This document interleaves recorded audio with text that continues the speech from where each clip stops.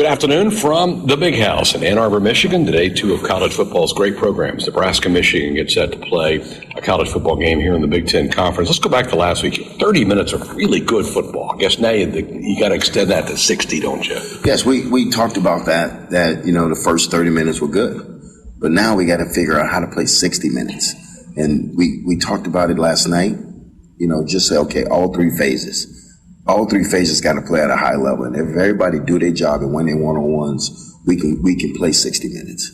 When you saw the first half, and the guys see what they did in the first half, that's got to give them a little bit of confidence that they can do this. Absolutely, because you're looking at the same type of team that wants to run the ball at you. They do a lot on the back end on defense, but they don't do much with the front. So it's the same type of defense. It's an older group again. It's an older group, but guess what? We've seen this before. We've been in there before. Now I think they understand, hey, we can stop the run. And they did a great job against Minnesota in the first half, and they just kind of wore down the second half. Now we got to get the offense to help them, and the offense can hold the ball and don't give the ball back to them. And we talked about that this week. What did you think of Anthony Grant's play last week? I thought he played a great game. I think he's a kid that we got to continue to feed. And we got to be happy with a 3-yard run because it's going to spit eventually. But we got to be happy with a 3-yard run, a 4-yard run, and keep feeding. He's equipped to run the ball between 30 and 35 times. Disappointing decision made last week by Miles Farmer cost him this game. He's not going to play. How about replacing him in this game? Well, Singleton will be back there. We also we'll give a go back and forth, But he made a mistake. Yep. He's remorseful for it. And he understands that why I did it. And it was a no-brainer to suspend him when you don't protect the football team like we asked you to. But the ball's going to kick off. And we got to have the other guys ready to go so he's next man up. We had Joey Connors on the radio show the other night, and Brian Buschini had himself a game. 6 punts, averaged 55 yards a kick. He's done a nice job. Yeah, Brian's been really solid this year. He's probably been one of the most consistent players that we had this year, on punting. So we really, happy to have Brian in. Brian, he brings a lot to the table. He flips the field for us when we need the field flipped. He'll be big in this one today. Hey, at Farmers Mutual Nebraska, they experience the personalized difference when your insurance is kept local. Visit fmne.com to contact an agent near you. Back with more of the coach next. This is Big Red Football. In America, the future belongs to everyone. So we designed the Ford trucks of the future for everyone. Ford F-Series, America's best-selling trucks for 45 years straight. Made for performance and capability on and off-road. Because the trucks of the future aren't designed for a few. They're built for America. Ford F-Series. Drive one today. Based on 1977 to 2021 calendar year total sales. Do you want your date to wait for your interlock device to let you drive? Your kids to ask why you have an ankle bracelet? Or your boss to see your criminal history? Do you want to miss important life events because of house arrest? Get a ride. A DUI costs more than you think.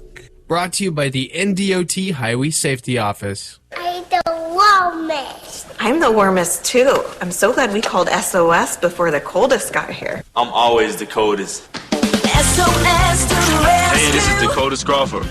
If your house is the coldest, call SOS Heating and Cooling. Their techs don't make commissions, so they give you an honest opinion, fair pricing, and longer warranties than the competition guaranteed. Don't be like me in the winter. Take it from Dakota. SOS to the rescue. SOS. SOS. Get your Ford your way at Woodhouse Ford. Completely customize your next vehicle and ensure that you are getting exactly what you're looking for. From cargo space to tires and even safety features, you can easily design a vehicle that meets all your needs. Plus, we make the process stress-free with 3 convenient locations and the ability to view all our inventory in one place at WoodhouseFord.com. You shouldn't have to settle, so start building your next vehicle at Woodhouse Ford today. Preparation. It's the key to success on game day. And like your favorite Huskers on the field, you need to be ready right from the opening kickoff. Cenex has your pregame routine covered. We've got your salty snacks, your sweet treats, Ice cold beverages to wash them down and fresh tanks of propane to fire up the grill. Fuel your fandom at your local Cenex station. Husker Pride, powered locally. Here's to the locals, raised right here in the Western Corn Belt. The strong ones. We help them grow stronger, making world-class genetics research and technology local. The cutting-edge yet common-sense agronomy, the shake-em-up yields. Because we're born and raised here too, and we'll keep raising the bar to ensure you only get the best at Hogemeyer. Raised local, raised right here. Learn more at therightseed.com. Nothing goes better with Husker Sports in Fairbury. Fairbury premium quality hot dogs deliver the home game experience to your family and friends. Fairbury, the official hot dog of Husker Nation. Today, the Huskers have a big challenge. Third-ranked Michigan, the opponent today. What have you learned after studying them all week? Great football team. Arbor does a great job with them. They're well coached. They're just a very talented football team. And I've been in this spot before when you're ranked in the top 4 in the BCS and you're playing to get to the title game. And the attitude is you spare no one. And they're not going to spare us. We got to come in and fight it. We got to be solid. And we got to come at them every play. We got to let them know that we're here to play. We got to continue to put pressure on them. We keep pressure on them. But they're a really good football team, from top to bottom.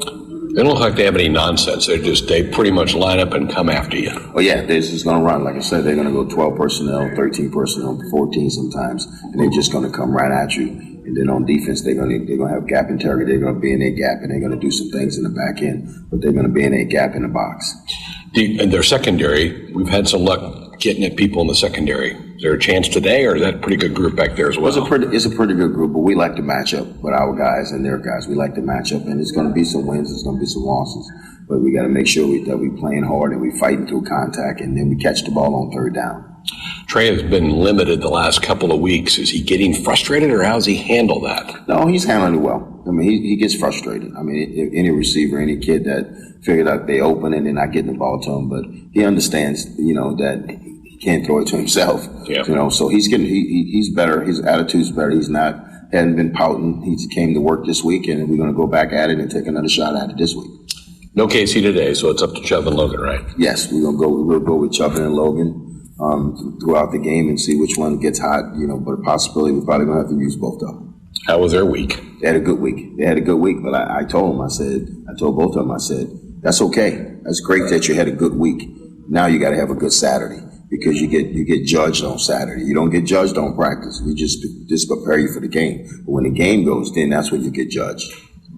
Hey, the Lincoln Airport is now the official airport of the Huskers. They've got direct flights to Denver, Chicago, and now to Houston. Book your tickets on goflylnk.com. We'll get some final thoughts from the coach coming up next. This is the Huskers Radio Network. They say if you listen hard enough, you can hear the corn grow. It's true. When you're out in the field, you understand its challenges and what it needs to thrive. Channel Seedsmen bring insights from the field to our team of Bayer plant breeders. Their knowledge inspires our product development. From your best ground to your most challenging conditions, our products are designed to perform in your fields. Visit channellistens.com to see our latest innovations. Always read and follow IRM where applicable, grain marketing and all other stewardship practices and pesticide label directions. Does your business need quick, competitive financing for heavy machinery, trucks, or other equipment? Currency is here to help.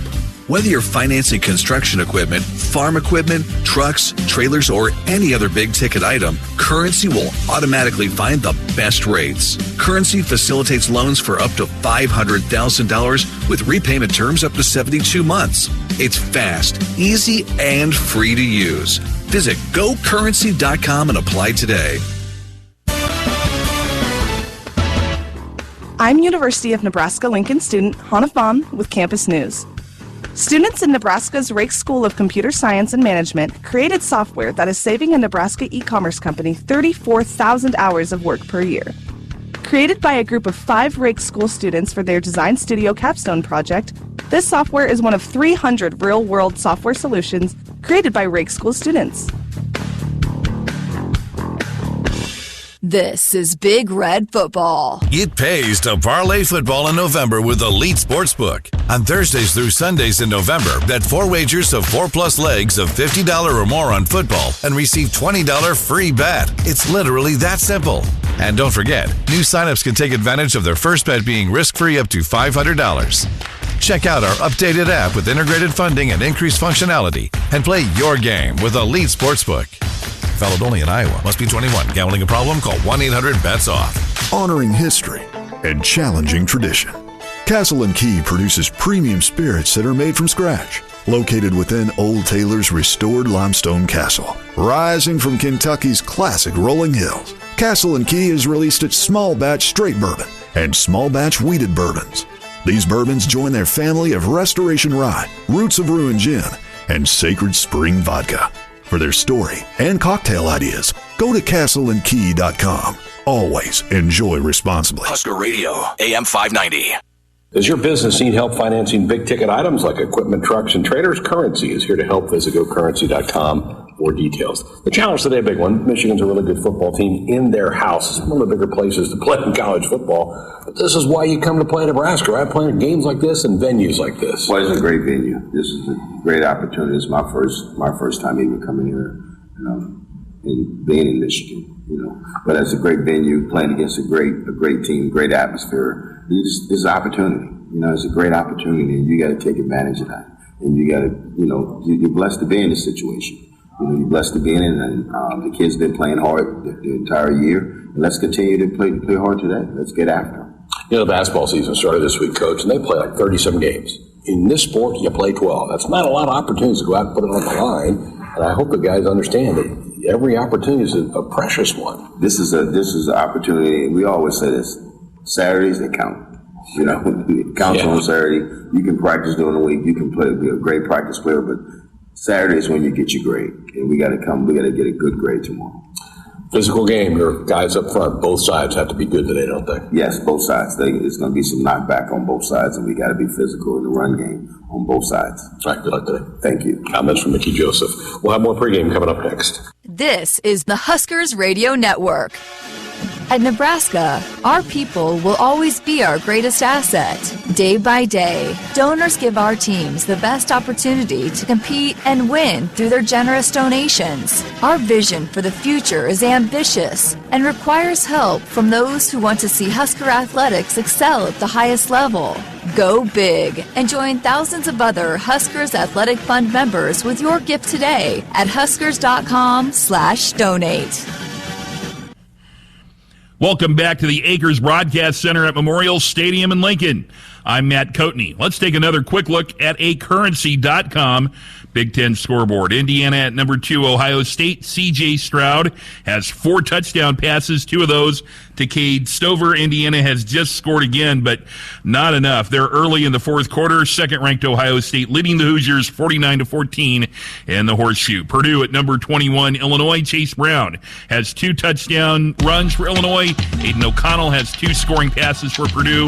Illini quarterback Tommy DeVito threw a game-tying 5-yard touchdown pass to Brian Hightower just before the end of the third quarter, and they're tied in Champaign, 21st-ranked Illinois 21 and Purdue 21 in the fourth quarter. Rutgers at Michigan State. Peyton Thorne has 2 touchdown passes for the Spartans. 9:24 to go in the fourth quarter. Michigan State 21 and Rutgers 14. At 2:30 p.m. Central, Maryland's at number 14, Penn State. Wisconsin at Iowa, and Northwestern at Minnesota. I'm Matt Coatney in the Acres Broadcast Center in Lincoln. Get ready, Nebraska. The Huskers are on the road again. Greg Sharp, Damon Benning, and Jessica Cootie are standing by. Nebraska at Michigan. Husker football next.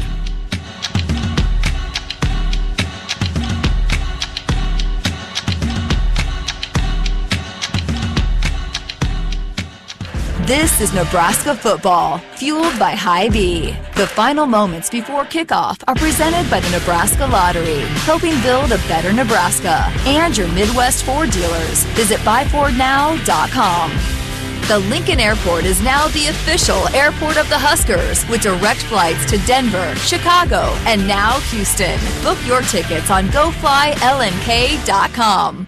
Today's game broadcast is also presented by these local sponsors. Husker Nation, AM 590 ESPN Omaha, is giving you a shot to score amazing seats at Memorial Stadium. Third row on the 50-yard line. For your chance to win, go to AM590ESPNradio.com or open your AM 590 app, sponsored by Coors Light and AM 590. The Nebraska and Michigan programs are two of the top 10 winningest programs in all of college football. And back in 1997, 25 years ago, the two split a national championship. The Wolverines survived in the Rose Bowl against Ryan Leaf and Washington State to preserve their undefeated season. Later that day, down in Miami, the Huskers, playing their final game under Coach Tom Osborne, whipped Peyton Manning and the Tennessee Volunteers. The Associated Press poll gave their vote to Michigan, while the coaches poll crowned NU as the national champions. Today, these two iconic programs have gathered in Ann Arbor to play a Big Ten game. Good afternoon from Michigan Stadium. I'm Greg Sharp. The Wolverines have backed up their playoff team from a year ago. The Wolverines have rolled to a 9-0 start. Their closest game so far here in 2022, a 7-point win over Maryland. Jim Harbaugh's squad has a top-5 defense and a punishing ground game that Nebraska is going to have to contend with here this afternoon. The Huskers have dropped their last 3 and will again today be without quarterback Casey Thompson. The junior was injured in the Illinois game 2 weeks ago, so like last week, Huskers look to split time at quarterback with Chubba Purdy and Logan Smothers. Neither quarterback was able to get explosive wideout Trey Palmer involved last week to the degree that he was against Purdue. The Big Red did find a way to get Anthony Grant cranked up, though. Against the Gophers, Grant reached the 100-yard mark for the first time since September. The Huskers will need to be able to run some clock, shorten the game, give the defense some help today, as their hands are going to be full trying to slow down Blake Corum and a talented Michigan offense. Two of college football's great programs, they're matched up here today. When we come back, our two-time national champion Damon Benning will have his thoughts as pregame continues from the Big House. The final moments before kickoff are presented by the Nebraska Lottery on the Huskers Radio Network. Preparation. It's the key to success on game day. And like your favorite Huskers on the field, you need to be ready right from the opening kickoff. Cenex has your pregame routine covered. We've got your salty snacks, your sweet treats, ice-cold beverages to wash them down, and fresh tanks of propane to fire up the grill. Fuel your fandom at your local Cenex station. Husker Pride, powered locally. To win the game, you got to have more strength. You got to be tougher. You got to be reliable. You got to want it more than the other guy. And you need a great team you can count on, backing you up the whole time. Whether it's in the field with your Massey Ferguson or on the field with the Huskers, red is the color of getting it done quicker, smarter, and efficiently. So this season, make sure you're checking out the lineup that'll get more done where and when it counts. From your Nebraska Massey Ferguson dealers. I'm University of Nebraska-Lincoln student Hannah Fawn with Campus News. Nebraska has taken over leadership from Princeton University in coordinating the U.S. physics community at the Large Hadron Collider in Switzerland.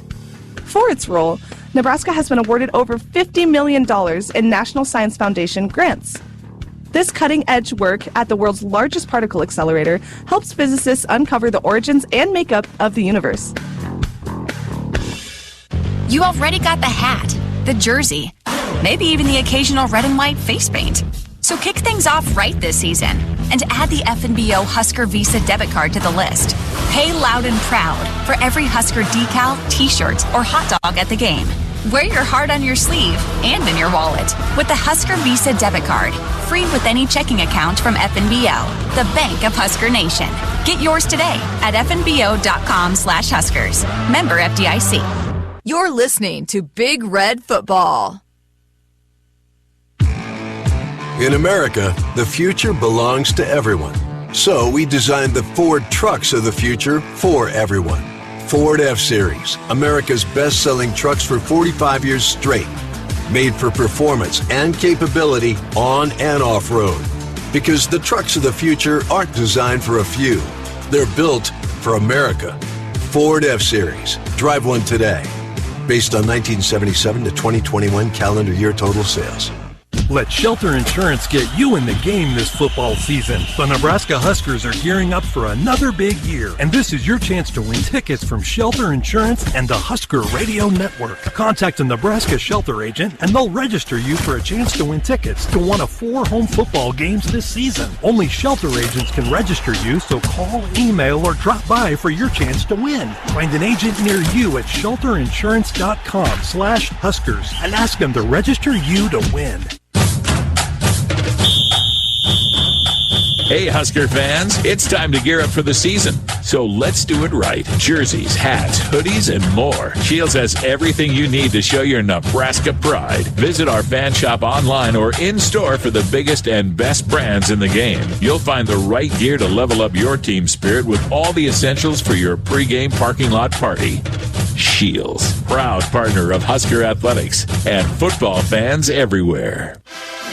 Want to get all the latest Husker news straight to your phone? Need to be the first of your friends to get the scoop on all things Huskers? Sign up for text alerts from Nebraska Athletics. Text Huskers to 83200 to get game time notifications and updates, breaking news, special ticket offers, and more straight to your phone. All the Husker news is just a quick text away. Just text Huskers to 83200. Standard text messaging rates apply and may vary by carrier. Let's pause 15 seconds for station identification on the Huskers Radio Network. This is where you come for Husker sports. KXSB Omaha and KSRZ HD2 Omaha. Broadcasting the Big Red to Nebraska, Iowa, and beyond. AM 590, ESPN Omaha. And now on the free AM 590 app for your phone. The final moments before kickoff are presented by the Nebraska Lottery, helping build a better Nebraska. Welcome back to Ann Arbor, Michigan, the Huskers and the Wolverines. And it is a beautiful sight looking down and seeing these two iconic uniforms on the same field. What a great sight. Michigan now charging toward the middle of the field to continue their warm-ups as we welcome Damon Benning back inside the Nottle Company's broadcast booth. This is Big Ten right here, Damon. The snow's coming down. It's cold. Let's go. Yeah, it is dark. It is dreary. It is cold. Nothing says Big Ten like this weather up here today in Ann Arbor. And a challenge today for the Huskers. It's a really good football team. And Nebraska's beat up, banged up. They lose Miles Farmer to a suspension. Casey Thompson not even on the trip. I mean, there's a lot stacked against the Huskers today. Yeah, this one isn't about the opponent. This one is about Nebraska being the best version of themselves, whatever that is. And I know it sounds kind of coaching cliche, Greg, but that's really what this is about when you're trying to build incrementally. It's who are we today, and are we the best versions of who we are? Chapman Purdy is going through warm-ups down there. He started last week and really played well. That first quarter, we talked about how he looked decisive. He was making decisions quickly and running hard and finding his reads in the passing game, and then it kind of got away from him. He's got to be able to extend that kind of play, doesn't he? Yeah, that's the whole key, right? It can't be paralysis by analysis. Stay in the moment. Don't think about what happened a play ago or what's going to happen a play ahead. Stay in the moment. If you're Cheba Purdy, because I think for him, that's the best way for him to do business. Because, listen, long-term sustainability and success and things like that, they're not there yet. So just go moment to moment and see what happens. And Mickey talked about that. We have to talk to him constantly about, all right, do this here. And that's a young quarterback trying to feel his way through this thing. And so you've got other people that need to pick it up. At times I thought last week the offensive line maybe had some of their better moments of the season. Anthony Grant certainly got back to what we saw in September. So those guys need to lift their games up. Yeah, AG10 coming off his best performance, I think, as a running back at Nebraska. And while it got away from Nebraska late, I felt like the way he ran the ball and the manner in which they called plays with downhill run game, they're playing to his strengths. Now, we'll see if they can build on that. Because like we talked about last week, and perhaps much more this week, patience will be the key. 3-4 yards, it's got to be enough. All right, let's flip it. How about trying to defend this Michigan offense? Yeah, it is a handful. It's versatility along the offensive line. They're athletic, they're strong, just big and fast. They'll gap you, they can pen, they can pull, and they've got a two-headed monster with Donovan Edwards and Blake Corum at the running back spots. And so, listen, they're starting to settle in at the quarterback spot too. They've made their decision. and all he's done is go 12 touchdowns, 2 interceptions, only 6 sacks. So he keeps the negative plays to a minimum, and McCarthy they trust. We've seen great running backs. Brown from Illinois, Ibrahim from Minnesota. This week, Jim Harbaugh said Blake Corum, along with Frank Gore, might be the 2 best backs he's ever coached. Yeah, he is so explosive through the hole. He does a really good job of what I like to say, see the crease, be the crease. He kind of dunk, dunks, and then all of a sudden when he hits it, he hits it. And he is explosive, all 5'9", 210 pounds of him. I said earlier in the pregame, and I want your thoughts on this, that we've similar styles, yes, the last 3 weeks, Illinois, Minnesota, now Michigan today, but Michigan to me has much bigger play potential than the previous 2 weeks. Yeah, absolutely, because they're a little more dynamic outside the numbers than the aforementioned. I mean, you know, Roman Wilson is a great player. I think Ronnie Bell can get you outside the numbers, and they've got to be careful with Schoonmaker at tight end. So Michigan's versatility plus a true dual threat quarterback, that's different than the previous 2 weeks. Snow, again, picking up a little bit here. It is supposed to clear in the next hour plus. It has not really accumulated anywhere around the stadium. It was 60-some degrees when we landed here yesterday, but out there battling the elements for us today is Jessica Cootie. Let's bring her into the discussion. Welcome to Ann Arbor. Welcome to the Big House. Hey, I am excited to be here, although I wish the snow would clear out. You had mentioned it's not accumulating, but it is wet, and so lots and lots of towels. I don't think I've seen as many towels as I do down here on the sideline, so they'll try to keep those footballs as dry as possible. Taking in a little bit of warm-ups, Chubba Purdy, you mentioned, will get the start. Logan Smothers taking the second-team reps, and looks to be that the third-string quarterback is Jarrett Sinek, the redshirt freshman out of Hastings, Nebraska. Also, Gabe Irvin back in uniform today, so good to see him back. First time that he's been back in quite some time. And, so there's some of the big things that I have taken away down here on the sideline, and the tunnel also very small, lots of extra security down here today. Yeah, this is the first game since the melee they had with Michigan State a couple of weeks ago to kind of test some of their new security protocols for this game today. Before we let you get back up in the tunnel and warm up a little bit, give us some of your keys to this one. Well, again, with no Casey Thompson and Chubba Purdy getting the start, want to see some poise out of the quarterbacks, whoever it might be, whenever they're in there, get off to a good start and be able to handle adversity when Michigan makes adjustments, and obviously very, very good defensively and very, very good up front. Number 2, got to make big plays when those opportunities arrive. The Huskers had some missed opportunities last week, some drop balls in critical key moments. So in order to pull off an upset in a big game, you got to make big plays at the big moments, be able to extend drives, score points, and swing some momentum. Again, making big plays in big moments. And finally, it's going to take a complete team effort, right? Playing complementary football. Michigan is one of the most complete teams in the nation. They are one of just 2 teams, along with Ohio State, that rank in the top 10, both offensively and defensively. So it is going to take a complete team effort here today. Offense, defense, special teams. And that's the keys to today's performance, brought to you by Prairie Valley Seeds. Grow without limits. Yeah, she's spot on. With the complete Michigan bunch and what they do offensively and defensively, they do mirror one another. They're coming off back-to-back weeks. Get this, G-Sharp. 37 minutes time of possession 2 weeks ago against Michigan State, 40 against Rutgers, right? You think that's not playing to your strengths? When you squeeze possessions as an offense, seeing this defense, knowing how Michigan's offense possesses the ball, you kind of get out of character, and Michigan capitalizes on it by getting you off schedule. They are a havoc-wreaking defense, and they play behind the line of scrimmage. For Nebraska, sometimes a winning possession might just get a couple first downs and keep your defense over there a while and shorten the game a little bit. You don't have to score every time. You're not going to against this defense. But we've had so many just 3 and outs for your defense right back on the field. Yeah, that was a fantastic point you made. I was listening to you the other night on Husker Sports Nightly, and you said, listen, a successful series for Nebraska may be 2 first downs and you punt the football. And I'm driving on the interstate, and I'm nodding my head profusely.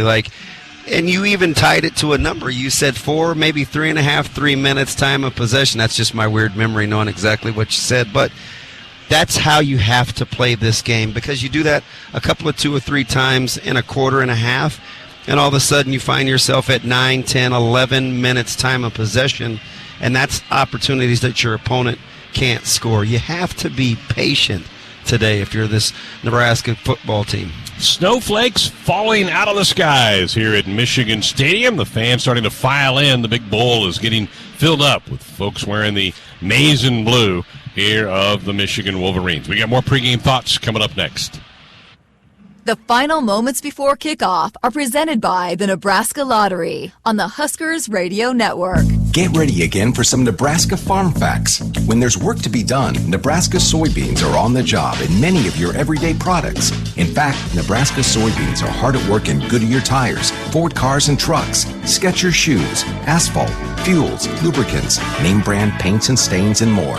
Soybeans are an innovative replacement for petroleum, leading to more sustainable products all over the world. This message is brought to you by Nebraska soybean farmers, growing opportunity from the ground up. They say consistency is the key to success. They weren't wrong. So how about grabbing a beer that's consistently smooth, consistently refreshing, and consistently light? You might just find that the road to success can be pretty enjoyable. Michelob Ultra, the perfect balance of taste and refreshment, and only 2.6 carbs and 95 calories. It's only worth it if you enjoy it. Enjoy responsibly. Anheuser-Busch Michelob Ultra Light Beer, St. Louis, Missouri. Here's to the locals, raised right here in the Western Corn Belt. The strong ones. We help them grow stronger, making world-class genetics, research, and technology local. The cutting-edge yet common-sense agronomy, the shake-em-up yields. Because we're born and raised here too, and we'll keep raising the bar to ensure you only get the best at Hogemeyer. Raised local, raised right here. Learn more at therightseed.com. You're listening to Big Red Football. The Ford truck lineup is purpose-built from the ground up, designed to be tough and productive. Crafted with high-strength, military-grade aluminum alloy body and torture-tested high-strength steel frame with new tech to help you work smart and hard. The F-150, Ranger, and Maverick are built tough and ready to tackle whatever lies ahead. Hit the road in confidence and learn more about Ford trucks in-store or online anytime at WoodhouseFord.com, your trusted truck dealer since 1975. Woodhouse Ford. A DUI is everything you didn't prepare for. You did not save for it. You did not train for it. You did not go to school for it. You did not raise your family or buy a house or get a job for it. It is not your life goal or a dream come true. You have planned for everything in your life. You did not plan for a DUI. Get a ride. A DUI costs more than you think. Brought to you by the NDOT Highway Safety Office. Does your business need quick, competitive financing for heavy machinery, trucks, or other equipment? Currency is here to help. Whether you're financing construction equipment, farm equipment, trucks, trailers, or any other big-ticket item, Currency will automatically find the best rates. Currency facilitates loans for up to $500,000 with repayment terms up to 72 months. It's fast, easy, and free to use. Visit GoCurrency.com and apply today. Holiday wishes really do come true. Through January 4th, 2023, when you enter any non-winning Nebraska lottery, $1 Holiday Wishes 2X, $5 Holiday Wishes 10X, or $10 Holiday Wishes 20X scratch ticket, you have a chance to win $1,000, $5,000, or $10,000. There are 2 drawings for winners, so visit your nearest Nebraska Lottery retailer today, buy some tickets, and enter our Holiday Wishes Second Chance promotion. Top prize odds vary by game. The final moments before kickoff are presented by the Nebraska Lottery, helping build a better Nebraska. Greg Sharp, Damon Benning, back with you at the Big House in Ann Arbor. The snowflakes continue to flutter through the air here as we're getting closer to kickoff. Huskers and Wolverines today. Well, some really tough news to start the week, Damon, with the announcement of Miles Farmer suspended for today's game, arrested for a DUI last week. I loved how upfront and open Mickey Joseph was earlier in the week. He goes, terrible mistake by Miles, didn't represent the team well, but we love Miles. We're going to put our arms around him. We're going to get him back, but he's not going to play this week. Yeah, not a truer representation of who Coach Joseph is as a leader, addressing things head on. It's a little embarrassing. Oftentimes coaches don't talk about it a ton, but he stopped it head on. And was kind of disarming with the follow-up questions, and that's just how he does business, right? Authentic, and out there in front. And now it's an opportunity.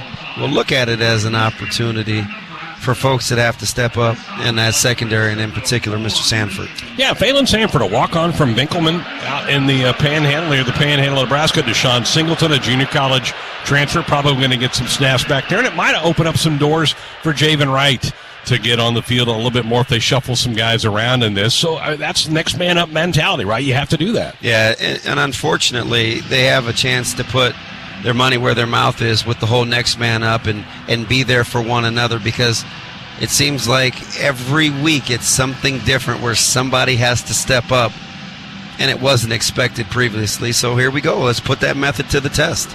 Time now for our starting lineups presented by the Nebraska Soybean Board. Let's start on defense. Garen Nelson, 4.5 sacks on the year, 11 in his career, will be one of the edge rushers.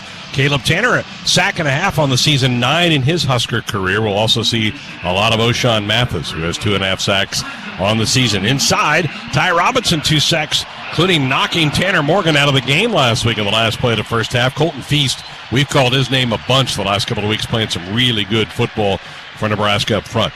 The inside backers, Luke Reimer, the leading tackler on the team with 67 tackles. He'll be joined by Ernest Hausman, the true freshman from Columbus. The safeties, Marquise Buford.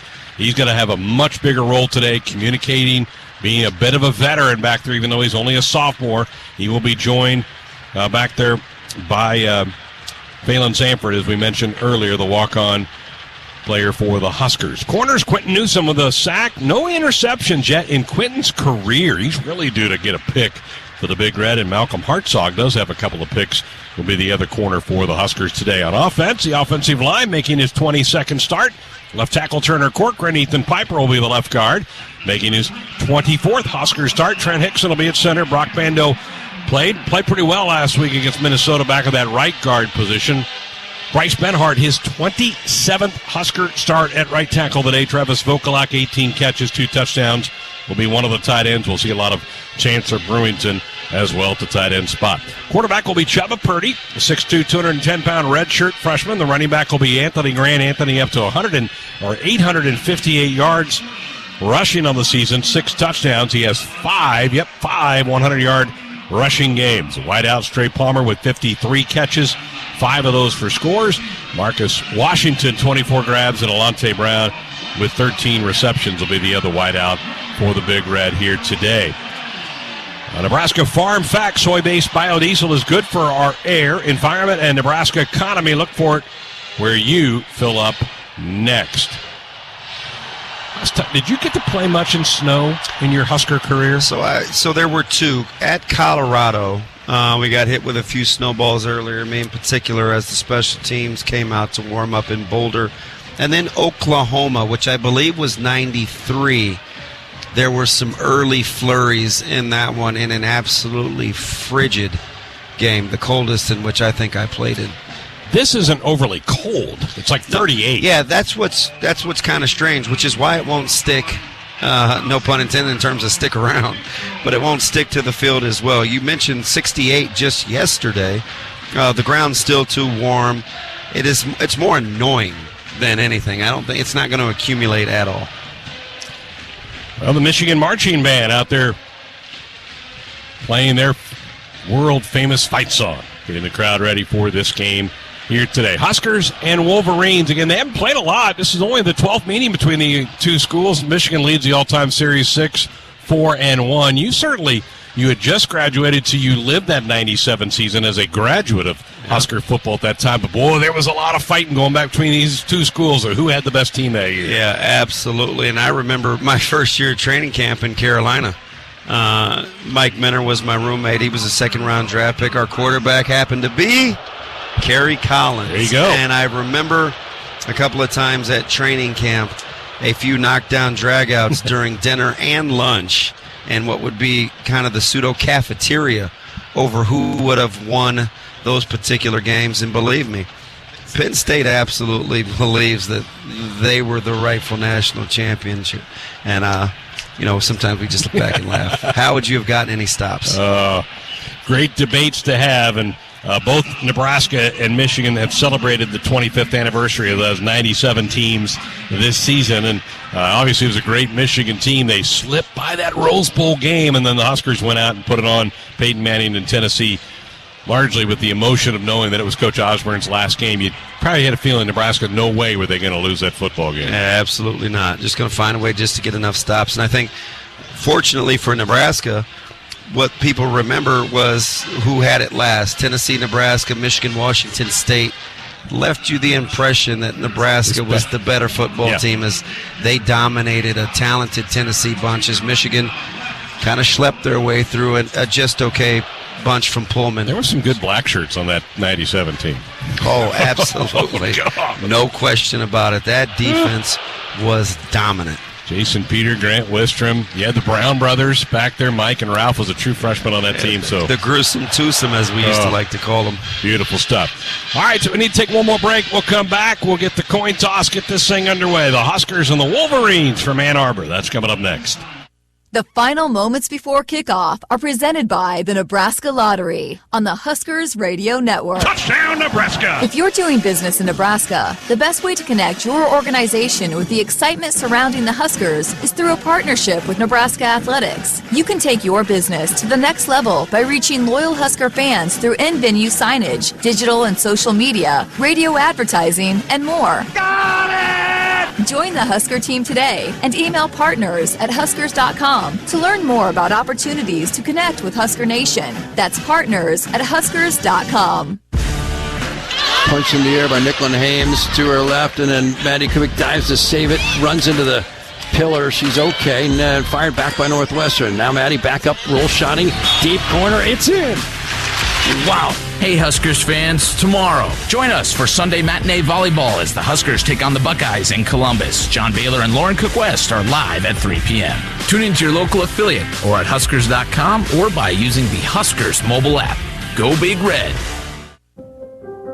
Growing up, my parents always encouraged me to do what's right, even if it wasn't easy. I'd always hear my mother's voice say, "Do the right thing." That stuck with me. Every day, just do the right thing. That's it. The rest takes care of itself. At Shelter Insurance, we believe in doing the right thing for our customers and our communities. See Shelter agents Natalie Vampola or Michael Reeves in Omaha, or in Plattsmouth, see agent Julie Null. Hey, Husker fans, it's time to gear up for the season. So let's do it right. Jerseys, hats, hoodies, and more. Shields has everything you need to show your Nebraska pride. Visit our fan shop online or in-store for the biggest and best brands in the game. You'll find the right gear to level up your team spirit with all the essentials for your pregame parking lot party. Shields, proud partner of Husker Athletics and football fans everywhere. You already got the hat, the jersey, maybe even the occasional red and white face paint. So kick things off right this season and add the FNBO Husker Visa debit card to the list. Pay loud and proud for every Husker decal, t-shirt, or hot dog at the game. Wear your heart on your sleeve and in your wallet with the Husker Visa debit card. Free with any checking account from FNBO, the bank of Husker Nation. Get yours today at fnbo.com/Huskers. Member FDIC. The final moments before kickoff are presented by the Nebraska Lottery, helping build a better Nebraska. Back in Ann Arbor, Huskers and Wolverines. Jim Harbaugh, 8th season as head coach of Michigan. He's now 70-24 is his overall record here. And it was just 2 short years ago, that COVID year, where we started late. Remember, the Big Ten got to the party late, and they went under 500. And everybody's like, okay, this is over. It's not going to work. And, man, something flipped. Last year they had the magical run to the playoffs, and here they are 9-0. He has got his program now set in stone. Smoke, mirrors, maybe something, maybe nothing. Didn't we think he was going to be a Minnesota Viking? Yeah, after last season. I mean, he lost Gaddis. He lost a couple of key cogs on his staff, and you're thinking there's no way he's sticking around. Yeah, he's playing chess. We're playing checkers.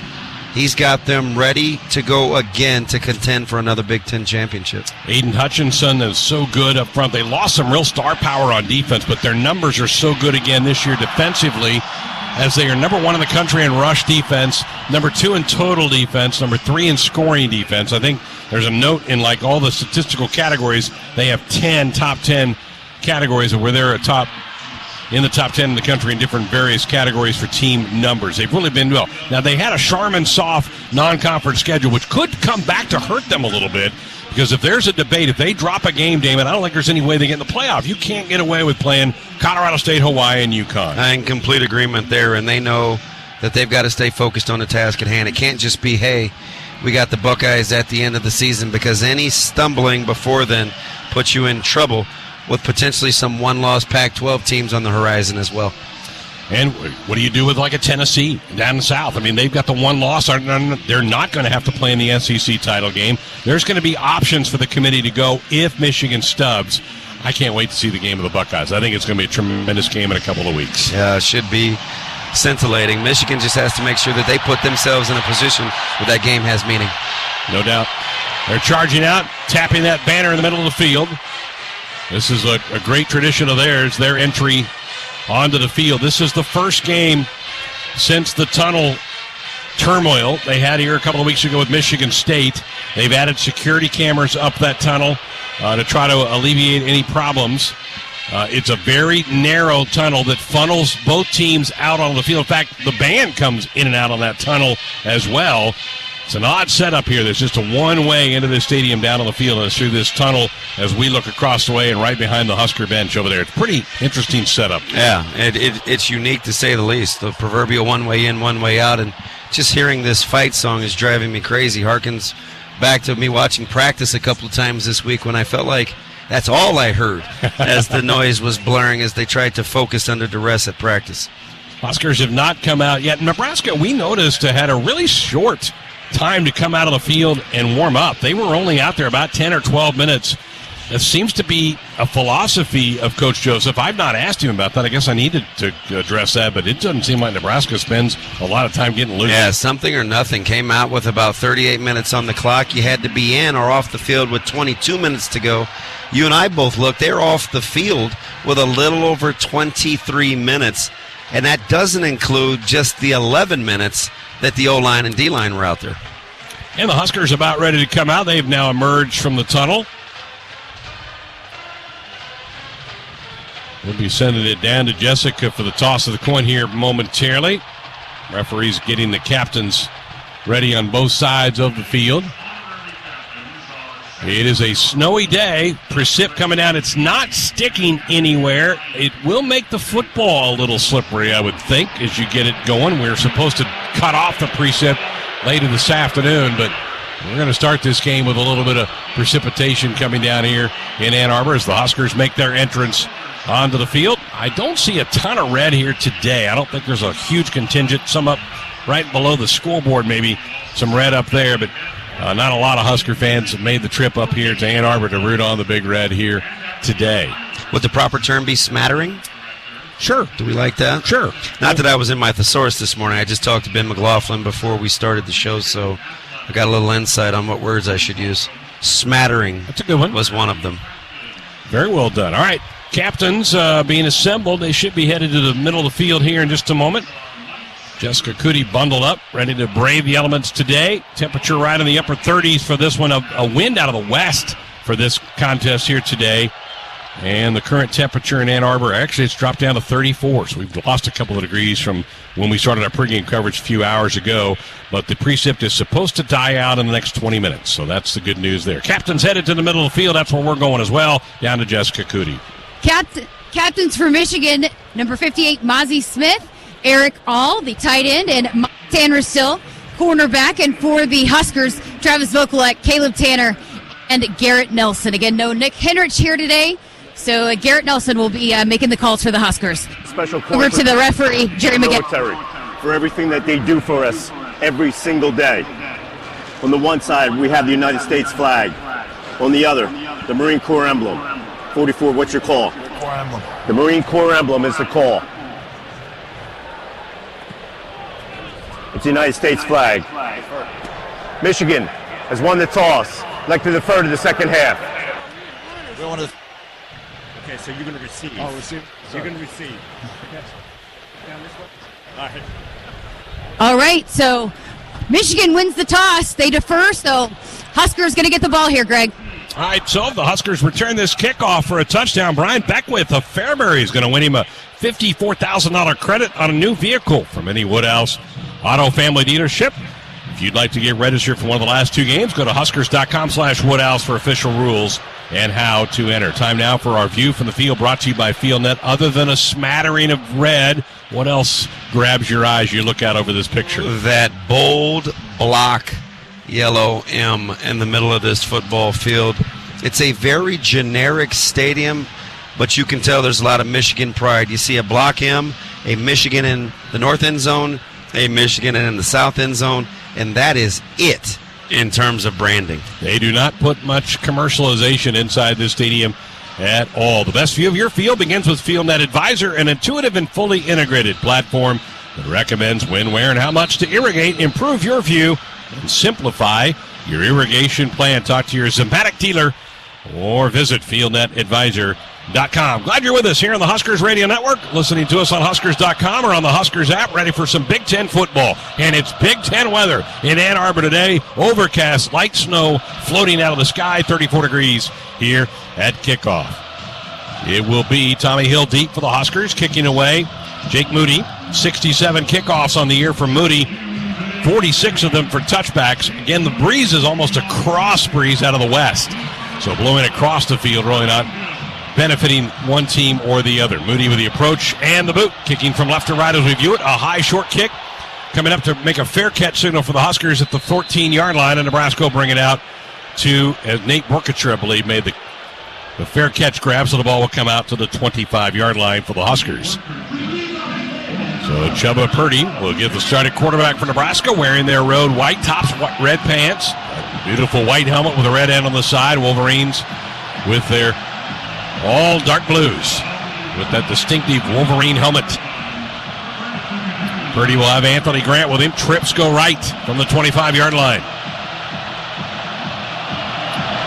Student section still filling in off to our left. The rest of the bowl is complete.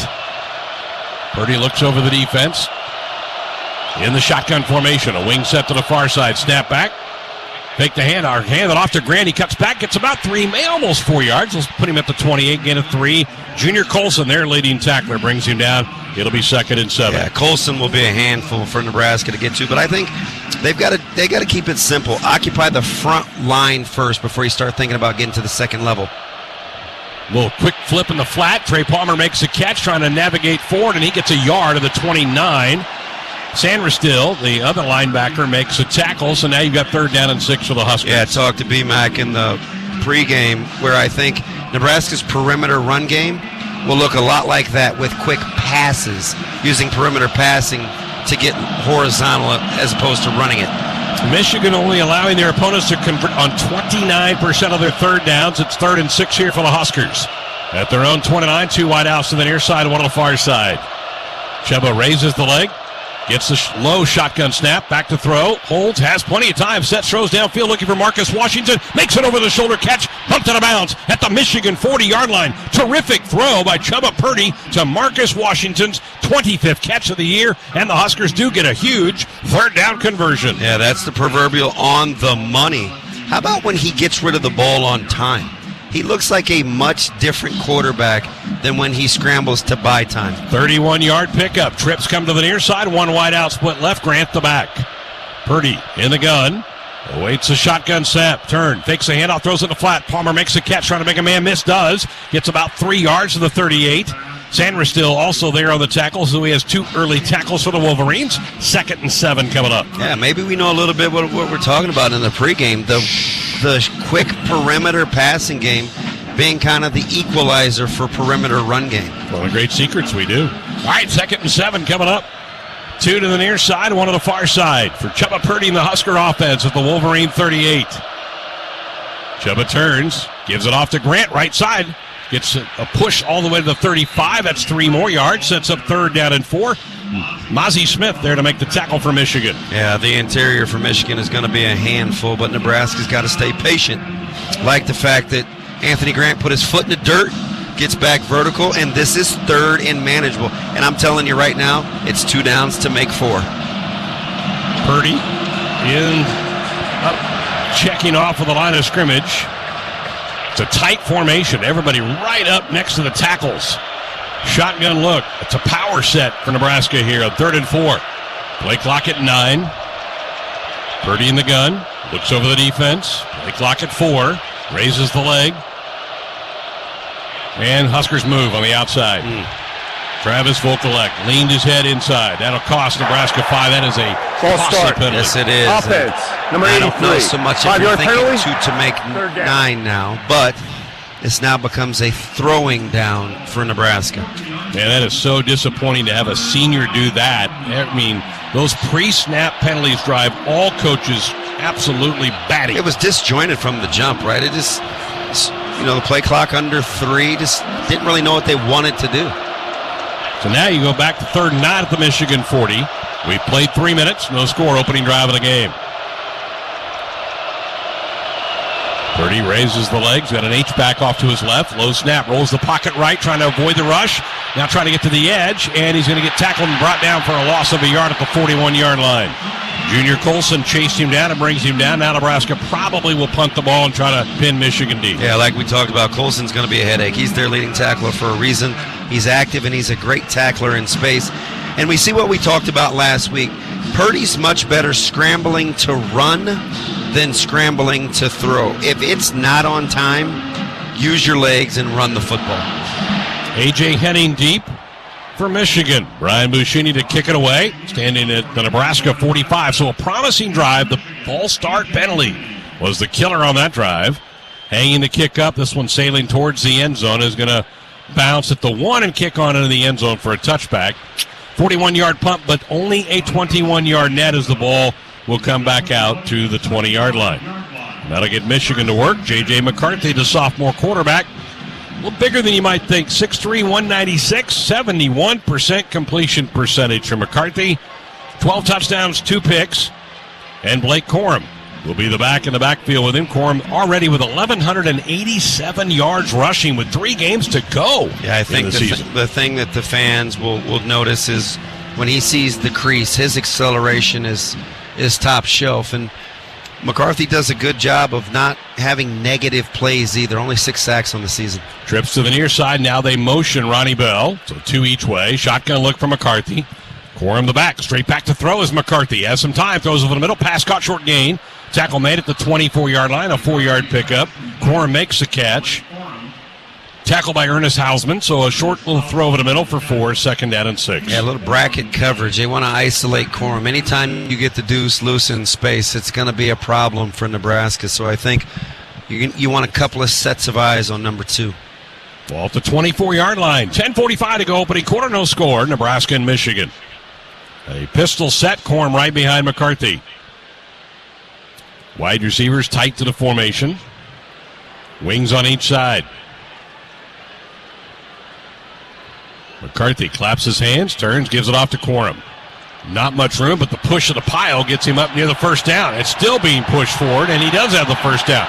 Man, Nebraska hit him a yard after he got the handoff, and the pile just kept moving forward like a rugby scrum. A gain of 7. It'll be a 1st down. Yeah, good job of getting Skinny through the hole, and it's what we call fold blocks, where the guard kind of comes out and the tackle just quick slips inside. It was a double fold. They're trying to really move the pocket inside. 1st and 10 at the 31-yard line. The formation shifts from the left to the right. Well, a lot of pre-snap movement, right? Under center goes McCarthy. Corum the deep back. Turn. Straight handoff to him. Looking for room. Gets hit by Reimer. Breaks that tackle and gets about 5 yards on the carry. It'll be 2nd down and 5. Garrett Nelson, Ernest Hausman finally bring him to the ground. And so right now, if you're Bill Busch and you're talking to your defense through the headsets and on the sidelines, your fits are good, your tackling not so much. A little leaky hidden yardage by not getting guys to the ground on contact. Donovan Edwards now in the game at running back. He's got 459 yards on the ground for the Wolverines. 2 wide to the left, a wing to the near side. Under center goes McCarthy. We've played nearly 6 minutes. The lone back is Edwards. They motion Bell, play action. Back to throw is McCarthy looking to take a shot downfield. Throws it down the field. Pass caught at the Nebraska 45-yard line by Ronnie Bell. Spun out of bounds at the Cornhusker 39 by Marquise Buford. Yeah, Bell kind of broke that off. I think they thought it was going to be the post. Buford got turned around, a little bit of a pirouette. and the ball was on time from McCarthy. A little layered route. Nice concept by Michigan. If you're Nebraska, you got to make sure you're footing in and out of breaks. So Michigan now at the Nebraska 39. Trips come to the near side. Donovan Edwards the back. McCarthy in the shotgun. They motion.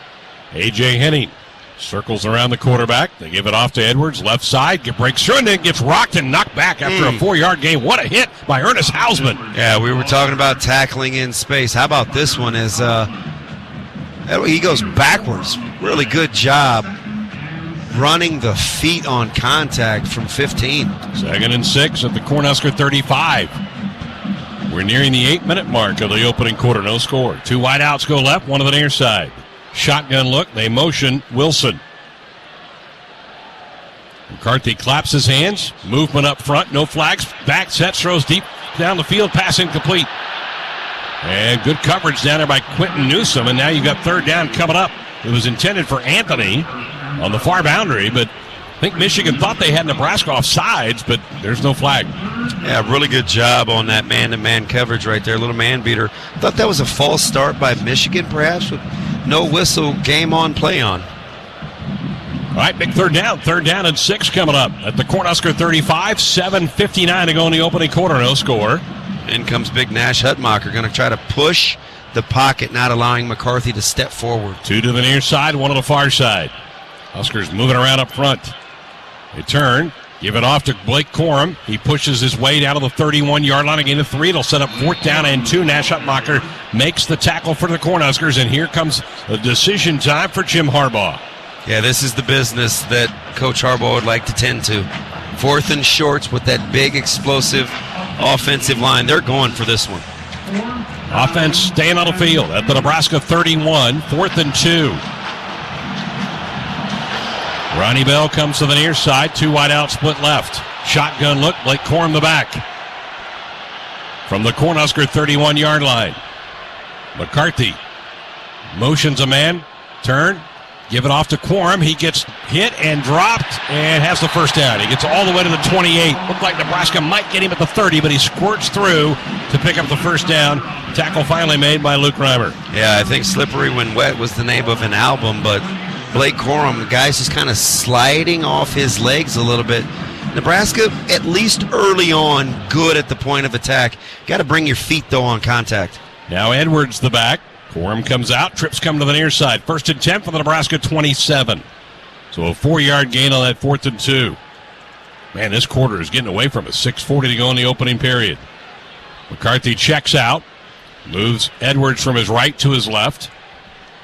Gets the snap. Zone read. Handoff to Edwards. Trying to bounce to the outside. 25-20. Lowers his shoulder. Gets brought down after a 9-yard pickup to the 18. Ernest Hausman wrestles him to the ground. 2nd down and short coming up for Michigan. Yeah, we see Javen Wright enter the football game and kind of getting based. He's the edge setter out there getting kicked out. And it's a nice little 1-2 punch with Edwards and Corum. Similar running styles. Kind of peekaboo. Now you see me, now you don't. Edwards has deceptive power for a little guy. 2nd and 2. Corum back in, actually 2nd and 1 for the 18. Under center goes McCarthy. Corum is the back. They motion the tight end. Loveland. Turn.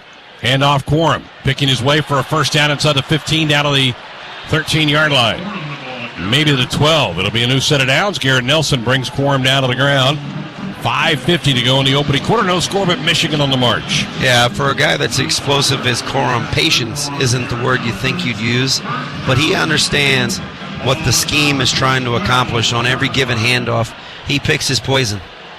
1st and 10 from the 13-yard line. Wing to the near side, 1 wide out, split left. McCarthy shotgun looking to the sideline. Corum back in there at the back. McCarthy turns, hands it off to Blake Corum, and he runs into some Huskers at the 12 and shoved back there. So a gain of a yard. It'll be 2nd down and 9. Yeah, so right now, all right, Michigan is driving. We understand that. If you're Nebraska, you got to understand you've been in good position to make plays. You've got to secure tackles. That's been the primary problem. But your fits have been good. Damon, 12th play of the drive for Michigan.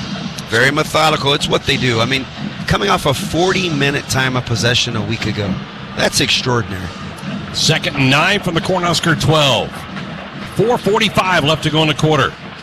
They've run the ball 8 times, have thrown 3 passes on this drive. McCarthy goes shotgun, trips go left. Edwards down the backfield. McCarthy back to throw, has some time, steps, throws, deep out pattern passing, complete flag comes out. It was intended for Wilson, and the Huskers on the coverage was Isaac Gifford. There is a flag, might have a defensive hold coming up here in Nebraska. Yeah, grabbed him out of the break. Little miscommunication. It's what we call, I think they were going to either banjo or tandem that coverage, meaning you take who comes to you. So if they cross, we don't cross one another. Pass interference. I think Gifford got spun around there. Kind of grabbed him at the hip. First down. Second penalty of the game on Nebraska, and that will reset the downs. Mickey Joseph over talking to the official on the far side. It'll put the ball at the 2-yard line. So 1st and goal, Michigan at the 2. 4:30 to go in the quarter. No score, but Michigan knocking on the door. Corum will be the back. Michigan huddles up, breaks the huddle. Huskers still shuffling personnel on. Cornelius Johnson splits left. Ronnie Bell to the near side. Bell hollering back toward his quarterback McCarthy, who goes under center. Corum the deep back. They motion the man Johnson. McCarthy turns, hands it off Corum right side. He dives. Touchdown, Michigan. It's a microcosm of what we talked about. Free defender there to make the play. Corum falls forward. That's a touchdown. So quite the drive by the Wolverines to take the lead after Nebraska had taken the opening kickoff and moved it into Michigan territory. An 80-yard drive for the Wolverines, 12 plays. Team, and they take 6:48 off the clock on that drive. Yeah, you blink and it's exactly what they do. You're going to get the ball back right around the 4-minute mark and you wonder what happened. Boy, they squeezed the air out of that thing, and there's a method to their madness. Here's Moody to try to add the point after. Snap down, his kick is up, and it is through the uprights. Michigan has taken a 7-0 lead. Learn how you can earn up to $250 more per acre when you grow value-added grain by visiting cvacoop.com. Central Valley Ag, the official co-op of Husker Nation. Timeout on the field. 4:26 left to go. First quarter, Michigan 7, Nebraska nothing here on the Huskers Radio Network. Every single day, Central Valley Ag works with our farmers to feed the globe. When you grow non-GMO white corn or non-GMO yellow corn, you can earn up to $250 more per acre. Do the math. Growing CVA value-added grains pays huge dividends. Our planet is hungry. Together, we feed it. Learn how you can get up to a $5,000 signing bonus with a value-added grain contract at cvacoop.com. Central Valley Ag, the official co-op of Husker Nation. Get a Hy-Vee Plus Premium membership for just $99 a year and get fuel savings every time you shop in-store and online. Plus, exclusive deals and offers every month. Plus, free standard delivery and free express pickup. With Hy-Vee Plus, our plus equals more. For a limited time, get $50 off an annual Hy-Vee Plus membership with code SAVEBIG. That's right, get $50 off a Hy-Vee Plus membership with code SAVEBIG. In America, the future belongs to everyone. So we designed the Ford trucks of the future for everyone. Ford F-Series, America's best-selling trucks for 45 years straight. Made for performance and capability on and off-road. Because the trucks of the future aren't designed for a few. They're built for America. Ford F-Series. Drive one today. Based on 1977 to 2021 calendar year total sales. The Lincoln Airport is now the official airport of the Huskers with direct flights to Denver, Chicago, and now Houston. Book your flights on GoFlyLNK.com. So the Huskers drive it on the opening drive, get it to the Michigan 36, and then had a false start penalty that halted their drive. They punted into the end zone. Michigan goes 80 yards. And just kind of a paper cut type of drive, just kind of kept slicing away. Yeah, it's basically who Michigan has been. It's what makes them so good at what they do. They want to make it a game of attrition. They've recruited so well. They play 7 offensive linemen. You'll see 7 defensive linemen. They want it to become a game of numbers. And the most important one, if it's not the score, it's time of possession. Quorum on that drive. McCarthy was 2 of 3 throwing a football, but Quorum on that drive for Michigan had 7 carries, 28 yards. Edwards 2 carries, 13. So really nice balance, and that's what Michigan is. They're just a very balanced group. And how about this one for eye-popping numbers? On a 12-play drive, how many third downs do you think you'd see? Couple, at least 3, 4. Yeah, Michigan only saw 1. Yeah. Just 1 third down on a 12-play drive. And Nebraska did make them snap it on 4th down, and they converted that to keep the drive alive. On a drive in which you scored points, you were 0 of 1 on 3rd down. I mean, the more you know. Moody has it teed up. Huskers have a couple of guys deep. They've shifted Tommy Hill to the near boundary to see if Michigan will kick it toward him. Weinmaster is also deep. Here's the approach and the kick. This one's sailing back. Tommy Hill's going to grab it at the 7. He's coming up to the 10. Slips a tackle, 15-20. Gets upended at the 22, and there is a flag on the play. So about a 10-yard return by Tommy Hill. Moody got really good height on the kickoff. He knows on a cold day like this, it's hard to get touchbacks. But he got good height, and this one's probably going to be on Nebraska, and they'll march them deep into their own end to start this drive. Yeah, that hold happened early. They may get a block in the back because he kind of spun him around, but... During the return, holding, return to number 5. It'll be 10-yard penalty from the end of the run. 1st down, Nebraska. You look at where that flag was thrown, Timeout. it was the 33-yard line. It's awful early for a penalty like that. Husker football brought to you in part by your Midwest Ford dealers. Visit buyfordnow.com for all your truck, SUV, and electric vehicle needs. We have a timeout on the field. 4:21 to go. Opening quarter, Michigan 7, Nebraska nothing here on the Huskers Radio Network. At CHI Health Clinic, we believe healthcare should be personal because knowing your provider personally makes appointments more comfortable, more productive, and more meaningful to your overall health. Get matched with a primary care provider based on your personality and lifestyle using CHI Health Clinic's My Provider Match. Take the survey at myprovidermatch.com to find the right provider for you. Getting healthier starts by getting personal at CHI Health Clinic. The Nebraska FFA is growing leaders and building communities. Together, we are strengthening agriculture. The Nebraska FFA Foundation believes in our future leaders and the communities they serve. We believe in the future of agriculture. Join us in the I Believe in the Future of Ag campaign. Learn more online at neffafoundation.org. Brought to you by Central Valley Ag, growing agriculture together, and Big Iron Auctions, North America's #1 online unreserved auction marketplace because of our values. Do you want your date to wait for your interlock device to let you drive? Your kids to ask why you have an ankle bracelet? Or your boss to see your criminal history? Do you want to miss important life events because of house arrest? Get a ride. A DUI costs more than you think. Brought to you by the NDOT Highway Safety Office. Let's pause 15 seconds for station identification on the Huskers Radio Network. This is where you come for Husker sports. KXSB Omaha and KSRZ HD2 Omaha. Broadcasting the Big Red to Nebraska, Iowa, and beyond. AM 590, ESPN Omaha. And now on the free AM 590 app for your phone. Greg Scheib, Damon Benning, Jessica Cootie, Ben McLaughlin back with you inside the Noddle Company's broadcast booth. Andrew Dowdy punching our show for us in the Acres Broadcast Center. 7-0 Michigan with the lead. 4:21 to go in the opening quarter. Let's go get a Rob Seco sideline update with Jessica.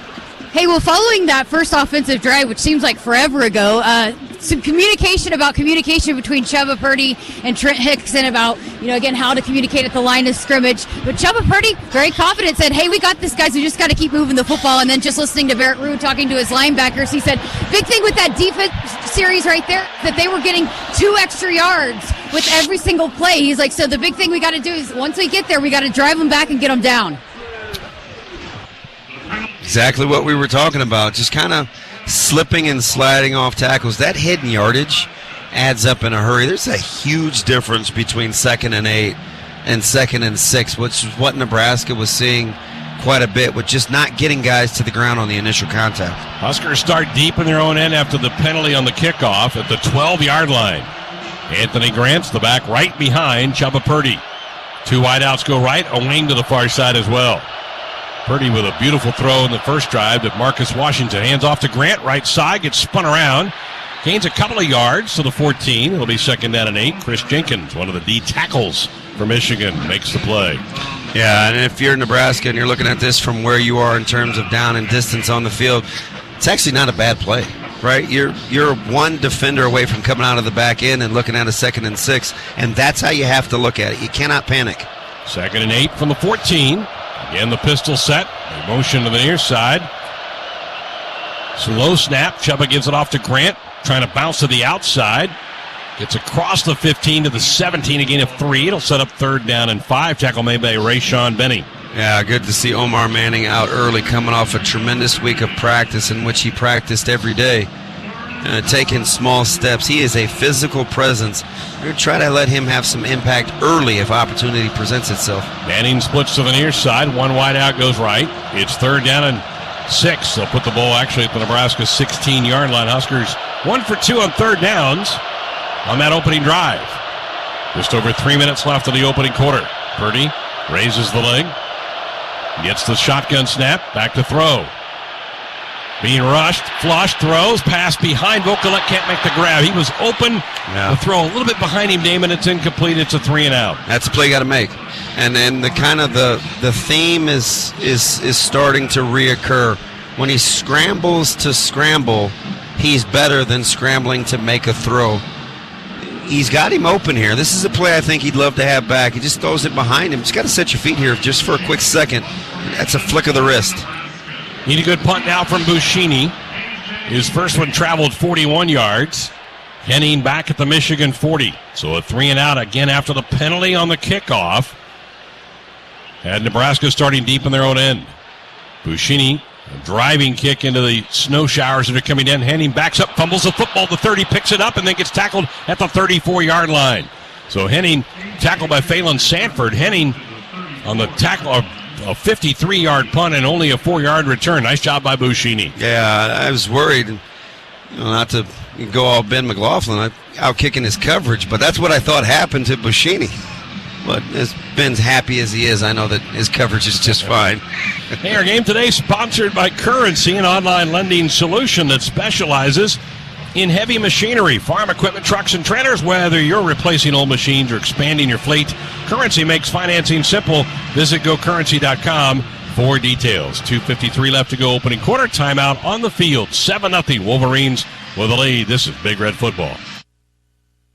Every single day, Central Valley Ag works with our farmers to feed the globe. When you grow non-GMO white corn or non-GMO yellow corn, you can earn up to $250 more per acre. Do the math. Growing CVA value-added grains pays huge dividends. Our planet is hungry. Together, we feed it. Learn how you can get up to a $5,000 signing bonus with a value-added grain contract at CVACoop.com. Central Valley Ag, the official co-op of Husker Nation.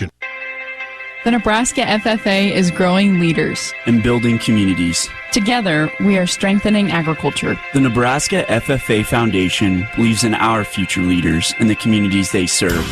We believe in the future of agriculture. Join us in the I Believe in the Future of Ag campaign. Learn more online at neffafoundation.org. This message is brought to you by Bayer, Science for a Better Life, and DeKalb. I'm the warmest too. I'm so glad we called SOS before the coldest got here. I'm always the coldest. SOS to the rescue. Hey, this is Dakota Crawford. If your house is the coldest, call SOS Heating and Cooling. Their techs don't make commissions, so they give you an honest opinion, fair pricing, and longer warranties than the competition guaranteed. Don't be like me in the winter. Take it from Dakota. SOS to the rescue. SOS. SOS. 7-0 Wolverines of the lead. They got the ball for the second time. Really good play, special teams wise. Phelan Sanford making that tackle at the 34. And now let's see if the defense can go out and kind of slow down some of those leaky yardage that they gave up. One time there was a handoff. Nebraska had the ball carrier, hands on him, a yard after the handoff. and he picks up 5 or 6. You just cannot let that happen. Yeah, it's one of those things. And listen, I'm glad to hear Jess say that they're addressing that on the sidelines, because as a defender, you at least know that you're in position. Let your feet do the rest. Now, if you have a tendency to kind of be demoralized if you're out of position or you're not in a good fit, but Nebraska's where they need to be at least early on. Got to make plays. Offense, 3 and out there, and you had an open receiver in Vokalek. You got to make that throw, and it was a little bit behind Travis. He tried to adjust and come back and grab it. That could have been a big conversion. Those are the type of things that if you want to hang around with a really good team, you got to do. Complete agreement, and it's doable. You're not asking to do anything that's out of character or extraordinary. Just play catch. Skies have lightened considerably here in the last couple of minutes. We thought the precip would stop late first quarter, and that's kind of on par. 2:53 left. Wolverines 7, Nebraska nothing. Michigan ball at their own 34. McCarthy will go shotgun. Blake Corum will be the back. 3 eligible to the near side, 1 to the far side. A big scratch today for Michigan as their tight end Luke Schoonmaker not playing today. 30 catches on the year. He's out with an injury. So they're banged up. Everybody's banged up this time of the year. It's gone final in Champaign. Purdue beats Illinois. The West is completely shaken up now. Yeah, Illinois in a tough spot now as they come to Ann Arbor next week. It is now Iowa and Wisconsin licking their chops. And off to Corum. Again, he fights forward for about 5 yards. Huskers hit him 2 yards after the handoff, but Corum so strong, pushes the pile backwards. That's amazing, right? Is that just like you're making contact for a 2-yard gain? It's 2nd and 5. So the ball now at the 38-yard line. 2nd and 5. Shotgun or pistol set. Wide receivers left and right with a wing to the near side. That is Brederson, the tight end, who now motions left. Back to throw is McCarthy. Gets hit by Garrett Nelson and brought down. There's a Big Mac sack. So the Big Mac is buy one, get one free on Monday at McDonald's. Garrett Nelson's 5th sack of the season. Yeah, really good job of getting around Barnhart there. Just kind of swatted the hands, gave him a little bit of the limp shoulder. Good relentlessness night, Nelson, and now Michigan is off schedule. So Nebraska, you can't relax, but you can settle in. A loss of 7 on the play, so now you have 3rd down and 13. Nice job of using his hands. It's kind of... Huskers change personnel, and Mickey Joseph has to use a timeout. Nebraska wasn't, and you want it. This is fine to use a defensive one right here, Damon, isn't it? Because it's first half. You're not quite as golden a tickenish as they are in the second half. Yes, indeed. 3rd and 13. It's a big stop here. Make sure you're right. Don't give up a backbreaker after kind of gaining some momentum on the nice sack play from Garrett Nelson. That's Garrett's 12th career sack. What a nice career the young man from Scottsbluff has been having. And good play there. Loss of 7 again, sets up 3rd down and 13. And Mickey Joseph wants to be sure the right personnel are out there for this play. A chance to get off the field with Michigan leading 7-0 late first quarter. Yeah, really good job of being relentless. I like the little hand swat and the limp shoulder. That's an outstanding pass rush move from 44. Edwards is the back. McCarthy goes shotgun. 2 eligible to the left, 1 to the near side. And motion Ronnie Bell. Snap back, McCarthy. Huskers send a blitz. McCarthy steps up, throws over the middle. Pass incomplete. Sailed it incomplete, trying to hit Ronnie Bell. Huskers had some nice pressure up the middle. Looked like Reimer might have been the guy that came in there late to really make McCarthy throw it away. It's a 3 and out for the Husker defense. Yeah, relentless pass rush. And as you can see, there weren't a lot of guys open either. That's a fantastic job with the coverage, and Nebraska generating some pressure with that front. So now you're going to have Oliver Martin deep for Nebraska. Brad Robbins averaging 45 yards a punt.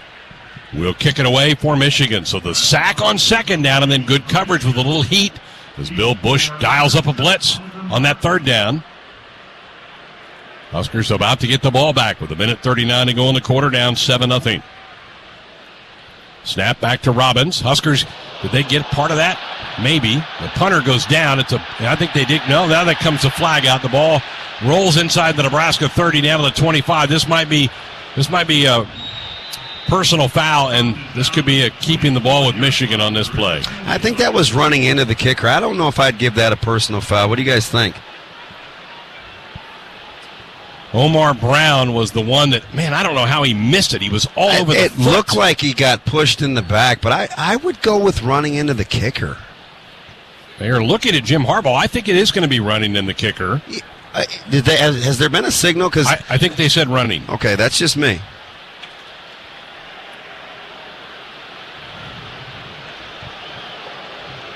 And McGinn's are running in the kicker. Defense. Penalties to decline. First down. So Huskers will have it at the 24-yard line. Yeah, I think don't know how he missed it. Yeah, I think they owed him a running into the kicker because he was held. Goodness, they could have called holding on the pass rush. He was almost horse-collared. So the Huskers will take over the 24-yard line. Nice job of the defense, able to get out there and get a 3-and-out as we get late in this first quarter. Yeah, resolve hasn't been an issue with this team, has it? They fight. They fight. And they fight like their coach, Mickey Joseph. Gabe Irvin makes an appearance. He's been bothered by turf toe. Yeah. On the trip, he lines up right behind Chubba Purdy. Watched him close on Wednesday, and he had some nice runs, and then all of a sudden he'd have to take some time off, and those turf toes are tough. I cut the bottom out of my shoe once. Turn, hand off to Gabe. Off the left side, gets across the 25, pushes the pile up to the 27-yard line. A gain of 3. It'll be 2nd down and 7. Mason Graham, a true freshman tackle from Michigan, makes the play. That's a good heavy run. You see where that contact was made and where he finished? That's an extra 1.5 yards after contact. That's true hidden yardage. What do you backs call that? Finishing the run? Finishing the run. You got or coming out of the back end is what we like to say. 2nd and 7 from the 27. 2 wideouts go right. Chubb in the shotgun. Borkacher motions from the left of the formation to the right. Snap back, rolling the pocket is Chubba. Has some time, looking to take a shot downfield. Passes off the hands of Trey Palmer near midfield. It'll be 3rd down and 7 coming up. Yeah, well done. You pulled your guard away from the boot action. Plenty of time for him to settle down. Nebraska had it walled off. It's a well-conceived play. Well covered, too. Chubba had to drop that over the backer, and he did. He got it where at least Trey could get his hands on it, but could not pull it in. Amir Johnson now in the game. Huskers are going to go with an empty set. So no backs in the backfield. 5 wide. 3rd and 7 from the Cornhusker 27. 45 seconds left in the opening quarter. A 7-0 Michigan lead. Purdy, the long count, gets a snap with 2 on the play clock. Back to throw, steps, throws, pass is caught by Borkacher, but he's short of the first down by about 1 yard. Good grab by Nate in traffic, his 5th catch of the year. It's going to go for 6, needed 7, 4th and 1 coming up. Yeah, good strong hands catch by Borkacher. Right on the spot is Michael Barrett. 2nd in team on tackles, and that's why. He doesn't give you a lot of operating room. Huskers are going to let the clock expire here in the first quarter and make the punt in quarter number 2. Or does Mickey Joseph think about it during the break and think about maybe going for it? I kind of doubt that's the verdict, but quarter in the books here in Ann Arbor. 7-0 Michigan with the lead. This is Big Red Football. Dear gas prices, go take a hike.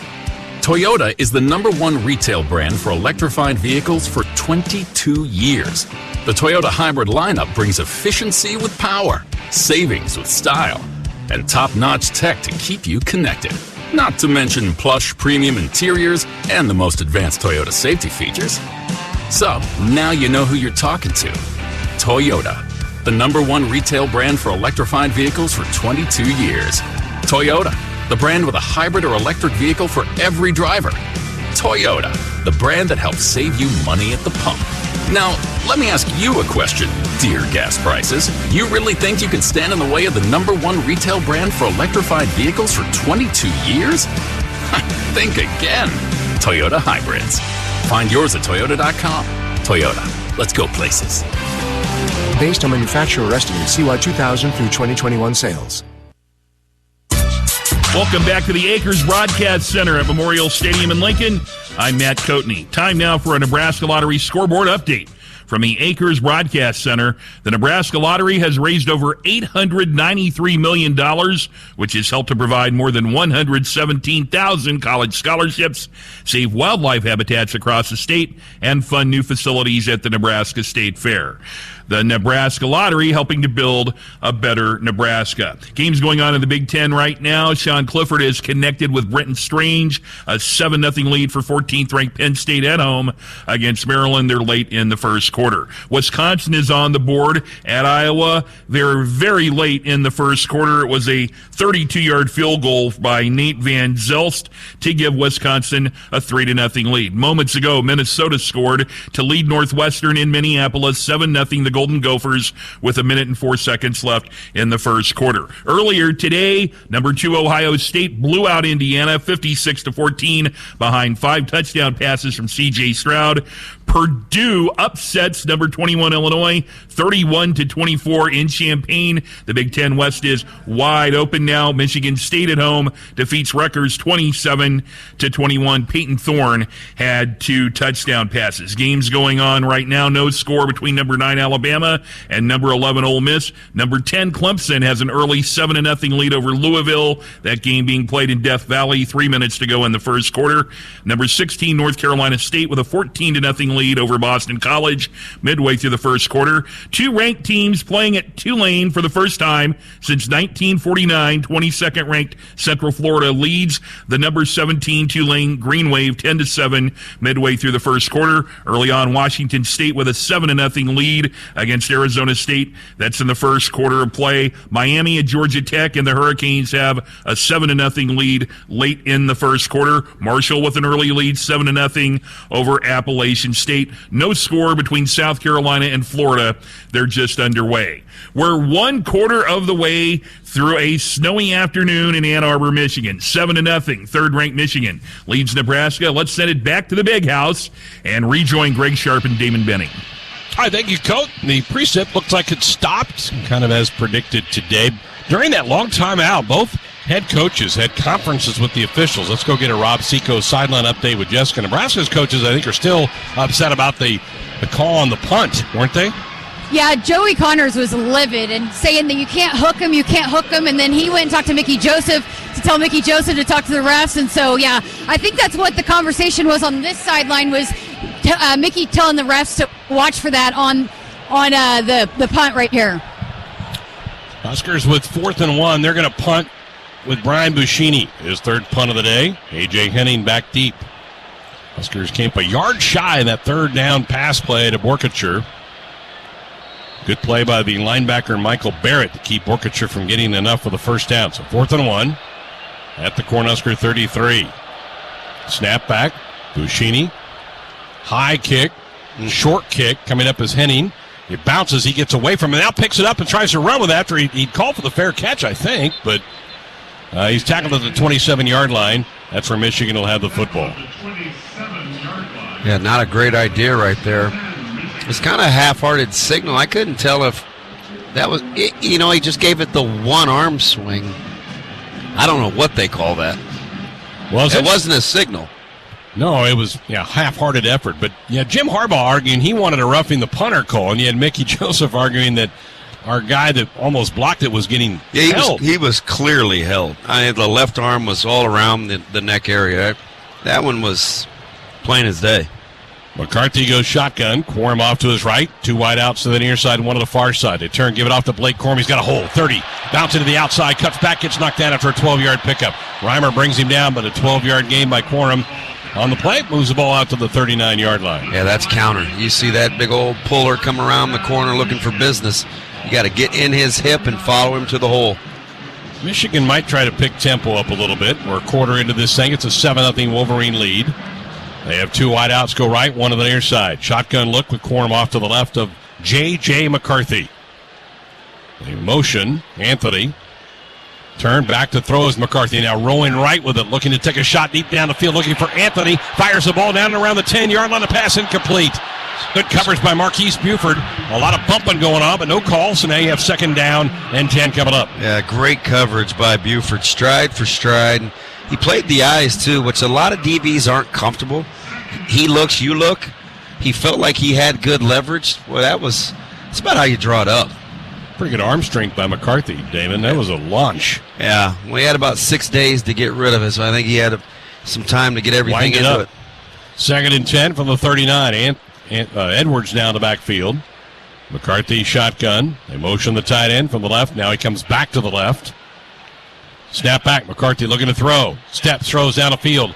Pass out there for Ronnie Bell. Can't make a leaping catch at the Nebraska 25. It'll be 3rd down and 10 coming up. It was intended for Cornelius Johnson, not Bell. Good coverage over there for Nebraska and Hartzog. Yeah, it was really good coverage. We just call this a man beater. It's a one-on-one route outside the numbers. You win, I win. So 3rd and 10, they took 2 deep shots. They're not afraid to do that at all. No, that's good ball placement, too, by McCarthy. If you're a Michigan fan, you're thinking, okay, give my guy a chance to make the play. But really good coverage from Hartzog. So 3rd and 10, Michigan 0 for 2 on 3rd downs. Quorum back in there. 3 eligible go to the right, 1 on the near side. You may say he had a chance to catch that. That ball had to be high and outside to be anywhere near where only his guy could get it. McCarthy has the snap. Steps, throws, pass, bobbled, and dropped. It's an incomplete pass by Bell, so 4th down. And it was Caleb Tanner who hit him right when the football got there. And so Michigan's going to have to punt the ball away here after getting 1 first down on this drive. Caleb Tanner coming off a fantastic game a week ago, picking up where he left off. Learning how to play crossers, right? Turn them loose, don't trail. Teams have killed Nebraska with crossing routes. Much better studied in terms of how to defend these underneath routes. Robbins to punt it away. Oliver Martin stands at the Nebraska 22. How about this defense, Greg? Is this what you ordered up? Sure is. It's what Bill Bush ordered up. Robbins, a high snap, has to go up to get it, and then kicks it away. Oliver Martin drifting back, calls for a fair catch, makes it at the 20-yard line. So no return after the 41-yard punt by Brad Robbins. Well, nothing goes better with Husker Sports in Fairbury. Fairbury premium quality hot dogs. Deliver the home game experience to your family and friends. Fairbury, the official hot dog of Husker Nation. 7-0 Wolverines with the lead early 2nd quarter. More football coming up after this on the Huskers Radio Network. They say if you listen hard enough, you can hear the corn grow. It's true. When you're out in the field, you understand its challenges and what it needs to thrive. Channel Seedsmen bring insights from the field to our team of Bayer plant breeders. Their knowledge inspires our product development. From your best ground to your most challenging conditions, our products are designed to perform in your fields. Visit channellistens.com to see our latest innovations. Always read and follow IRM where applicable, grain marketing and all other stewardship practices and pesticide label directions. Holiday wishes really do come true. Through January 4th, 2023, when you enter any non-winning Nebraska lottery, $1 Holiday Wishes 2X, $5 Holiday Wishes 10X, or $10 Holiday Wishes 20X scratch ticket, you have a chance to win $1,000. $5,000 or $10,000. There are 2 drawings for winners, so visit your nearest Nebraska Lottery retailer today. Buy some tickets and enter our Holiday Wishes Second Chance promotion. Top prize odds vary by game. It takes hard work to be the best in the game. Planning, commitment, resilience, sweat. That's why Old Dominion Freight Line, the #1 national LTL carrier for quality, works hard to be the best in the game and is proud to support those striving to be the best in theirs. Old Dominion Freight Line, official freight carrier of Nebraska Athletics, helping the world keep promises.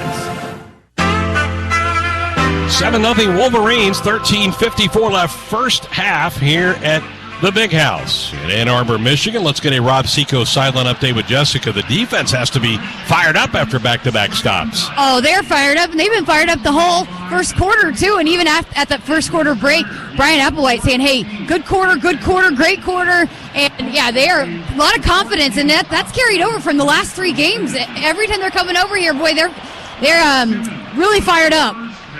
Total offense at this point in the game, Michigan 79 yards, Nebraska 52. Chuba 4 of 6, 39 yards. He's made some good throws early. He actually has. Outside of the one that he'd like to have back to Vokalek where you probably get the first down, he's been relatively sharp.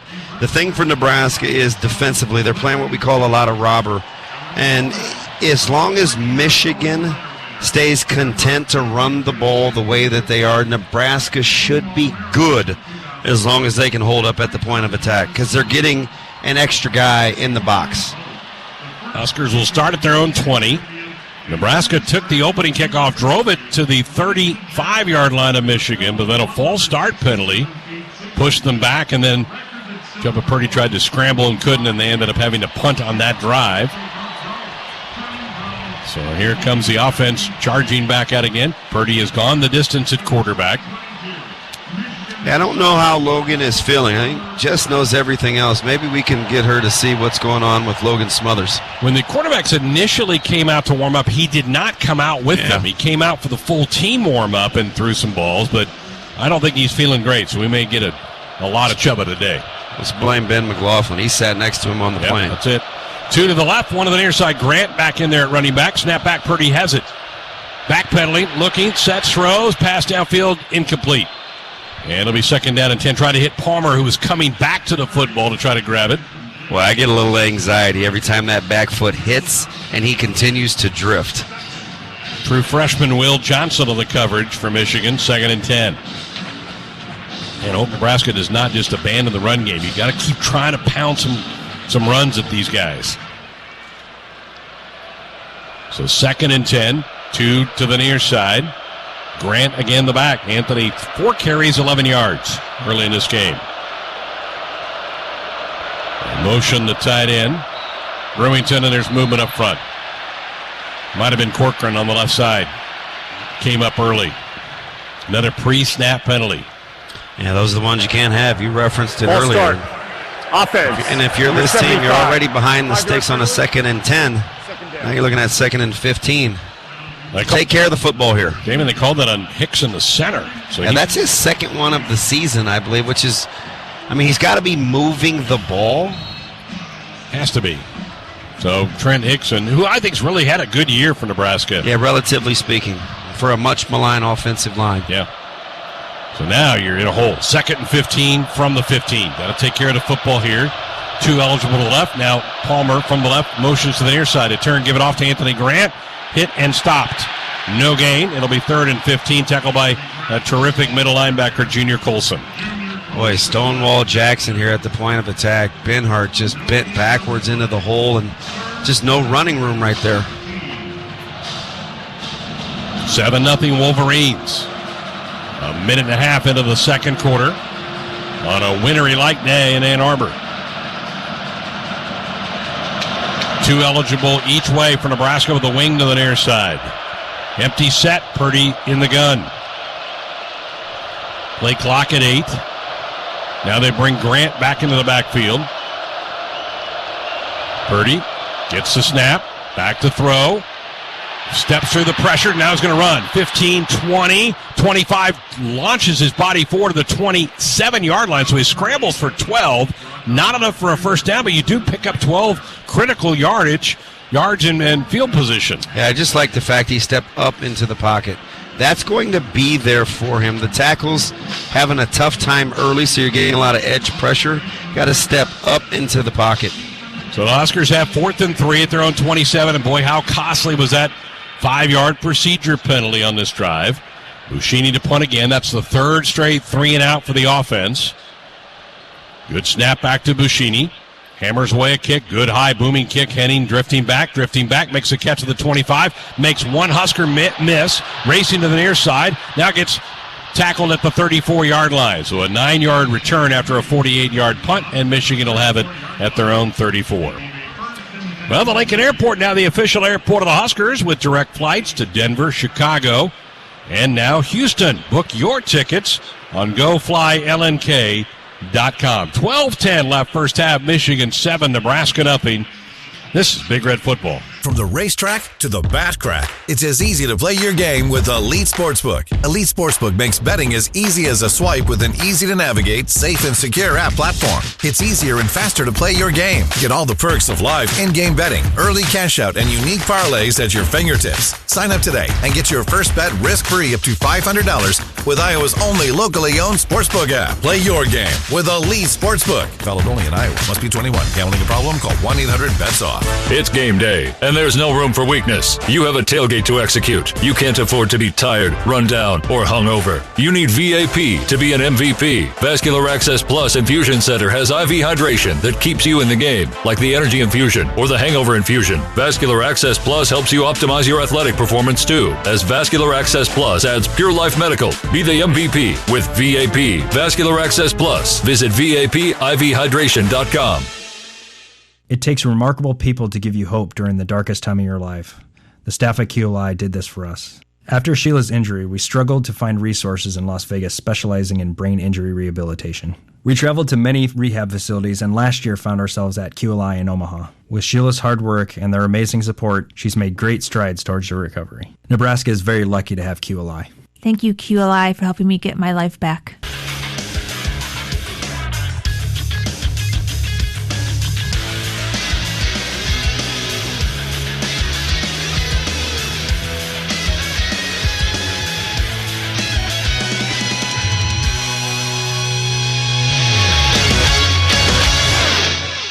Husker Radio, AM 590. Ann Arbor, the precip is stopped, but it's chilly.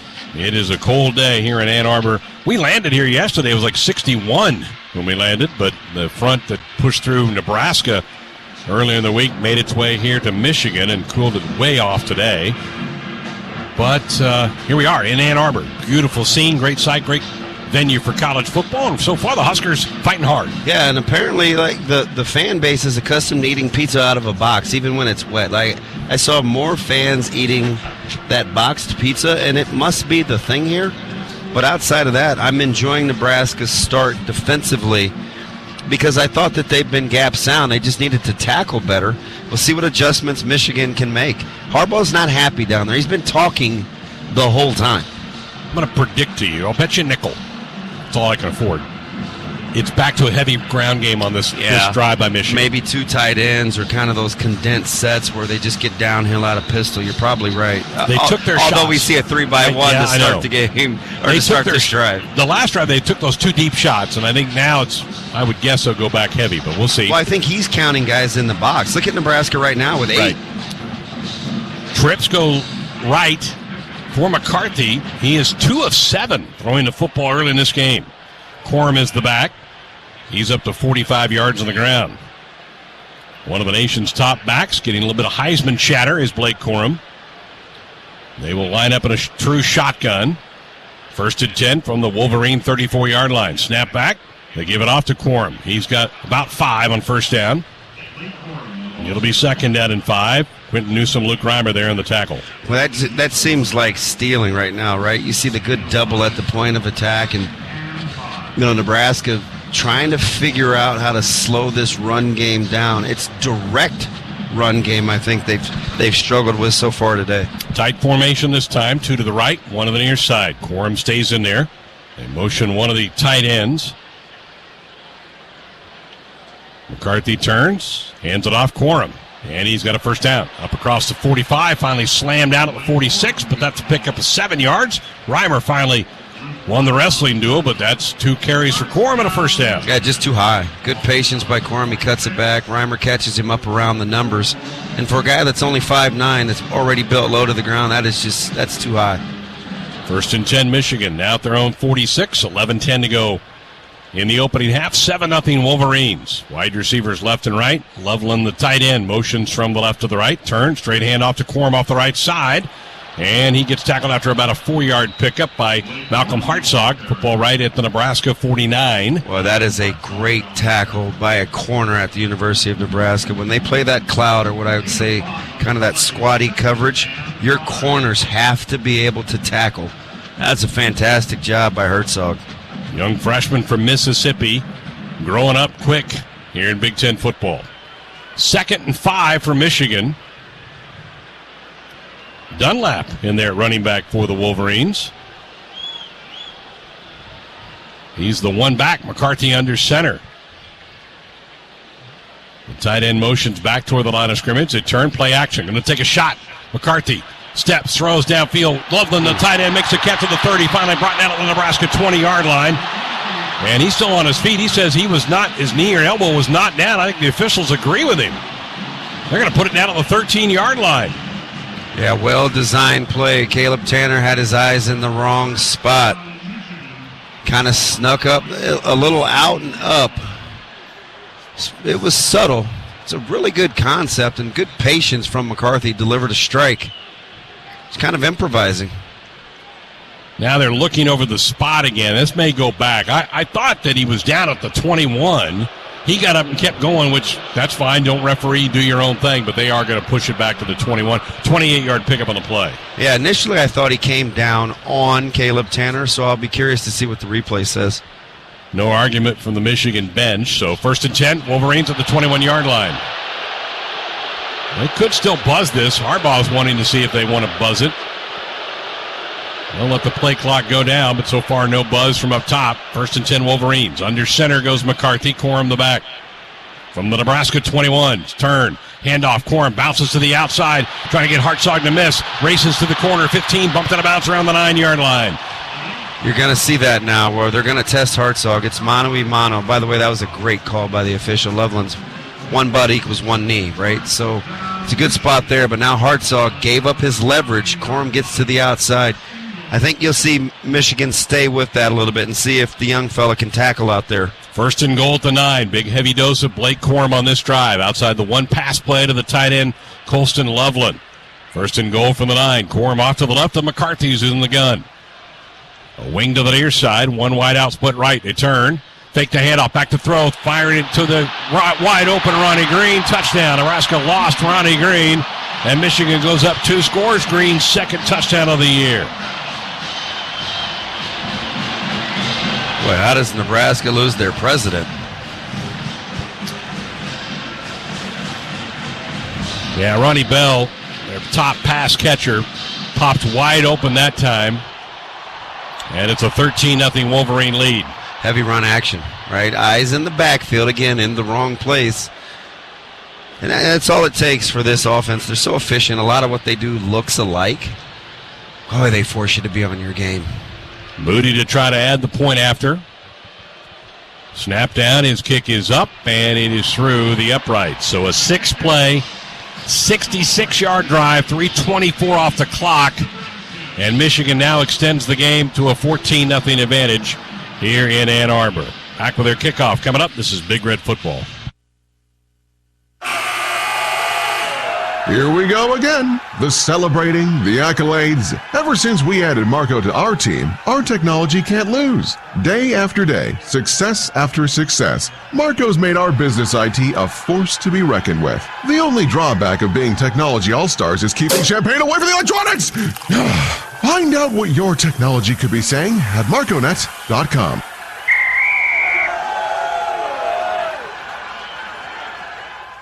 For 46 years, our focus has been our customers at Sid Dillon Buick GMC Cadillac in Fremont. Come see for yourself how easy buying your new car, truck, or SUV at Sid Dillon can be. Stop by our dealership in Fremont to order your new vehicle and shop in-stock and inbound inventory. And if you need a commercial vehicle, we're your GMC Business Elite dealer. Shop at SidDillonBuickGMC.com.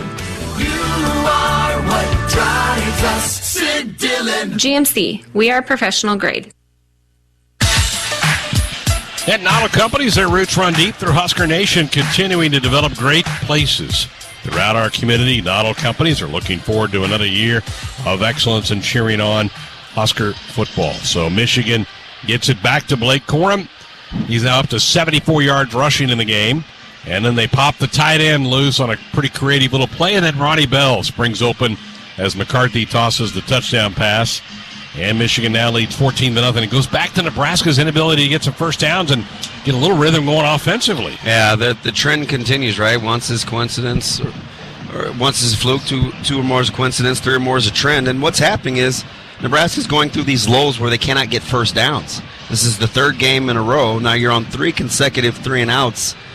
It's just too much to hold up. They've got to find a way to convert a couple of these 3rd downs and buy your defense some time.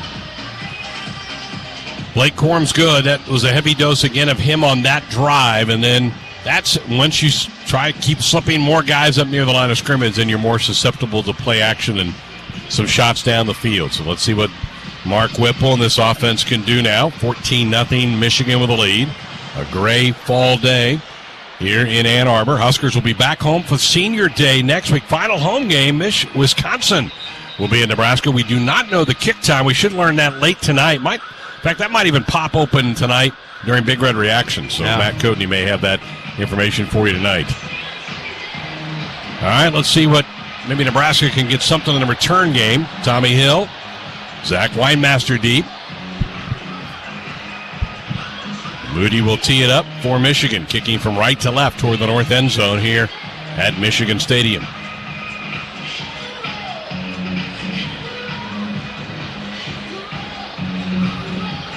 It's so odd just looking out over the stadium and not seeing like championship years and banners. They just don't put any of that up here, right? It is the proverbial plain Jane. I think that's part of the allure, right? I guess. It's all about just Michigan. Here's Moody's kick, sailing towards the end zone. Tommy Hill's going to go to a knee. He wanted to bring it out. Weinmaster's like, no, you're too deep. Tommy's upset. He wanted to risk it. That's it's not what I'd be after as a fellow return man, right? Just don't show your teammates up all on the field. That was pretty deep. That's part of the problem, right? And then you toss the ball. Yeah. You got to grow up a little bit, kid. Yeah, right there, you're 5 yards deep in the end zone. You know Michigan's got good athletes out there covering down. I know you want to make a play, but I think the wise choice there was to go to the knee and get the ball to the 25. Just don't show your teammates up. That sticks in my craw a little bit. It's a consummate team game. So Chubba Purdy back out there. Anthony Grant will be the running back. Huskers looked a little confused here. Oh, and that's why. Tommy Hill wasn't where he was supposed to be. Now he races back out there. Too busy complaining. He lines up with Trey Palmer to the near side. 1st and 10. From the 25, shotgun look.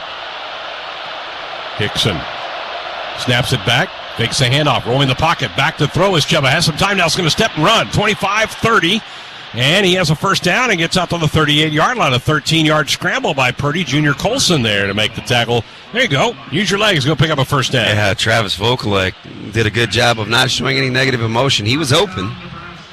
Decided to turn around and help him out and be a blocker. Good job by Purdy, and guess what that is? First down. That's a first down. Breaks that streak. Now Tommy Hill bounces into the backfield next to Purdy from the 38-yard line. Now he sprints out, so you've got an empty set. Purdy rubbing his hands together, gets the snap. Steps, throws, pass behind Tommy Hill, incomplete. 2nd down and 10 coming up.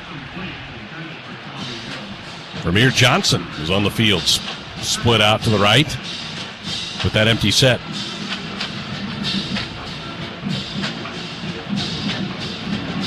Second and 10 from the Cornhusker 38-yard line. Nebraska down in this game, 14-0. 2 wide out, split left, one to the near side. Johnson's the back. Purdy with a long count. Back to throw. Steps, throws, pass caught in the flat by Trey Palmer. Pickup of about 6 yards. And they're going to mark him at the 43. As Green makes the tackle. So a 5-yard gain, 3rd and 5 coming up. I like that formation. I would call it Trey, where you have a tight end and 2 wide receivers to one side, single receiver to the other. The tight end is getting a free release, or they're not touching him when he comes off the line of scrimmage. You may be able to do some business in this formation. Man, I don't like this spot at all. I think he caught the ball near the 44. No, and I'm with you. And I know you're Greg on the spot, but I think you're probably batting 1,000. Yeah. That's almost a yard and a half. I think Nebraska lost. So now they've got 3rd and 6. 2 tight to the far side. Alante Brown on the near side. Snap back to Purdy. Michigan coming after him. He throws it to flat. Wide open. Making the catches. Alante Brown's got a first down. Leaps up and over and gets whacked down at the 45-yard line of Michigan. He leaped over a Michigan defender, and then another one hit him in midair and brings him down. But what an athletic play for a first down. Yeah, keep your feet on the ground, young man. But how about the little design on the drag route? And good patience from Purdy because he had time from his O-line. The ultimate team game. 13-yard pickup on the play. Do you get the sense the game's slowing down a little bit? I do, because he's making better decisions with the football. That's a spot-on call right there. It seems like it's starting to come to him with a rhythm. 1st and 10, Nebraska now at the Michigan 45. Palmer drifts into the backfield with Chuba, and now I think Mickey Joseph's going to have to burn a timeout. Yep, Huskers were not lined up right. They've got some different combinations out there with Ramir on the field. Obviously, Chuba's not the most experienced quarterback, so Nebraska uses their second timeout of the half. We'll leave them with one remaining, 6:38 to go in the half. Well, how about that? I like the play design, and you have to have some stones to call that play because it takes some time. You're coming from left to right. That's well done. Good job by Purdy showing some poise in the pocket. Time to give you a Big Ten scoreboard update presented by GoCurrency.com. Penn State all over Maryland, 21-0. Nittany Lions mid-second quarter. Iowa has grabbed the lead against Wisconsin in that slugfest in Iowa City, 7-3. In fact, the Hawkeyes driving their mid-second quarter in Iowa City. Minnesota leads Northwestern 14-0 late first half. Finals earlier today. Ohio State all over Indiana, 56-14. Purdue goes into Champaign and wins 31-24. The Illinois' lead in the West gone after that loss. That's back-to-back home losses for the Illini, 31-24 the final there. Michigan State holds off a stubborn Rutgers team today, 27-21. Today's game sponsored by Currency, an online lending solution that specializes in heavy machinery, farm equipment, trucks, and trailers. Whether you're replacing old machines or expanding your fleet, Currency makes financing simple. Visit GoCurrency.com for details. And boy, with that Illinois loss, Damon, the West wide open again. Yeah, right. You get the sense the winner in Iowa City is in the catbird seat because I don't see Illinois coming to the Big House next week and coming out with a win. My, how things change in just 3 weeks. It's going to be a woulda, coulda, shoulda in the offseason for Illinois football. They had this thing set up after beating Wisconsin, beating Iowa. They had all the tiebreakers. They beat Minnesota. They had all these tiebreakers and 2 home games, and they lose them both.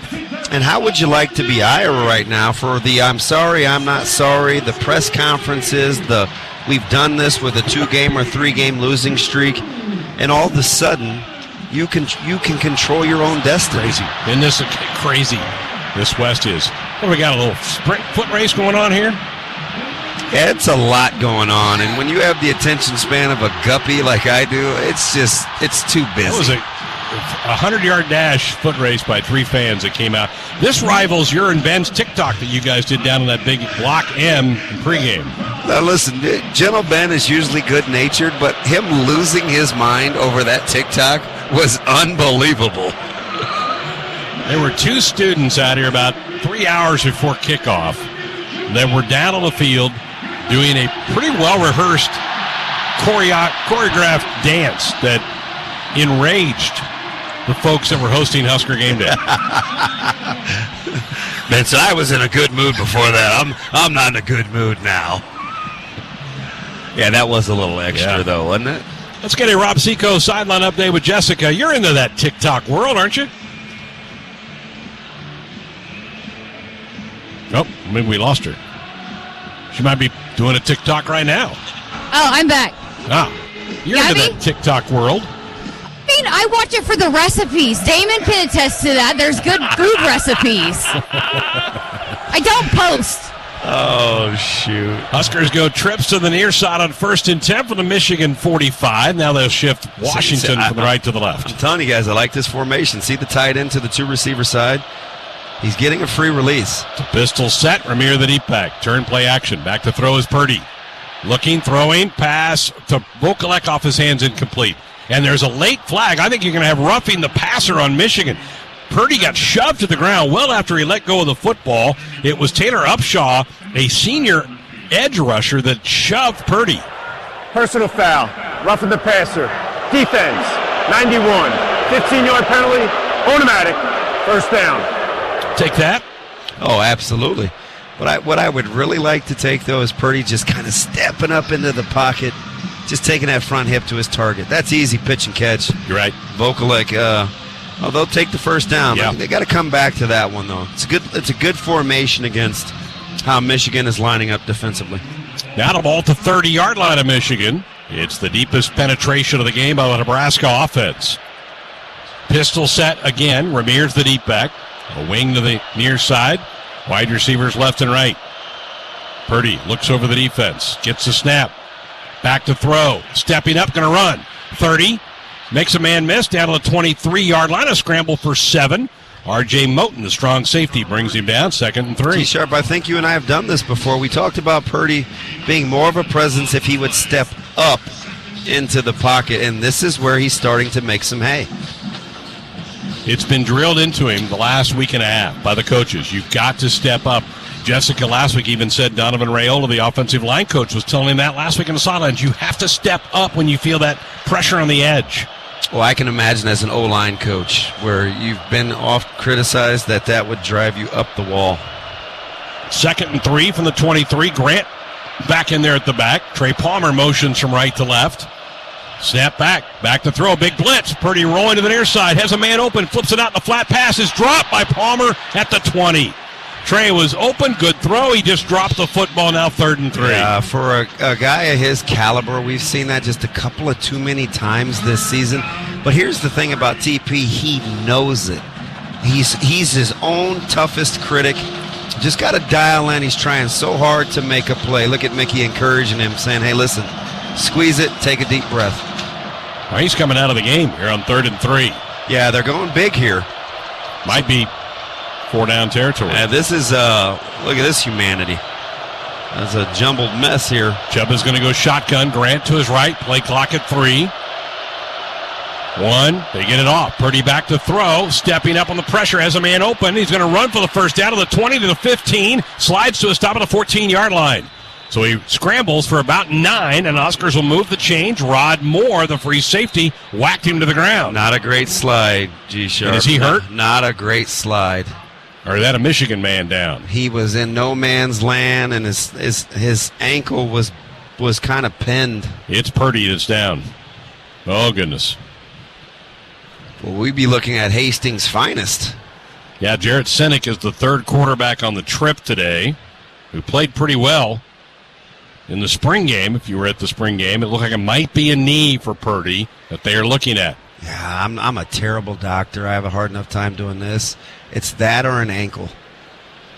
That right ankle was in not a great spot. Purdy's a leading rusher for Nebraska. That was his 5th carry for 39 yards. And it just it was an awkward slide. He couldn't quite decide whether to do it or just lay down or what. And he kind of got caught. Hopefully it's just scared him a little bit. Logan Smothers warming up on the Huskers sideline. Nebraska will have 1st and 10 at the 15 after that nice scramble. It appears to be his right ankle. Okay. Well, we've got 5:32 to go in the first half. Michigan 14, Nebraska nothing. Huskers, though, have it at the Wolverine 15. He's walking back toward the sidelines. That's a good sign. Yeah.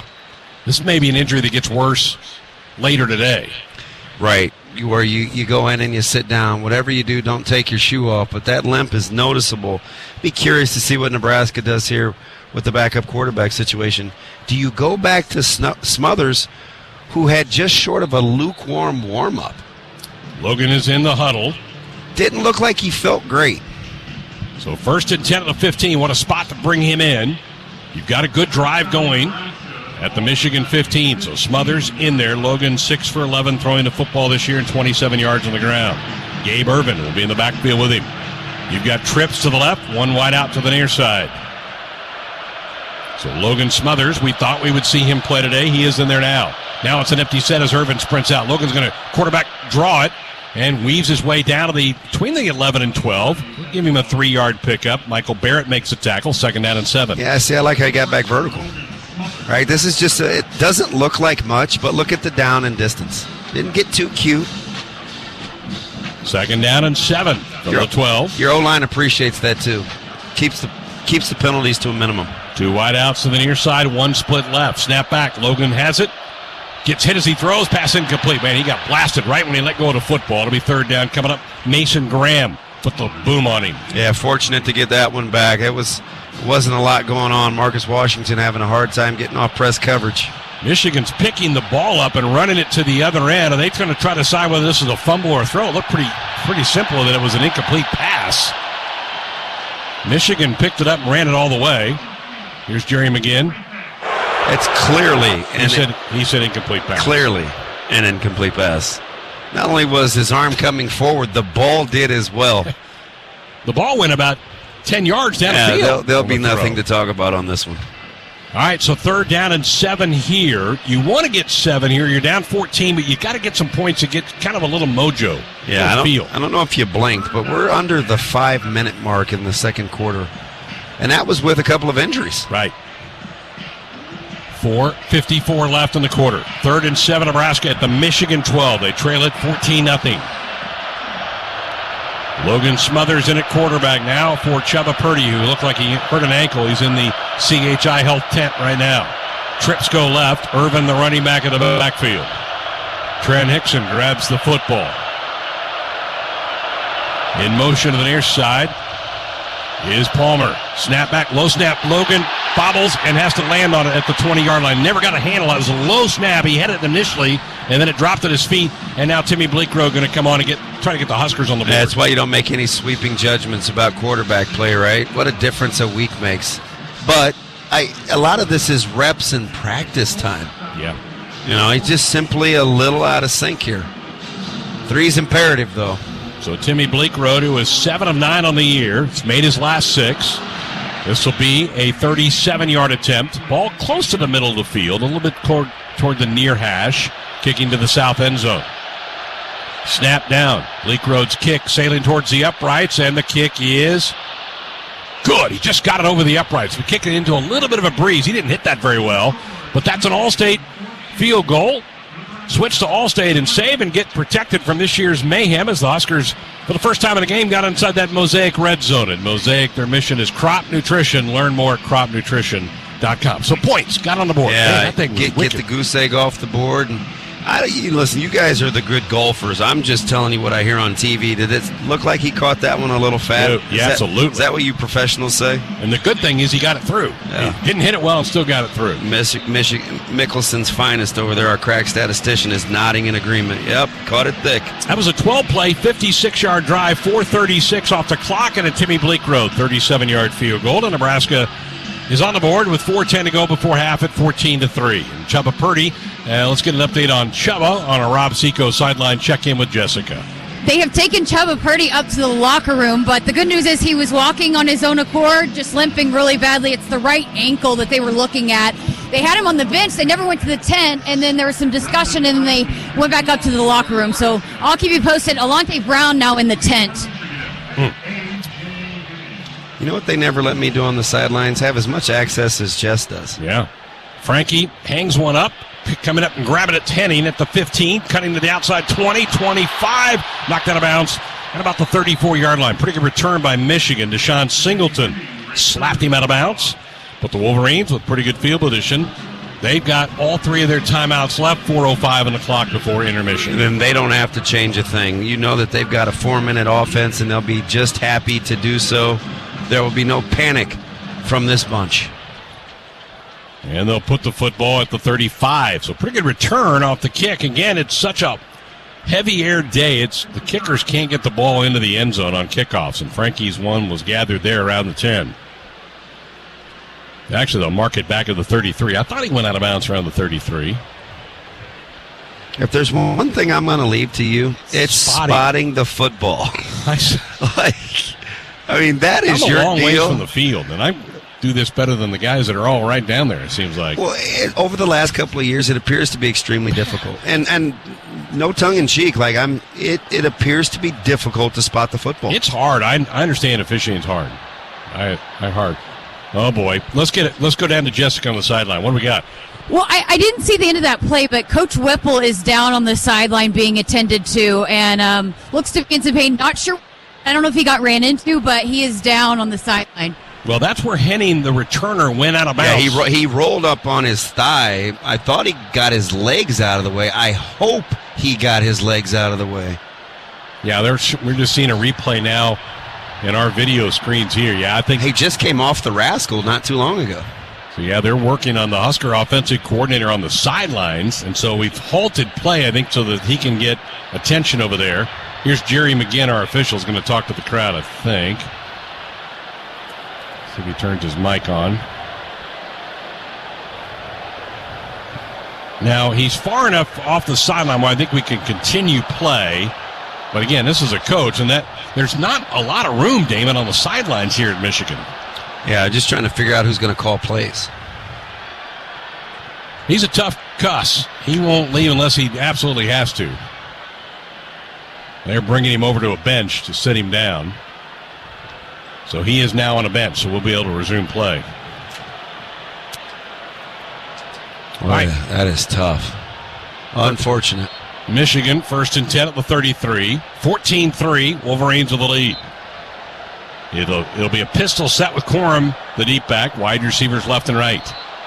Probably the fans on the stands a little confused of why we stopped play there for a little bit. McCarthy claps the hands, turns, gives it off to Corum. He slides by a couple of Huskers across the 40. He's got a first down all the way up to the 44-yard line. An 11-yard run. Ernest Hausman finally makes the tackle. Well, how about the peekaboo? Marcus Buford comes free, got a chance to make a play in the hole. Just a little subtle cut. And you're moving the sticks. Boy, that didn't look like much. Mm-hmm. Like you said, he gets skinny. 85 yards on the ground in the first half for Blake Corum. Now C.J. Stokes in there at running back. McCarthy shotgun to the right, one on the near side. They motion the tight end. Bredesen, snap back, give it off to Stokes, trying to bounce to the outside. Huskers get him and knock him down after a gain of a yard. It'll be 2nd and 9. Again, that freshman, Ernest Hausman, on the tackle. He's playing well early. 2nd and 9 from the 45. It'll be around 3 minutes left and a half on this next snap. Corum back in. No real sense of urgency from Michigan either. This is just kind of what they do. And they get the ball to start the second half as well. 2 wideouts right, one to the near side, a wing to the far side. 2nd and 9 from their own 45. The tight end, Loveland, to the near side.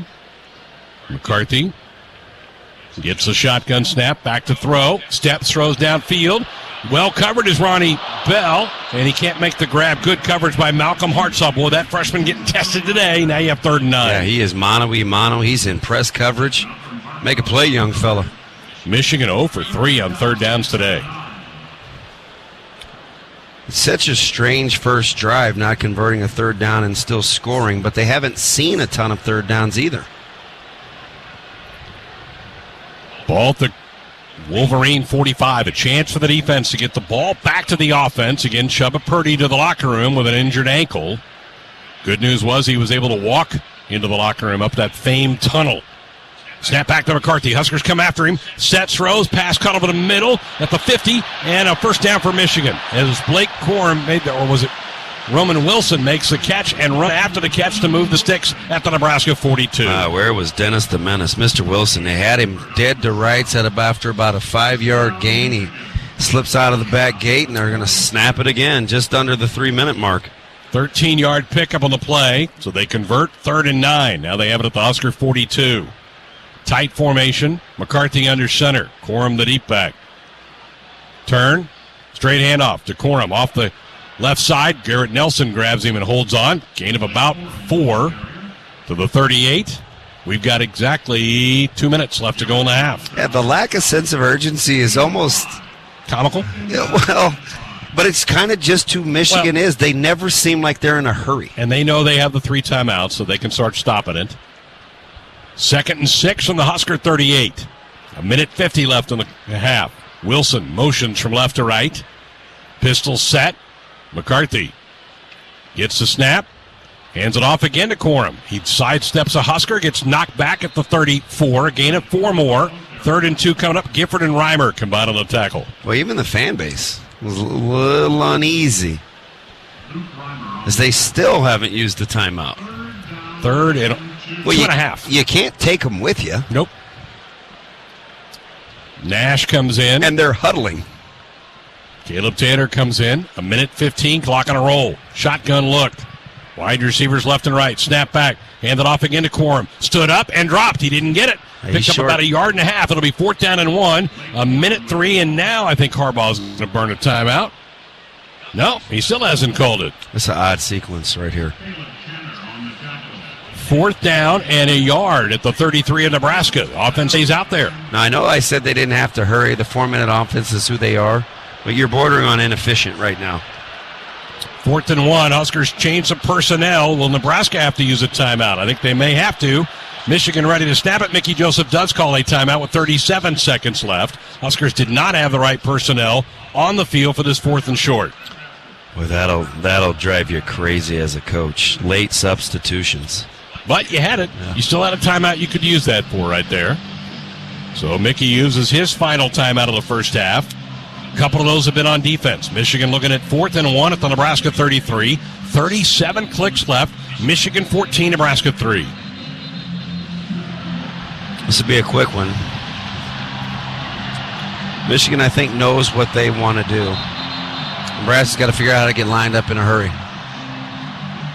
Coach Whipple looks like he's up and at him. He's got Dr. Dugas with him.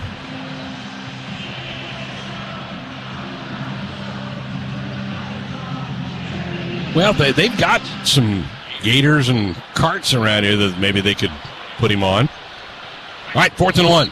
Business at hand. Ball at the Nebraska 33. Shotgun look. Snap back. They get it off to Quorum, and he's got the first down on the 30-yard line. Needed 1, got 3. It's 1st and 10 at the 30. Reimer grabbed him and held him up, but he'd already got the first down. And Michigan going quickly, still not using a timeout. Pistol set. Huskers have 12 men on the field. Snap back. Quorum gets the handoff and gets about 6 yards. Flags come out. Nebraska had 12 men on the field, but there was still more time came out the clock. We're down to 23 seconds left in the half. Plenty of timeouts in the bag, and he's content to sit on them. So the Huskers trying to get their short yardage personnel off and bring in a first down package and didn't get Nash to the sidelines in time. But the gain on the play was more than 5 yards. Yeah. Do you want the down or the yards? At this pace, the down may not matter. Defense. More than 11 players on the field. Penalties decline.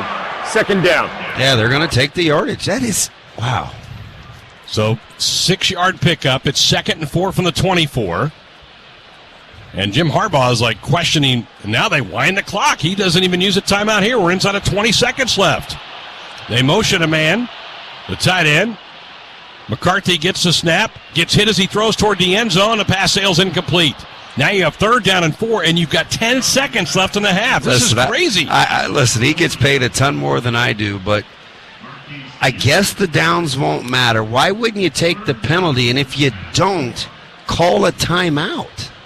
There was another 5 seconds went off the clock before they could snap it. Minimum. After they wound it. The crowd is losing their mind. You can hear the low grumble bugs. Now you're down to 10 seconds. Trips go right, 1 to the near side. 3rd and 4 from the 24. 10 seconds left in the half. McCarthy gets the snap. Back to throw. Step throws over the middle. Pass caught by Johnson. First down to the 11. Now Harbaugh calls a timeout. 5 seconds left. They're going to have to kick the field goal right here. Yeah, I would agree. That was that's mismanagement of the clock, to say the least. Yeah. So they use their first timeout of the half. Field goal unit coming on. 5 seconds left before halftime. Michigan leads it 14-3. That's crazy. Listen to the crowd. They're not happy either. So Jake Moody, 19-24 in the year. Outstanding kicker and has been for years at Michigan. Would you watch him warming up pregame? Just kind of in his own routine. He wasn't dressed. He had his headphones on, and he's just hammering balls. He was good from a 50 and in just about all afternoon. This will be a 30-yard attempt, ball right in the middle of the field. To try to stretch the lead back to 2 touchdowns. Snapped out. Moody's kick heading towards the pipes, and it is good. And there's 1 second left on the half clock as Michigan gets that 3 points back that Nebraska got, and it's a 17-3 game. Yeah, just an odd half. Michigan only 2 of 6 on 3rd down, but yet they've had the ball almost 17 minutes. Quorum over 100, Damon, 103 yards. Yeah, very workmanlike, too. Slow bleed. 12 play, 55-yard drive, 4:04 off the clock, so they've had their scoring drives, 12 plays, 6 plays, 12 plays for Michigan in the first half. And 1 click left.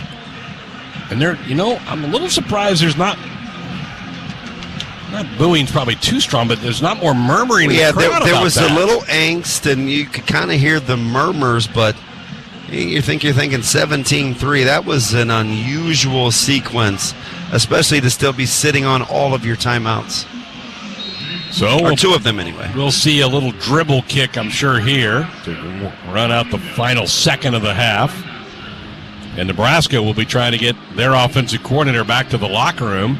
Mark Whipple got rolled over on that last kickoff. No, they hammer the kick away. So Nebraska's going to have to come out and take a snap. Again. So Husker offense will have to come out and probably go to a knee to just end the half. I'm sure you're thinking of a good idea for that, right, if you're Michigan? I mean, to the winning score on the clock right now goes the spoils, but there's some head scratchers from this half. So 1 second left, 17-3 Wolverines. Nebraska is just going to come out and go to a knee and head to the locker room. Huskers, a spirited half, played some really good defense at times in this first half and got some rhythm, and then unfortunately Chubba Purdy rolled an ankle and went to the locker room. His status very much questionable for the second half. So we're at halftime, 17-3, Michigan with a lead. Our visit with Ted Carter, University president, coming up next. This is the University of Nebraska President's Halftime Show. The University of Nebraska, committed to education, research, and innovation that helps create a better future. Bank of the West is offering the first checking account designed for climate action. It gives back 1% of the account's net revenue to the planet at no cost to you. Shows you the estimated carbon impact of debit card purchases. And there's no minimum balance required. Learn more at bankofthewest.com/1%. Additional conditions apply. Member FDIC. More Nebraskans are choosing chiropractic care first. Studies show that chiropractic is safe, drug-free, and the most effective treatment option for back, neck, and joint pain. It can also help patients of all ages reduce migraines, improve mobility, and maximize athletic performance. Keep the entire family healthy and active with natural, cost-effective chiropractic care. Find a chiropractic physician near you at nebraskachiropractic.org. Get your life back with chiropractic. To win the game, you got to have more strength. You got to be tougher. You got to be reliable. You got to want it more than the other guy.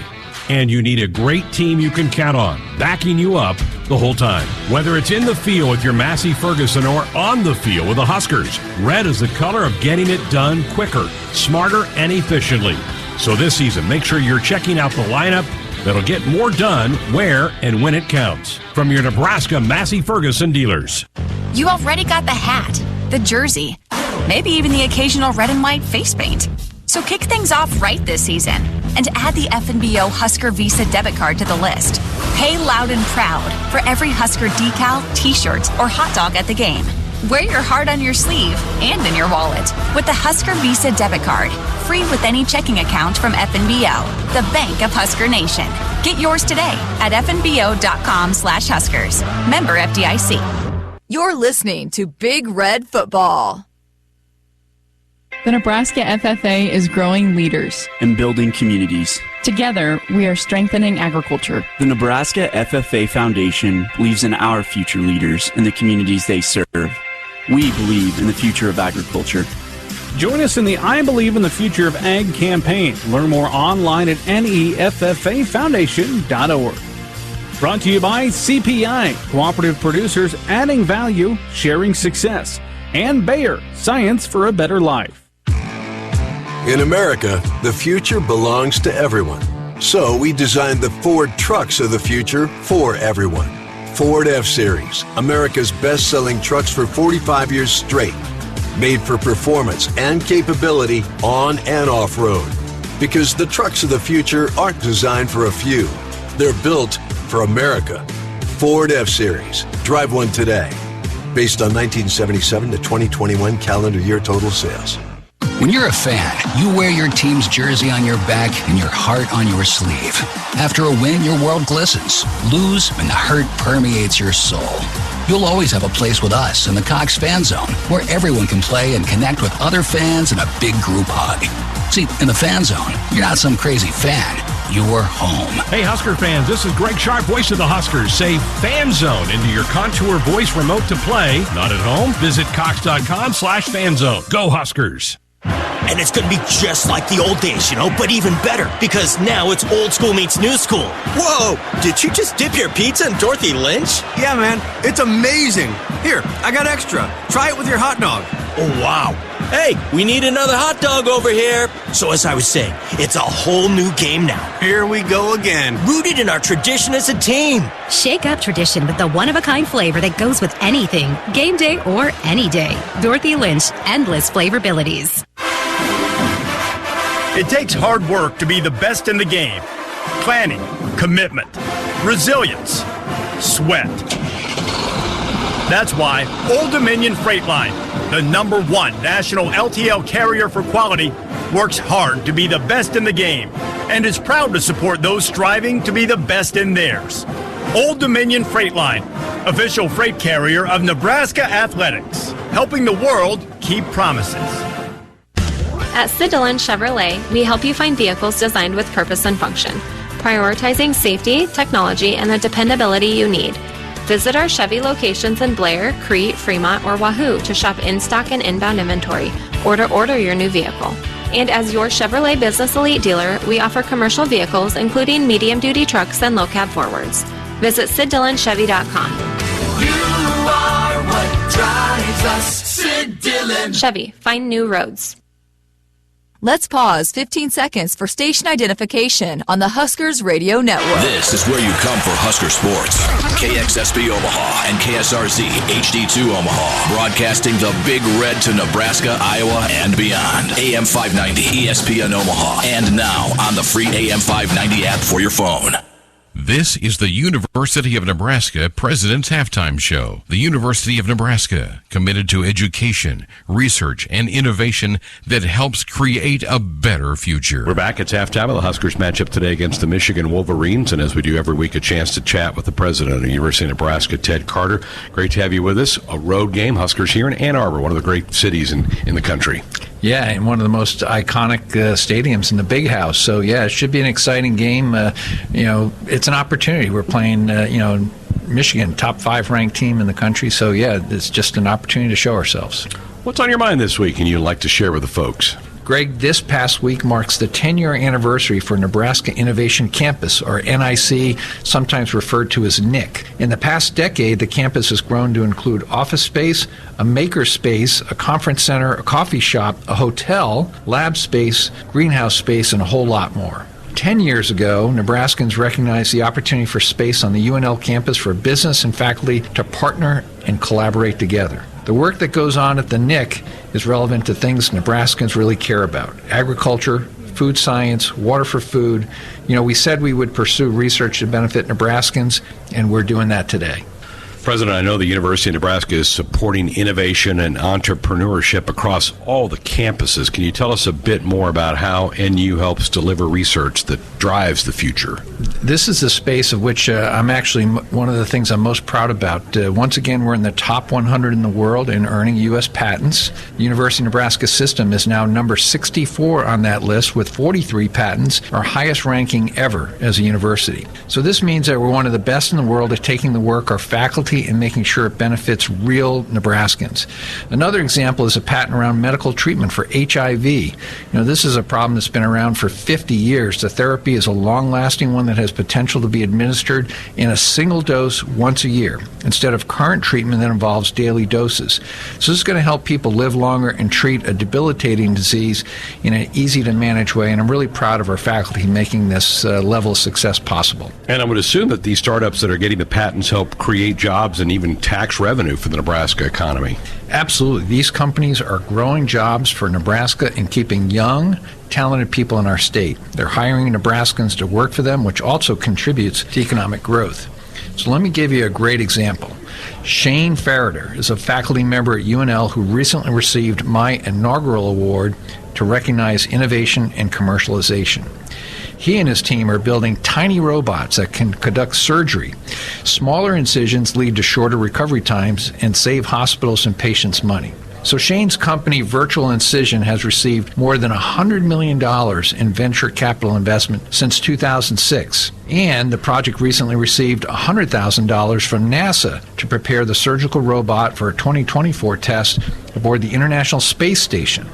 So this is money that's coming to Nebraska, a Nebraska company which is run by our faculty and hiring our graduates.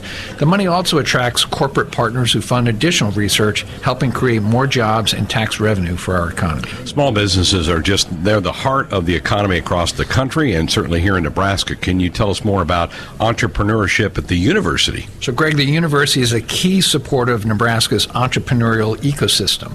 I'll give you some specific examples of NU programs or initiatives that contribute to that effect. The Nebraska Business Development Center, or NBDC, is one example. They're located at UNO but provide training and services across the state to help startups and entrepreneurs build and grow successful businesses. NBDC has staff in Grand Island, Scotts Bluff, McCook, and many other locations, so they're able to impact businesses throughout Nebraska. So sort of think of this as extension for our farmers and agriculture, but for business spread out across the state. The Engler program at UNL is another. It's an agribusiness entrepreneurship program focused on students. They've got so many great initiatives that foster an entrepreneurial environment. So at the end of the day, we're really focused on building a culture of innovation and creative activity at the university, but we can't do it alone. We need students, faculty, entrepreneurs, and business leaders to work with us side by side. Working together is how we're going to continue to succeed in growing our state and growing for the future. Well, this is just so good to hear all the innovations and the entrepreneurship that's going on here at the university. Is there anything else, any final thoughts you'd like to leave us with today? Just one final thought. Last week was the 60th anniversary of our sellout streak, and I'm just so thankful to our fans for sticking with us. We all stick together in all sorts of weather, and we continue to see the great support of our fans, and I'm thankful for that. Wonderful message. Thank you. Good to see you. We'll see you next week back home. Absolutely. For the home finale for the Big Red. All right, more halftime coming up next. This is the University of Nebraska President's Halftime Show. The University of Nebraska, committed to education, research, and innovation that helps create a better future. Get a Hy-Vee Plus Premium membership for just $99 a year and get fuel savings every time you shop in-store and online. Plus, exclusive deals and offers every month. Plus, free standard delivery and free express pickup. With Hy-Vee Plus, our plus equals more. For a limited time, get $50 off an annual Hy-Vee Plus membership with code SAVEBIG. That's right, get $50 off a Hy-Vee Plus membership with code SAVEBIG. Farmers can make what seems impossible reality with a little hard work and ingenuity. They find solutions to reduce inputs and improve their yield. Valley Irrigation is no different. As the leader in irrigation technology, we deliver results and optimize your operation. Because when you have a vision for the future, you need the people that can make it possible by your side.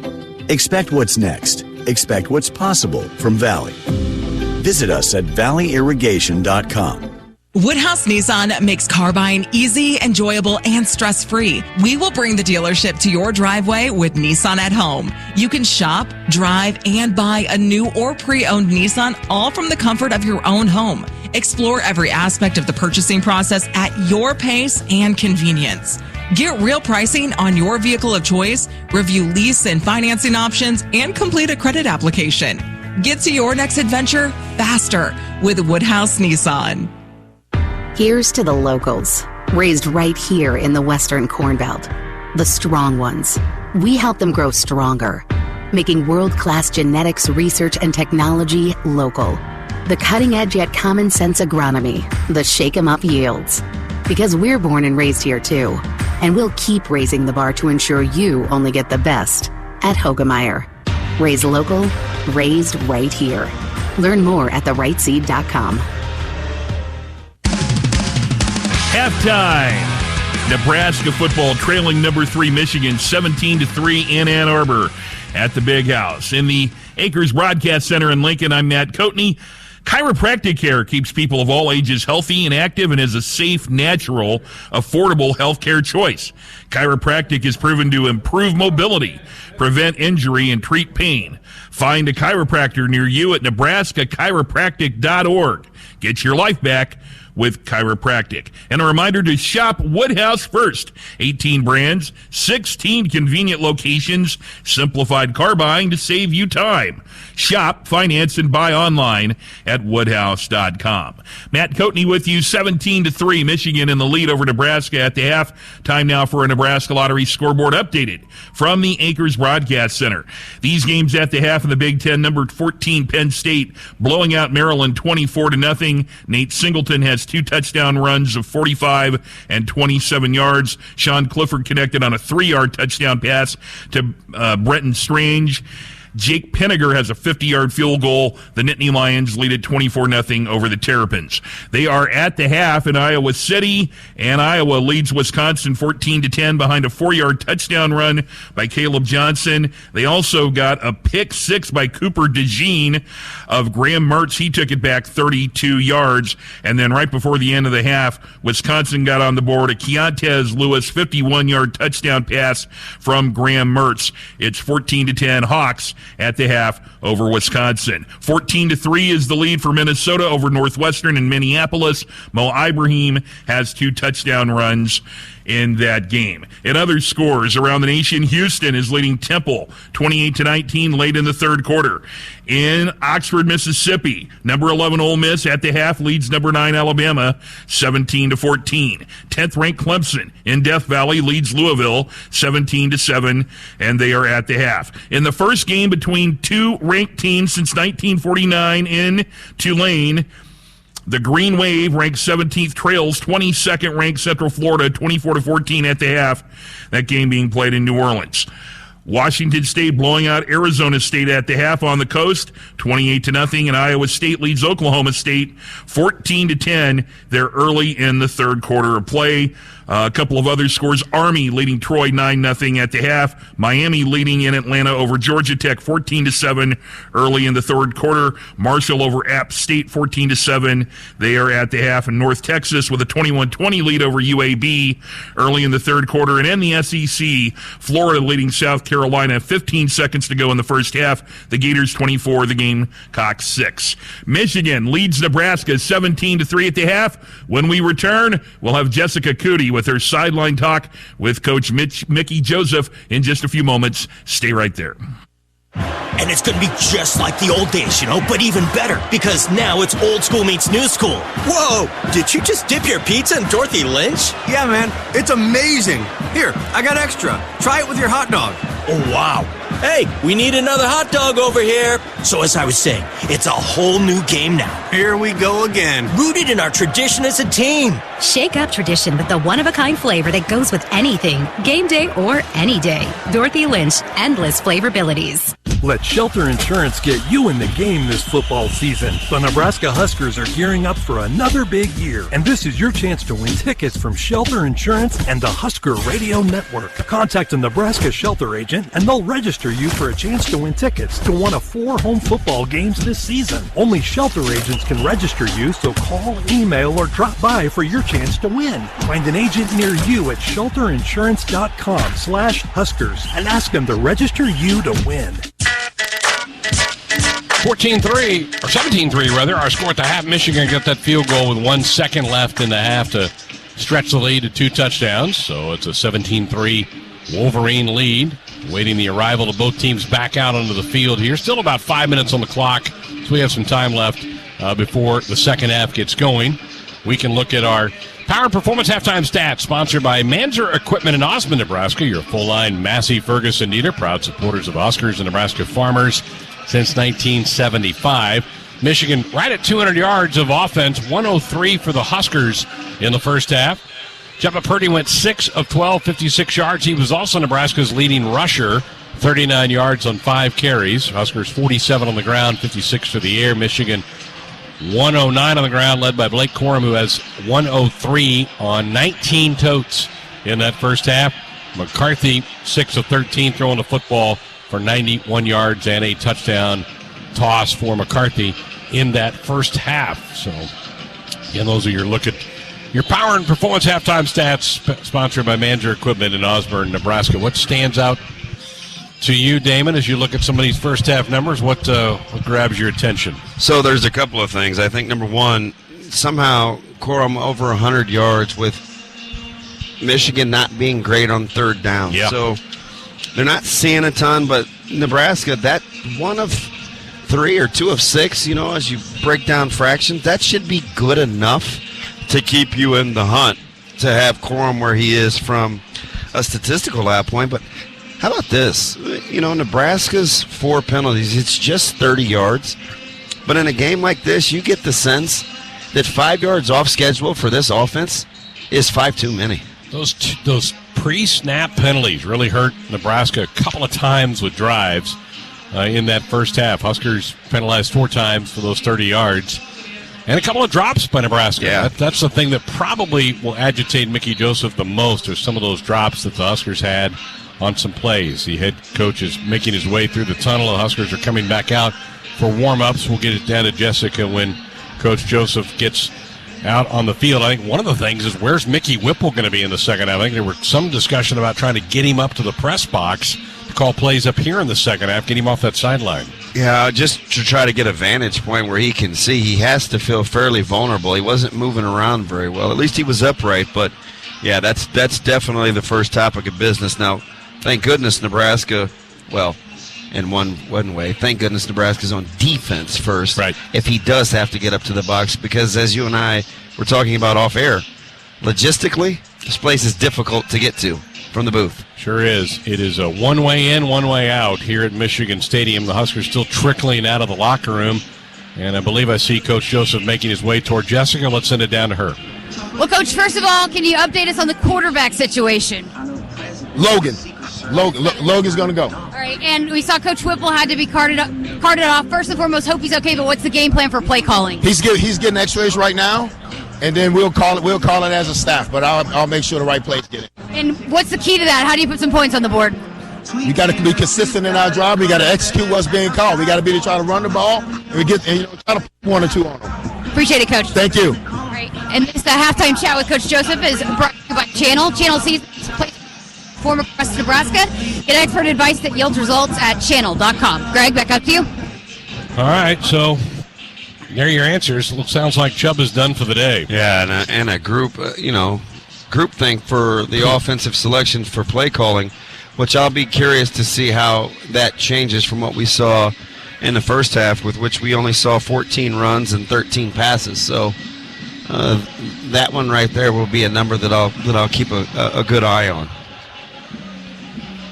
A guy that Nebraska has talked about in the past as somebody who is certainly capable of calling plays is Steve Cooper. He's their senior offensive analyst.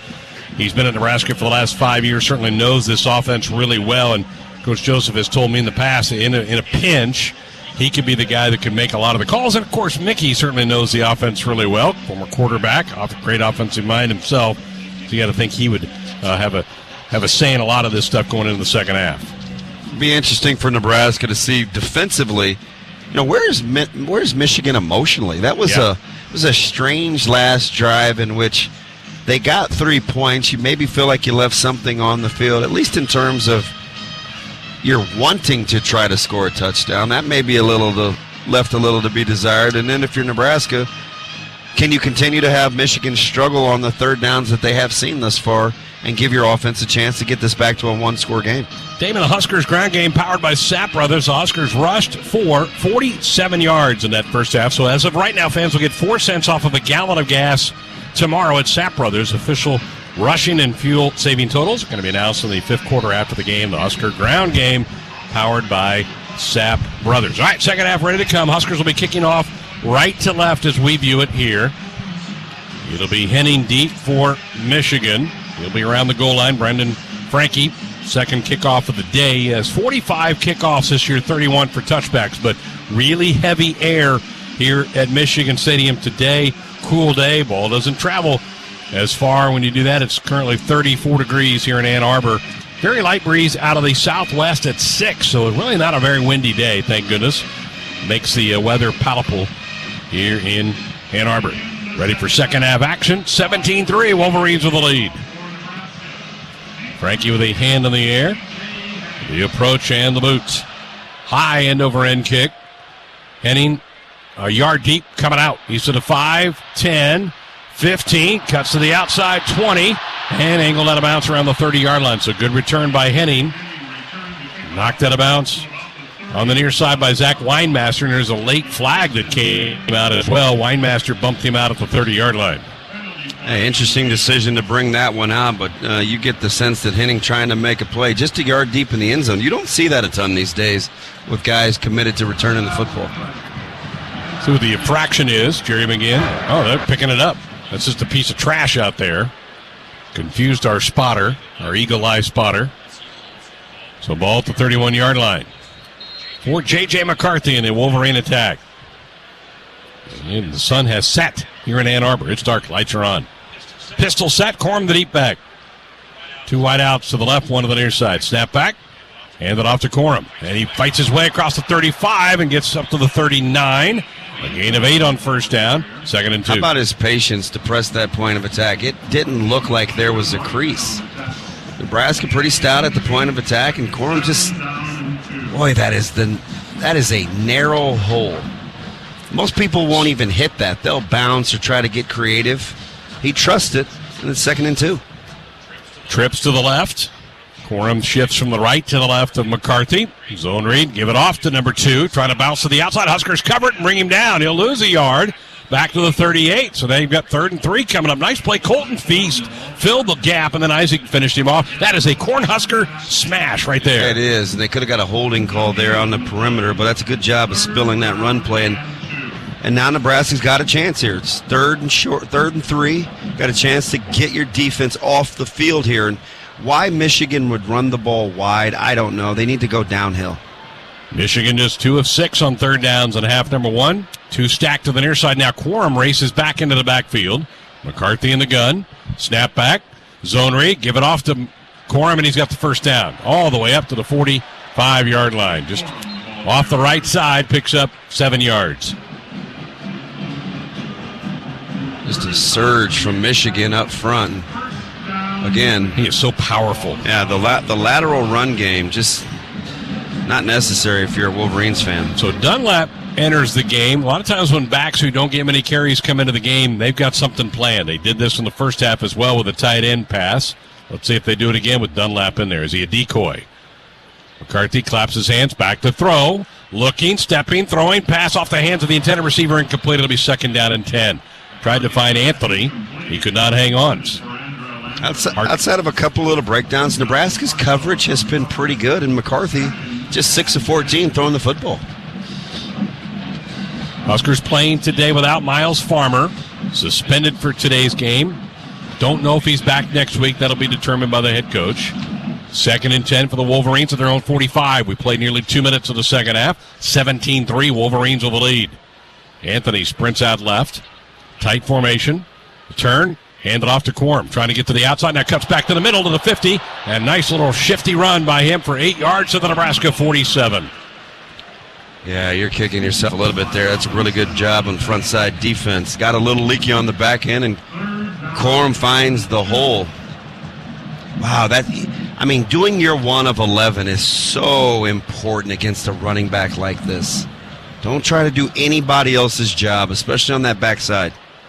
This string of great running backs Nebraska's running into will continue next week as they get Braylon Allen from Wisconsin. Will be at Memorial Stadium. 3rd and 2 from the Husker 47. Handoff again to Corum. He's got the first down. Pushes the pile down to the 43-yard line. A gain of 4. Nelson and Mathis combined on the Husker tackle, but another first down for Michigan as the clock rolling here in the 3rd quarter. They've had the football for the first 3 minutes of the period. Yeah, that is some surge by that offensive line. It's a good group. It really is, and their athleticism I'm impressed with as well. They can move. Oluwatimi is a transfer from Virginia. He's their center. He's a really good player. Stokes now in the backfield with McCarthy. 1st and 10 from the Husker 43. 2 wide outs to the near side. Snap. Give it off to Stokes. He gets inside the 40. Stood up, but the pile again gets shoved forward. They'll put it at the 37. A gain of 5 on first down. Feast and Hausman make the tackle for the Big Red. Ernest Hausman has had his name called quite a bit. This is a very difficult offense, for a young guy to be playing. And Hausman is leading Nebraska in tackles right now. That's number 8, and I believe he's got 6 unassisted. 2nd and 5. Dunlap again, the back in the backfield. Tight formation. All the wide receivers near the line of scrimmage. McCarthy looks over Nebraska's defense. 17-3 Wolverines, early third quarter. Snap back to throw. McCarthy steps, throws low. Dirt ball in the flat. Now you've got 3rd down coming up in 5. All right, so right now the book on McCarthy doesn't, and a lot of quarterbacks don't, I understand that, but McCarthy is particularly skittish with a little bit of a muddy pocket. He doesn't really like to set his feet. Although his size, he's deceptively big. Yeah, 6'3". Corin back in there. 3rd and 5 from the Husker 37. Nebraska down 14 here in the third quarter. Another key 3rd down. Johnson motions from the right to the left. McCarthy looks over the defense. Gets the football. Back to throw. Scrambling left. Rolling left with it. Now being chased. Gets tackled in the backfield. That'll be another sack. Nice job by Ernest Hausman of tracking him down, sacking him back at the 41-yard line, a loss of 4 yards. Yeah, that's a fantastic open field tackle. That's what you like to tell guys. Pick a spot and go. How about the closing speed? Yeah, closing time. A little semisonic right there. Wow. A little gator bite where he pulls those legs in. Boy, that's how you teach it in the open field. That's a good athlete. He made that play. I'm going to go out on a limb. I think he's going to be good. Yeah. A little bit of a reach there. Well, I tell you, and he's a football rat, too. Yeah. God, he stays in the film room. Robbins to punt here from Michigan. So the Huskers bend a little on that drive, but stop Michigan. Oliver Martin at the 5, waiting to retrieve the punt. Snap back. Robbins hangs one up into the wind. Oliver Martin's going to come up, wave for a fair catch, makes it at the 7-yard line. And he's trying to say he was interfered with to make the catch, but he did make it. They'll put it at the 8. That's where Nebraska will start the drive. Well, from blowers to chainsaws, clear your to-do list with battery-powered tools in the Steel AK Homeowner Series, starting at $199.99. Find yours at STIHLdealers.com. 33-yard punt, no return, timeout on the field, 10-11. Left third quarter, Michigan 17, Nebraska 3 here on the Huskers Radio Network. Top of the circle, another 3 by Casey. Got it again! Casey Tomalaga with another CBA three-pointer, getting Nebraska right back in this ball game. The shot in rhythm, good pass, right on the numbers. Hey, Huskers fans, this Monday, join us for Sports Nightly at 6 p.m. as we recap a busy weekend of Huskers athletics and make our college football picks of the week. At 7 p.m., Nate Lenzer is live in studio to take your calls and texts on the Nebraska Men's Basketball Show. Tune into your local affiliate or at Huskers.com or by using the Huskers mobile app. Go Big Red. It takes hard work to be the best in the game. Planning, commitment, resilience, sweat. That's why Old Dominion Freight Line, the #1 national LTL carrier for quality, works hard to be the best in the game and is proud to support those striving to be the best in theirs. Old Dominion Freight Line, official freight carrier of Nebraska Athletics, helping the world keep promises. You already got the hat, the jersey, maybe even the occasional red and white face paint. So kick things off right this season and add the FNBO Husker Visa debit card to the list. Pay loud and proud for every Husker decal, t-shirt, or hot dog at the game. Wear your heart on your sleeve and in your wallet with the Husker Visa debit card, free with any checking account from FNBO, the bank of Husker Nation.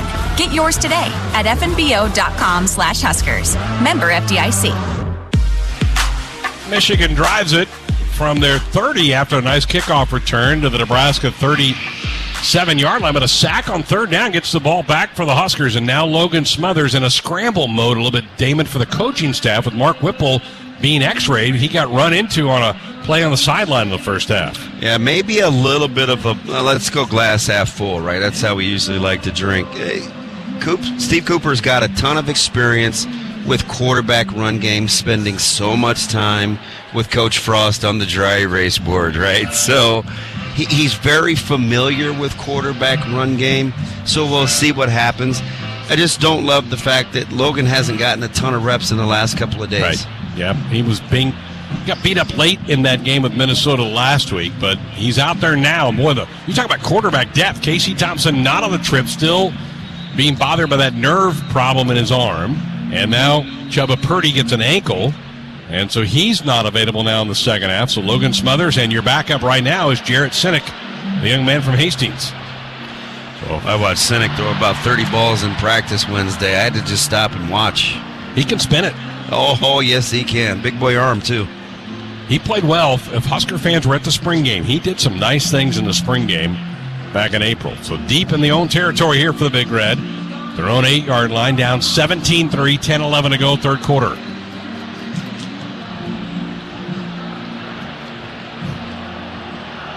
Anthony Grant in the backfield. Anthony only had 5 carries in that first half. Trips come to the near side, a wing to the far side. So it's a pistol set with Smothers. They'll motion Trey Palmer.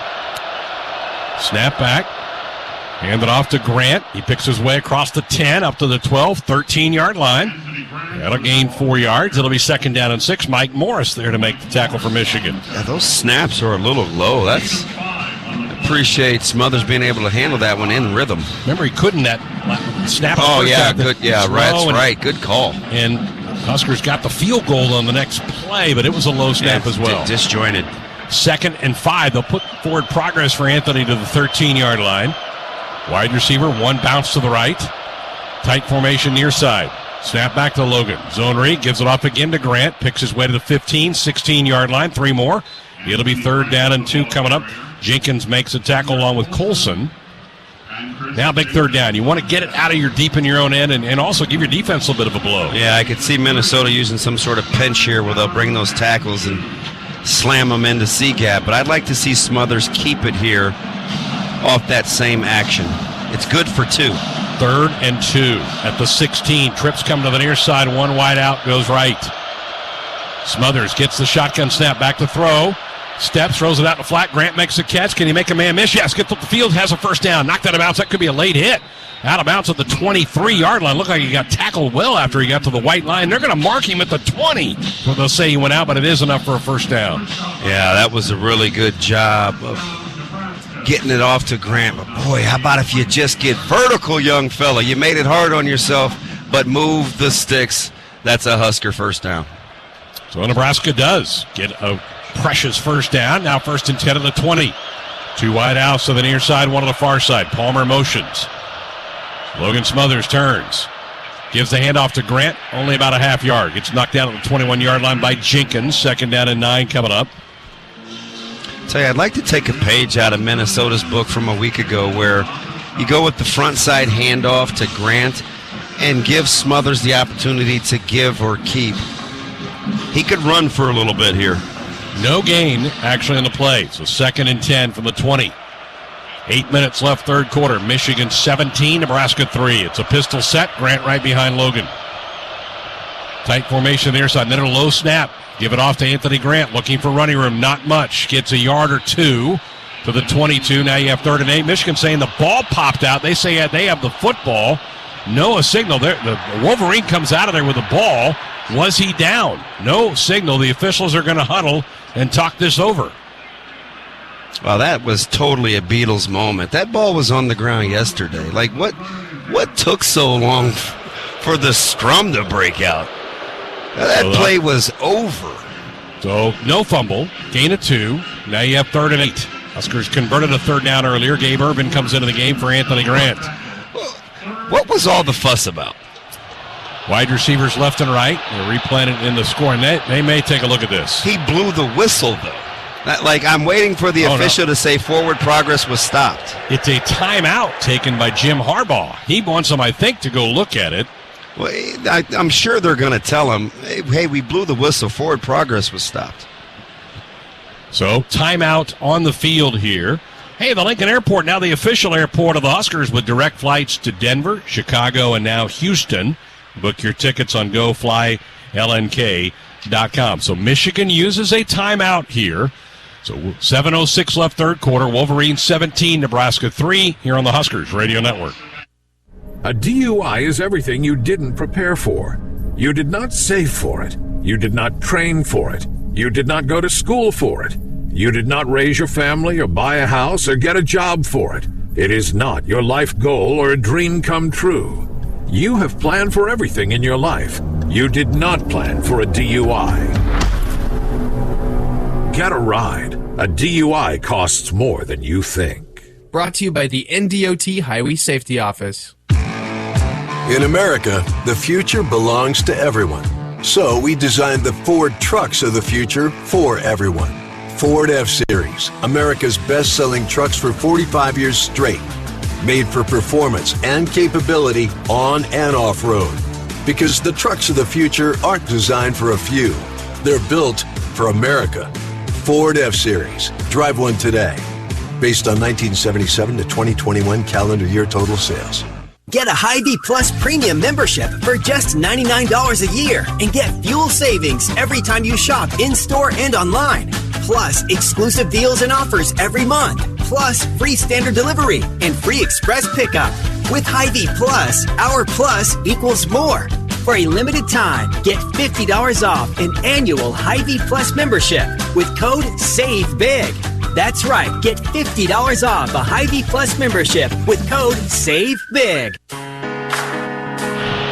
17-3 Michigan with the lead. We are currently under a Hogemeyer Hybrids replay review. Raised local, raised right here in Husker Nation. They are looking at the iPad to see whether there was a fumble at the end of the play by Anthony Grant.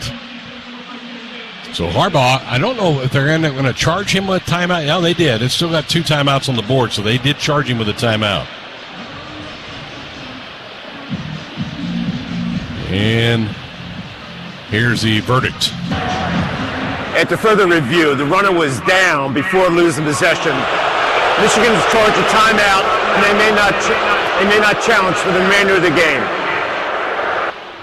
Yeah, zip it, Jim. So he did challenge it. Well, are we going to bury the lead? Not only was he down, the forward progress was stopped. He came in to spot the ball. Cut it out. 1 butt equals 1 knee. There you go. So, Harbaugh burns his challenge, calls a timeout. Well, he's just been surly. I think he wanted to talk. Yeah.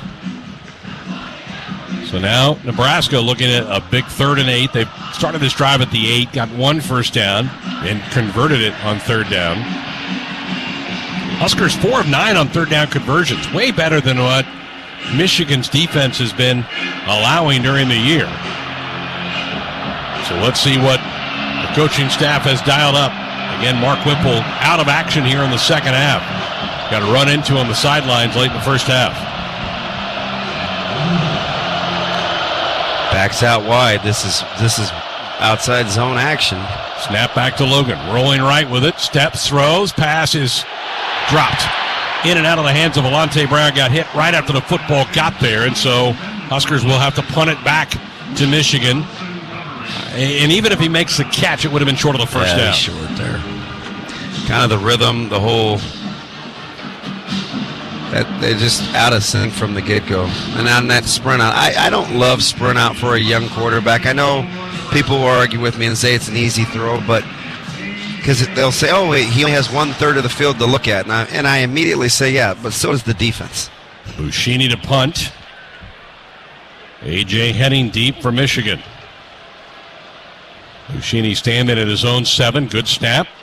Kicks it away. A high kick, shorter kick. Henning not waving and late wave for the fair catch at the 35-yard line. Boy, late decision by him. He is playing with fire back there.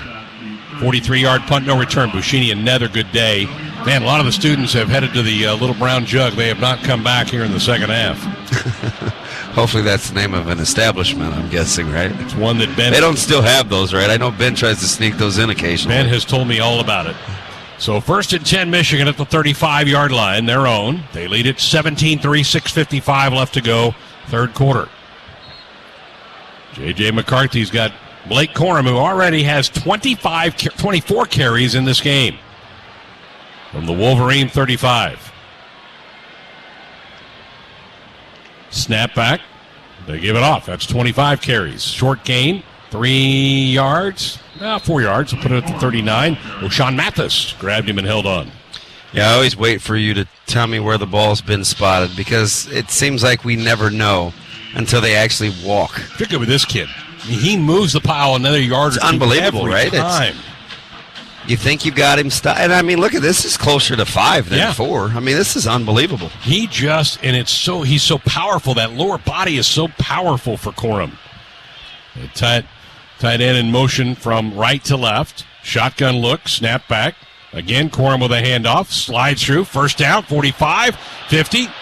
Knocked forward by a Husker to the 49-yard line of Nebraska. Caleb Tanner jumped on his back, but he got 3 more yards after Caleb went for a short ride. Yeah, so patient. If he's 5'9", I'm probably 6'2", so he's just not giving you a ton to work with, and he goes about 205. Dunlap into the backfield from Michigan. 1 wide receiver, now 2 go to the left, 1 to the near side. Actually, Ronnie Bell's coming out. Under center, this time McCarthy from the Nebraska 49-yard line. McCarthy checking up, play clock at 5.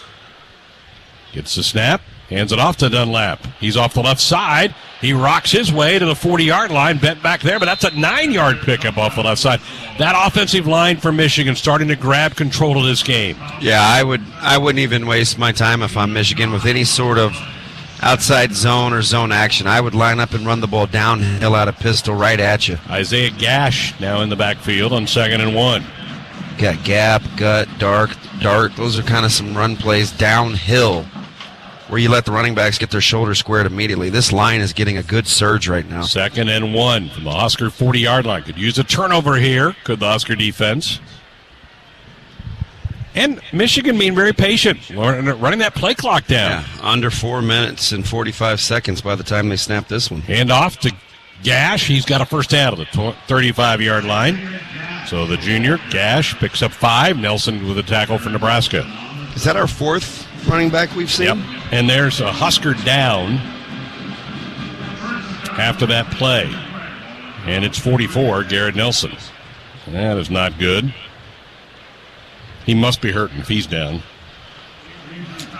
So they're going to attend to him. Hey, at Naughty Companies, their roots run deep through Husker Nation.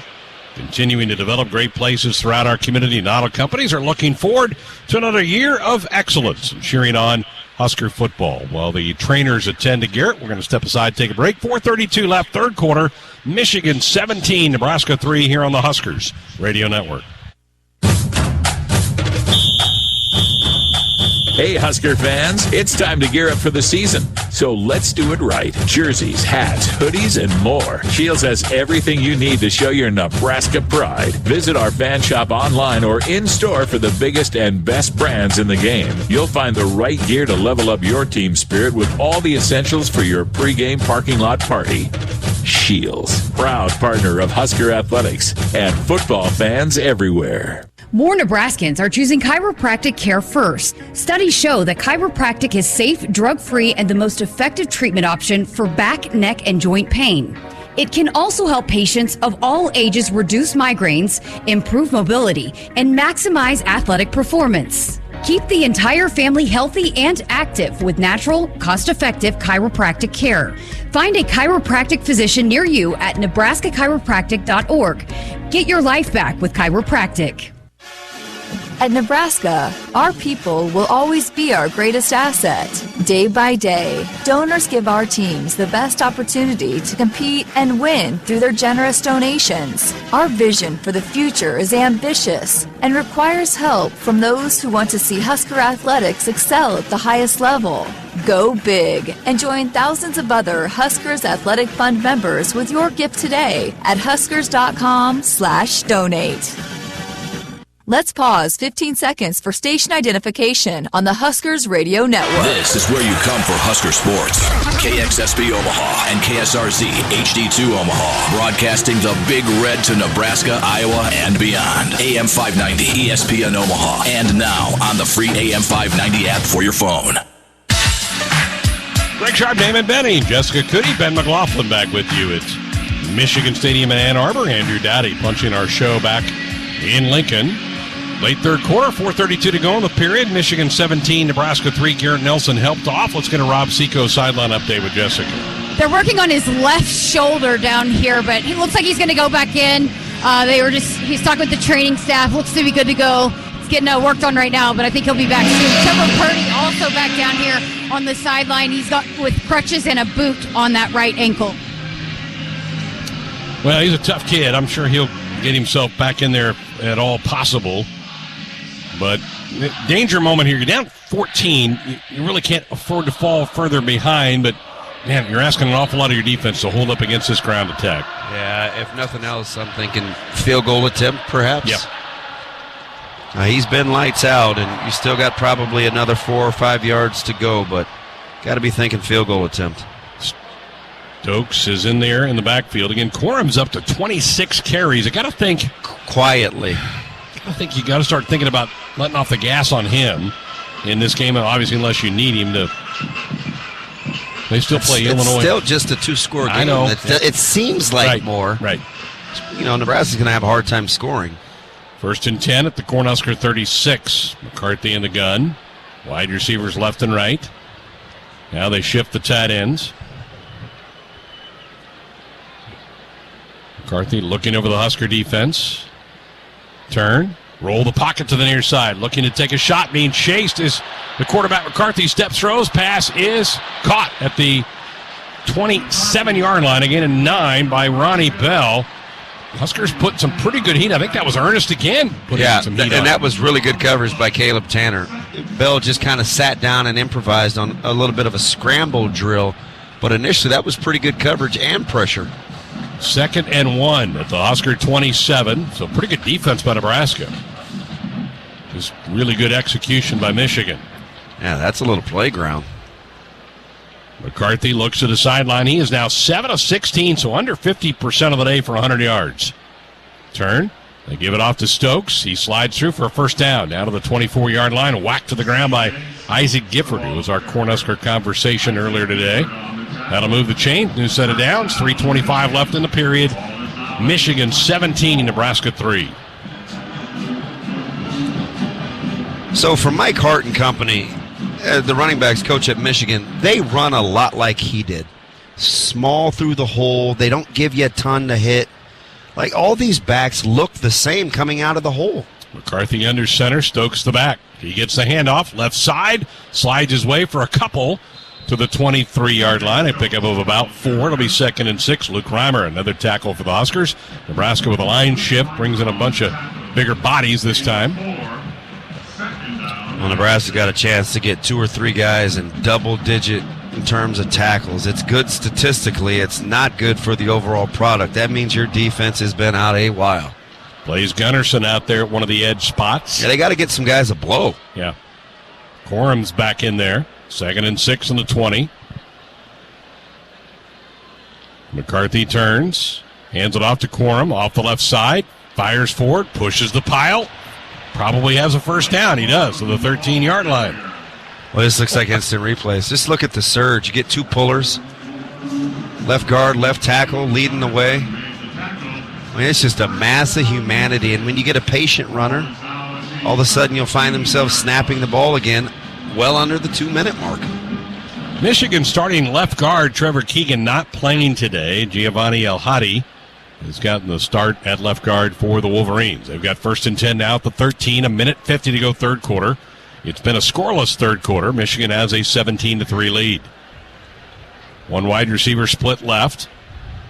McCarthy turns, hands it off to Quorum, squirts inside the 10, inside the 5. Unbelievable. Back around the 3, close to the first down, and he might have it. It may be 1st and goal. And he went through the hole sideways. He just doesn't give you much to hit. I'm impressed. I'm not a Michigan fan by any means, but I can tell you, and I think the beautiful thing about it is he understands what the offensive line is trying to do. Nebraska's fitting. You see Ty Robinson slide off. And Nebraska's just got to be stronger, longer in these football games. 1st and goal at the 3. Quorum the back, McCarthy in the shotgun. Wide receivers left and right. The snap back to McCarthy. He's going to run left behind some blocking to the edge. He's in there. Touchdown, Michigan. Got a block from Quorum on the edge. Squirts in there, and it's now a 23-3 Michigan lead. That's the epitome of pin and pull. You get the down block from Loveland. You get the pull from the left tackle. You get a little hallway crease for McCarthy to run through with, guess who? Quorum as the lead blocker. That's a handful. Pin, pull, lead, touchdown. 10-play, 65-yard drive. nearly 6 minutes off the clock for the score for the Wolverines. So stretch the game now to a 20-point lead. Moody to try to make it a 21-point advantage for the Wolverines. Snap down. Kick is up, and the kick is good. So a 24-3 Michigan lead. First points of the second half. Yeah, Michigan goes over the 175-yard mark, or actually the 200-yard mark rushing. How about that? Boy, Nebraska has really struggled to stop the run this year. Quorum Damon up to 162 on the ground. Yeah. And the longest run is 12 yards. Right, which we kind of seen these instant replays these weeks, right? Let's get a Rob Seco sideline update with Jessica. So I did some research on the headset, Damon. By the way, there is a rule on how many coaches can have headsets, but Coach Whipple is now in the booth, so he'll be calling plays from up there. Steve Cooper has come down here, and now he has got Coach Whipple's headset on. Interesting. That's good, job. See? Yep. Ask and ye shall there receive. You go. I was curious. I thought there was, because it's not just as simple as repair and replace. Like, you can't just give it to, hey, can you give such and such the headsets? Right. Appreciate that. So, kickoff coming up here from Michigan. Tommy Hill, Zach Weinmaster deep for Nebraska. Moody to boot it away.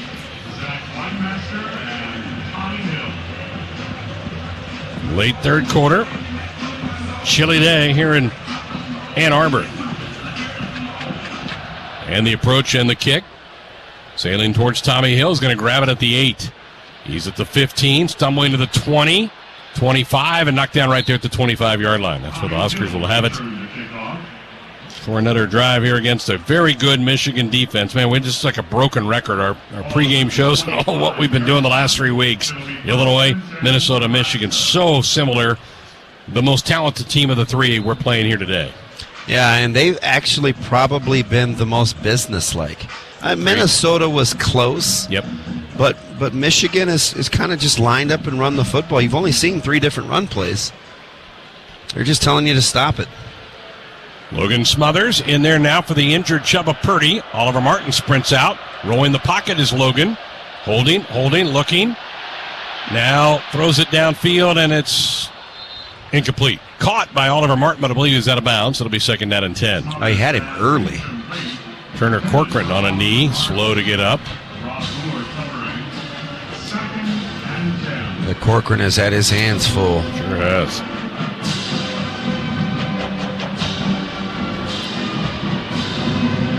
Second and 10 from the 25. 45 seconds left, third period. Ramir Johnson, the back. Tight formation. Snap back. They give it off to Ramir. Off the right side, Ramir gets about 5 to the 30-yard line. That is a possible candidate for today's power play of the game, powered by Nebraska Public Power. Stay tuned for the 5th quarter. We'll announce this week's power play of the game, powered by Nebraska Public Power District, together with your local public power utility. Big 3rd and 5 coming up here. Yeah, need a make here. It's manageable.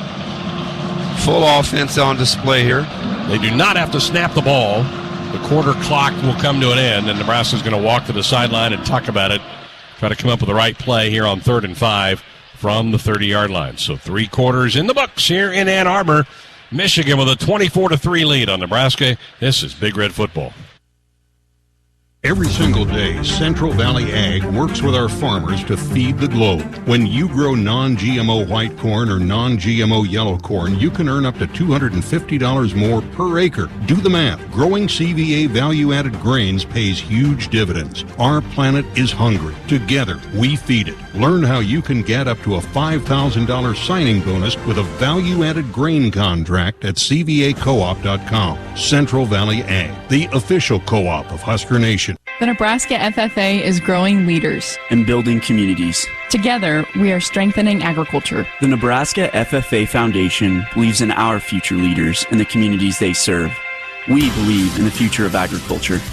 Join us in the I Believe in the Future of Ag campaign. Learn more online at neffafoundation.org. Brought to you by Farmers Cooperative, standing with those who grow, and Pinnacle Bank, the way banking should be, member FDIC. For 46 years, our focus has been our customers at Sid Dillon Buick GMC Cadillac in Fremont. Come see for yourself how easy buying your new car, truck, or SUV at Sid Dillon can be. Stop by our dealership in Fremont to order your new vehicle and shop in-stock and inbound inventory. And if you need a commercial vehicle, we're your GMC Business Elite dealer. Shop at SidDillonBuickGMC.com. You are what drives us, Sid Dillon. GMC, we are professional grade. Welcome back to the Acres Broadcast Center at Memorial Stadium in Lincoln. I'm Matt Coatney. Time now for a Nebraska Lottery scoreboard update.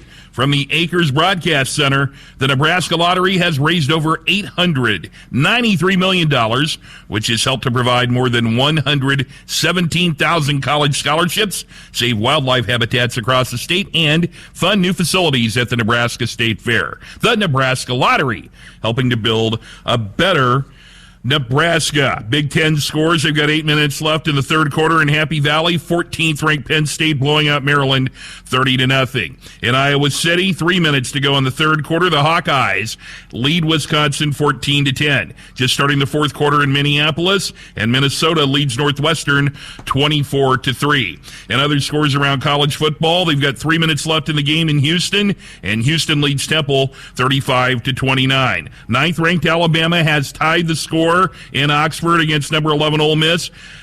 Crimson Tide 24, the Rebels 24 late in the third quarter. 10th ranked Clemson with a 24-10 lead over Louisville. They're playing in Death Valley at the end of the third quarter of play. Number 16, North Carolina State in a bit of a tussle today, but leading Boston College 20-14 at the end of the third quarter. Number 22, Central Florida has opened up a 31-17 lead at number 17, Tulane. 3 minutes to go in the third quarter of play. Washington State blowing out Arizona State 28-0 near the end of the third quarter, and Iowa State leading 14-10 at Oklahoma State. They're early in the fourth quarter of play. Michigan has the lead over Nebraska 24-3. As we start the fourth quarter of play, let's head back to Ann Arbor to Greg Sharp and Damon Benning. Matt, thank you very much. Time to see what's on tap, presented by Bud Light. Husker volleyball in action tomorrow, a top 10 battle at Ohio State. Coverage begins on the network at 3, first serve at 3:30. Husker women's basketball, they're nationally ranked. They'll play another nationally ranked team Tuesday night, the Creighton Blue Jays. 6 o'clock in Omaha, 5:45 for pregame coverage. And the Husker men off to a 2-0 start. We'll travel to St. John's in the Gavitt games, taking on the Redmen. 5:30 tip, 4:30 for pregame coverage here on the Huskers Radio Network. That is what is on tap, presented by Bud Light. Big 3rd and 5 coming up here. Absolutely. Listen, at fourth quarter, we talked about this in the pregame, right? Nebraska's not right now playing against the score. They're playing to get better. And right now you need to start to find some pet plays for these third manageables going forward. Two wide out, split left, one on the near side. Ramir Johnson in the backfield with Logan Smothers. Now he races to the near side. That's Marcus Washington. So Logan's by himself. Empty set, snap back to him. Step throws, pass is caught, first down. Good grab, good throw by Logan Smothers. Found Washington. It's a pickup of 6, and that moves the chains. Boy, I tell you, that was a busted coverage from Minnesota. Michigan. Michigan, excuse me. They're both ends. Boy, did they turn Trey Palmer loose on that skinny? Uh-oh. I don't think anybody went with him. Keep on eye on that. Pistol setup this time. Johnson right behind Logan Smothers from the Cornhusker 36. Bad snap. Ball's on the ground. Huskers dive on it. I don't think Logan was ready for the snap that time. He was like looking the other direction when the snap came back. Huskers fortunate to get that back. It's a loss of 3. Yeah, and I think that one's on Logan. Once you lift the knee and you kind of let Hickson know you're ready, you've got to be ready to snap. He's just been a little off all day. Where that lack of practice time during the week is coming into it. And Hickson hasn't been sharp with a lot of the snaps either, so you're talking about a recipe for disaster. So now 2nd and 13 for the 33. It's a pistol set. Ramir right behind Logan. An H-back in the backfield. Wide receivers left and right. Here's the snap back. Delay handoff to Ramir. He's got a little room. 35, Ramir to the 40 and leans to the 41-yard line. Good run that time for Ramir Johnson. Picks up 8 yards. Now you have 3rd and manageable, 3rd and 5 coming up. I just want to see him put his left foot in the ground and get right back vertical. You play across a defender's face. Advantage Wolverine, yes. Yeah. Now again, 3rd and manageable, and they're back in empty again. Maybe they saw what I saw earlier. Logan looking over the defense.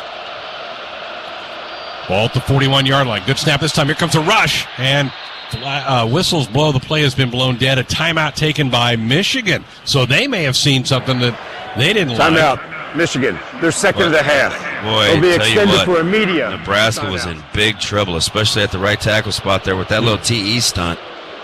Ooh, turn him loose. We have a timeout on the field. The Lincoln Airport, now the official airport of the Huskers. They have direct flights to Denver, Chicago, now Houston. Book your flights on GoFlyLNK.com. We'll take one as well. 13-19 left in this one. Michigan 24, Nebraska 3. This is Big Red Football. In America, the future belongs to everyone. So we designed the Ford trucks of the future for everyone. Ford F-Series, America's best-selling trucks for 45 years straight. Made for performance and capability on and off-road. Because the trucks of the future aren't designed for a few. They're built for America. Ford F-Series. Drive one today. Based on 1977 to 2021 calendar year total sales. Whew.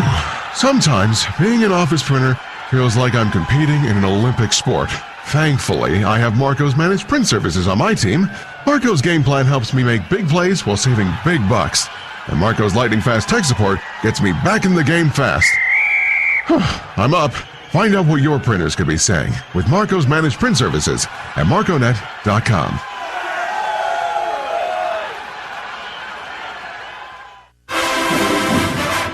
It takes hard work to be the best in the game. Planning, commitment, resilience, sweat. That's why Old Dominion Freight Line, the #1 national LTL carrier for quality, works hard to be the best in the game and is proud to support those striving to be the best in theirs.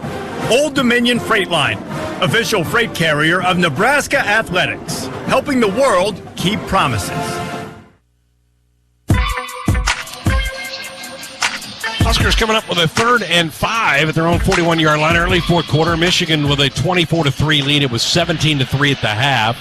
Wolverines scored late in the third quarter to push the lead out. We've had a lot going on in this game. Chubba Purdy injured an ankle on a scramble late in the first half. He's now on crutches on the sideline out for the game. Mark Whipple, Nebraska's offensive coordinator, was on the sidelines when a play went into a handful of Husker people knocking Whipple to the ground. He had some x-rays. He's fine. He's now up in the booth next to us calling plays right now, so he's left the sideline but back and a part of this game right now. Casey Thompson not on the trip. So, man, you're talking about getting some depth issues, particularly quarterback. Logan Smothers has gone the entire way in the second half. Logan is 2 of 5 throwing the football so far for 10 yards. He's also scrambled one time for 3 yards. 3rd and 5 right here for the Huskers early fourth quarter. I'd love to see something other than empty right here. I just don't think they can protect, and Michigan is going to bring pressure. Yeah, when they've shown that look, Michigan starts to lick their chops. Ball to 41 for the Huskers. Next week, we're back home. Final home game of the year, Wisconsin will be at Memorial Stadium. We do not know the kick time, but I would be listening to Big Red Reaction tonight. My guess is it'll come out tonight. What time the game of the Badgers is. It will not be at night. We do know that. Huskers again go empty. Logan by himself. Michigan backs up this time. Snap back.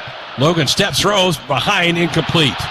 Tried to hit Trey Palmer, and it was behind Palmer on a crossing route at midfield. It would have been a first down, but throw did not connect with Trey, and Huskers will be forced to punt. Yeah, only +1 pressure. They brought 5. That's a you got to make that play. Came in a little hot. Little behind him. So, Brian Buschini on the punt for Nebraska. A.J. Hemming deep. Buschini stands at his own 27. Good snap back to him. He hammers one away. A low kick into the wind. Bounces at the 25. Takes a Husker roll. And will be down on the 23-yard line. So no return for Michigan after that punt of 36 yards. Hard to punt and kick when it gets below or right around the freezing mark. The ball turns into a rock you're trying to kick. Yeah, Buschini's net game has been pretty sharp today. Yeah. So the defense back out there. They have had to defend 55 plays to this point. Michigan time of possession 27 minutes and 30 seconds. We have 13:06 left to go in the game. McCarthy will line up with a pistol set. We have not seen much of Donovan Edwards in this game. No. And now it's C.J. Stokes. Ronnie Bell motions back to the line of scrimmage. Snap, handoff. Stokes, right side. Cuts back, 30, 35. Look out, 40-yard line. Finally knocked down around the 41. Good cutback. Quentin Newsom finally brought him down. But there, like you said, that's a kind of a run you'd see Quorum make. Yeah, they look a lot alike. All these backs in terms of their vision and patience. Stokes, a true freshman. Yeah. He came down awkwardly on his ankle. Yep, he's out. Gash in. 1st and 10, Michigan at their own 41. A little I formation here. This old school. One wide out, split right. Turn. Stretch play. And what a play by Nebraska. Nice job. Colton Feast fired through. That's a TFL as he grabs Gash in the backfield. It'll be a loss of 3 yards. Yeah, you're playing to his strengths right there. He can shoot a gap. He plays with good leverage, and he's got good quickness, especially lateral quickness. Huskers get their 4th tackle for a loss in the game. Stokes back in after the 1 play absence. 2nd, 13. 12 minutes left in the game. 2 wide outs to the near side, 1 to the far side.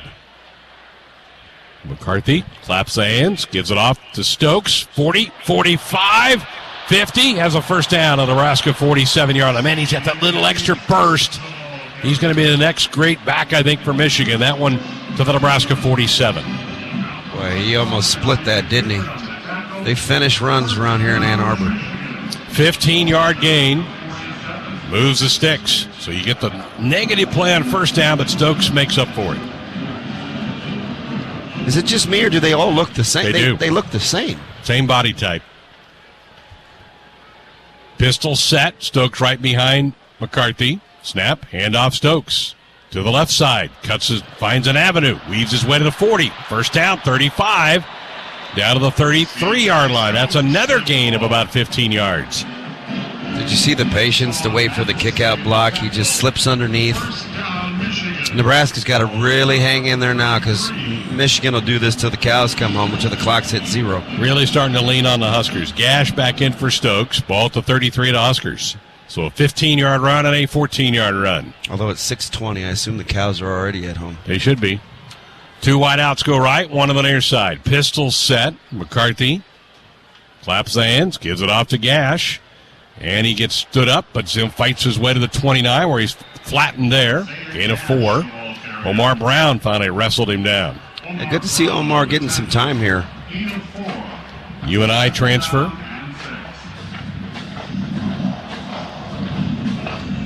Second and 6, 10:20 left in the game. Michigan 24, Nebraska 3. Wolverines huddling up. They've really killed a lot of clock. They've run that play clock down quite a bit themselves here today. Yes, indeed. They know they're in control of this. 2 wideouts go right. Now they'll be joined by a tight end on that side of the formation. Under center's McCarthy. Gash the back. He gets the handoff. Oh, McCarthy fakes the handoff. Rolling, throwing, pass caught. Ronnie Bell. First down. Slips a tackle. 20, 15, 10. Still on his feet. 5. Fumbles the ball into the end zone. And it is knocked toward the back of the end zone. There's a pile up. If Nebraska recovers, they'll get the ball to 20. If Michigan recovers, it should be a touchdown. How did that stay in the end zone? If it goes out of the back of the end zone, it'd be a touchback. And they're going to say, I think Michigan landed on it. Yeah. So what else is new? Wow. So touchdown Michigan. They recover the ball on the scramble in the back of the end zone. And I think Andrell Anthony is the one that recovered the football. And Michigan now leads at 30-3. Of all the places that ball could have gone. This is an electric run by Bell. Buford missed the first tackle. Somehow Bell stayed in bounds, I think. I'll probably take a look at that. Newsom misses a tackle. The previous plays under further review. The ruling on the field was a touchdown. And those bodies were right toward the back of the end zone. I don't know that anybody was out of bounds. And I don't know if they'll have a camera angle good enough to take it away. Again, the call on the field is recovered ball in the end zone by Michigan for 6 points. Yeah, real time. Looked like Bell stayed in bounds. So I think Bell was inbounds. He was, yeah. Bell did not. We just got a good sideline look. He tight-roped it, but man, he fumbled it about the 1. And then there was a mad scramble. Mostly Michigan guys for the scramble. They were to the back, but now the ball right at the very end almost looks like Damon. It went out of the end zone. Yeah, it looked like he pulled it back off the white line. That's what I was asking you. How did this ball stay in the end zone? Let's see if this goes and hits any part of the white line. Oh, that hit the white. I think it maybe did. That hit the white. And if that's the case, that's a touchback in Nebraska ball. Listen, he pulled it back in. Okay, so, I mean, people may disagree on varying degrees. I'm not crazy. Like, that seemed like that went out of the end zone. Well, they've got a couple good camera angles of it, and they can slow it down and they can zoom in on and see if the tip of the ball hits the white back line of the end zone. And we're not seeing those zoomed-in looks. So while they go over all that, we are going to step aside and take a break. With the score currently 30-3, Michigan with the lead. This is the Huskers Radio Network. Guess we'll keep going it to here. the field. Stands. Touchdown. Oh, my goodness. So they do allow it to stand, so they must not have felt like the tip of the ball got to the white line. So it's a touchdown, Michigan. We'll have to wait to kick the point after because we're in the middle of a media timeout. Did that not? I couldn't tell. I didn't have a good enough. And again, like I said, they can, in the trucks, they can zero in on it and go down and look at it. They're going to go ahead and kick the PAT here. Even though the Moody's kick is up and good. And so it's a 31-3 Michigan lead. It's leaving me a little moody. Gosh, I wish I would have had one more look at that. All right. Full disclosure, you know, I'm just learning how to use your binoculars, number one. Yeah. 31-3. Hey, learn how you can earn up to $250 more per acre when you grow value-added grain by visiting cvacoop.com. Central Valley Ag, the official co-op of Husker Nation. Now we'll step aside, take a timeout. 31-3 here on the Huskers Radio Network. And it's going to be just like the old days, but even better, because now it's old school meets new school. Whoa, did you just dip your pizza in Dorothy Lynch? Yeah, man, it's amazing. Here, I got extra. Try it with your hot dog. Oh, wow. Hey, we need another hot dog over here. So as I was saying, it's a whole new game now. Here we go again. Rooted in our tradition as a team. Shake up tradition with the one-of-a-kind flavor that goes with anything, game day or any day. Dorothy Lynch, endless flavorabilities. Experience the difference at Woodhouse Buick GMC. From the GMC Acadia to the Buick Encore, we're sure to have a vehicle that fits your lifestyle. Our climate-controlled showroom guarantees a comfortable shopping experience every time you visit. Plus, our commitment to our customers continues well beyond the date of purchase. You will leave our lot feeling comfortable and confident in your new vehicle. Start your car buying journey today, in-store or online at WoodhouseBuickGMC.com. We are professional grade. From the University of Nebraska-Lincoln, I'm Student Government President Jake Drake with Campus News. Nebraska has the most technically advanced buildings in the Big Ten, according to an annual review of universities across the country. Nebraska has also saved over $85 million over the past 17 years by making long-term investments in clean, reliable energy sources, cutting-edge automation, and collaborations across campus. Michigan goes 76 yards, 6 plays, 3:27 off the clock, and a strange finish to the drive as Bell fumbles at the 1. It goes into the back of the end zone. Anthony landed on it and pulled it back. We've seen several angles that, man, it sure looked close, Damon, to hit in the back of the end zone and would have been a touchback for Nebraska. But call stands, and Michigan's got 6 more points. Yeah, without seeing, I guess, I almost wanted to turn the camera angle around. Looked like it was on the white line, but now if you're Nebraska, it's 31-3. Figure out a way to string a few more first downs together. Yeah, and you got to think. Give your defense a blow. I mean, they're gassed. Yeah, up to now 61 plays for Michigan, and just the heaviness of what Michigan does. They lean on you, and they push on you. Well, they're at 44 carries for 220 yards. Yeah. I mean, that's a workman's day. Time of possession nearing 31 minutes in the game for Michigan. We still have 9:39 left in this one. Huskers got a field goal late in the first half from Timmy Bleekrode. Those the only points Nebraska has. Jebba Purdy out of the game with an ankle injury. Casey Thompson not on the trip. Logan Smothers and Jarrett Sinek are the two quarterbacks left for Nebraska. Sinek, the walk-on from Hastings. Moody has it teed up. Tommy Hill stands at the goal line.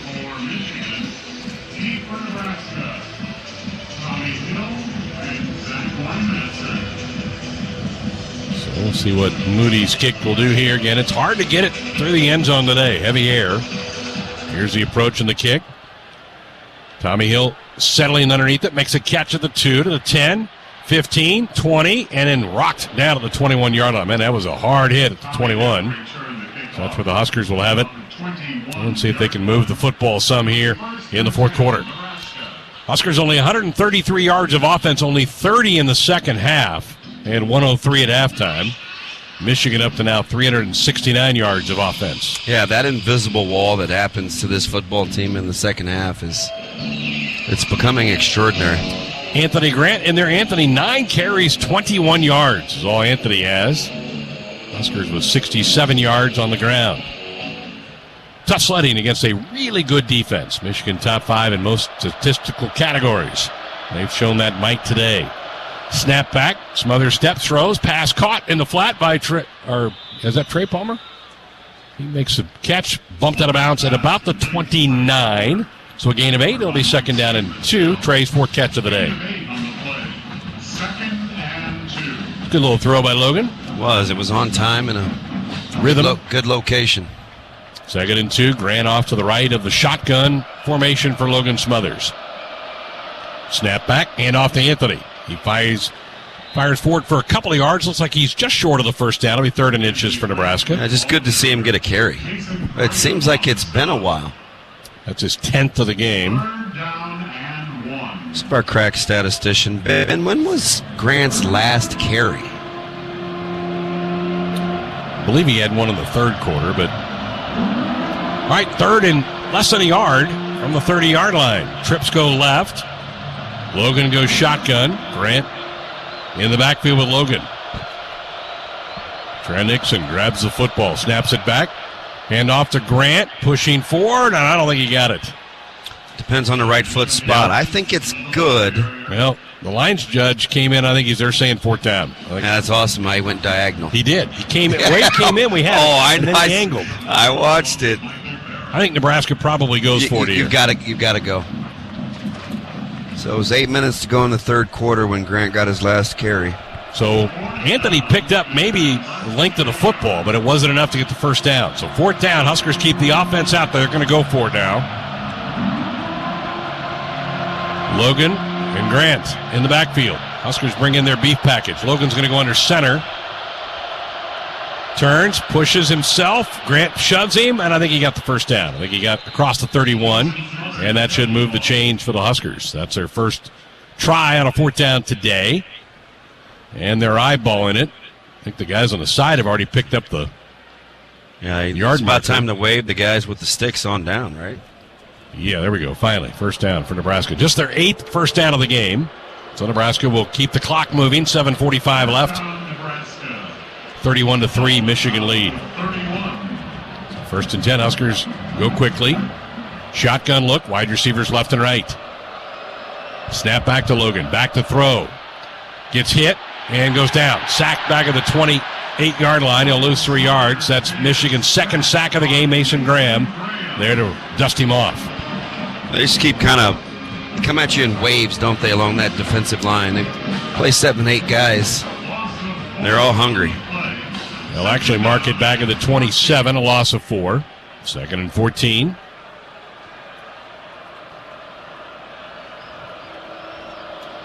Three wideouts go to the left. Nobody to the near boundary. Grant's in the backfield. They turn, throw a little bubble screen, low, caught, but on his knees was Palmer. That'll be a loss of 3 yards. He had to go to his knees to catch it, so a low throw from Logan. Now you got 3rd down and 17. Got to make a better throw than that. Yeah, yes you do. You got to set your feet. He just, he's kind of late coming out for warm-ups. Didn't look like he felt great. He just hasn't been himself today, in my opinion. And really not running much. Which you thought that's what you would do in Logan. Yeah. 3rd and 17. 2 wide outs to the near side. An H-back in the backfield. It's a pistol set with Grant in the backfield. Snap back to Logan. Play actions out of this look. Has some time. Now going to run. Gets a couple of yards, but brought down to the 25-yard line. So he picked up 1.5 yards, but he was looking to take a shot deep down the field, but just could not clear his arm enough to throw it. And there's an injured Wolverine down at the end of the play.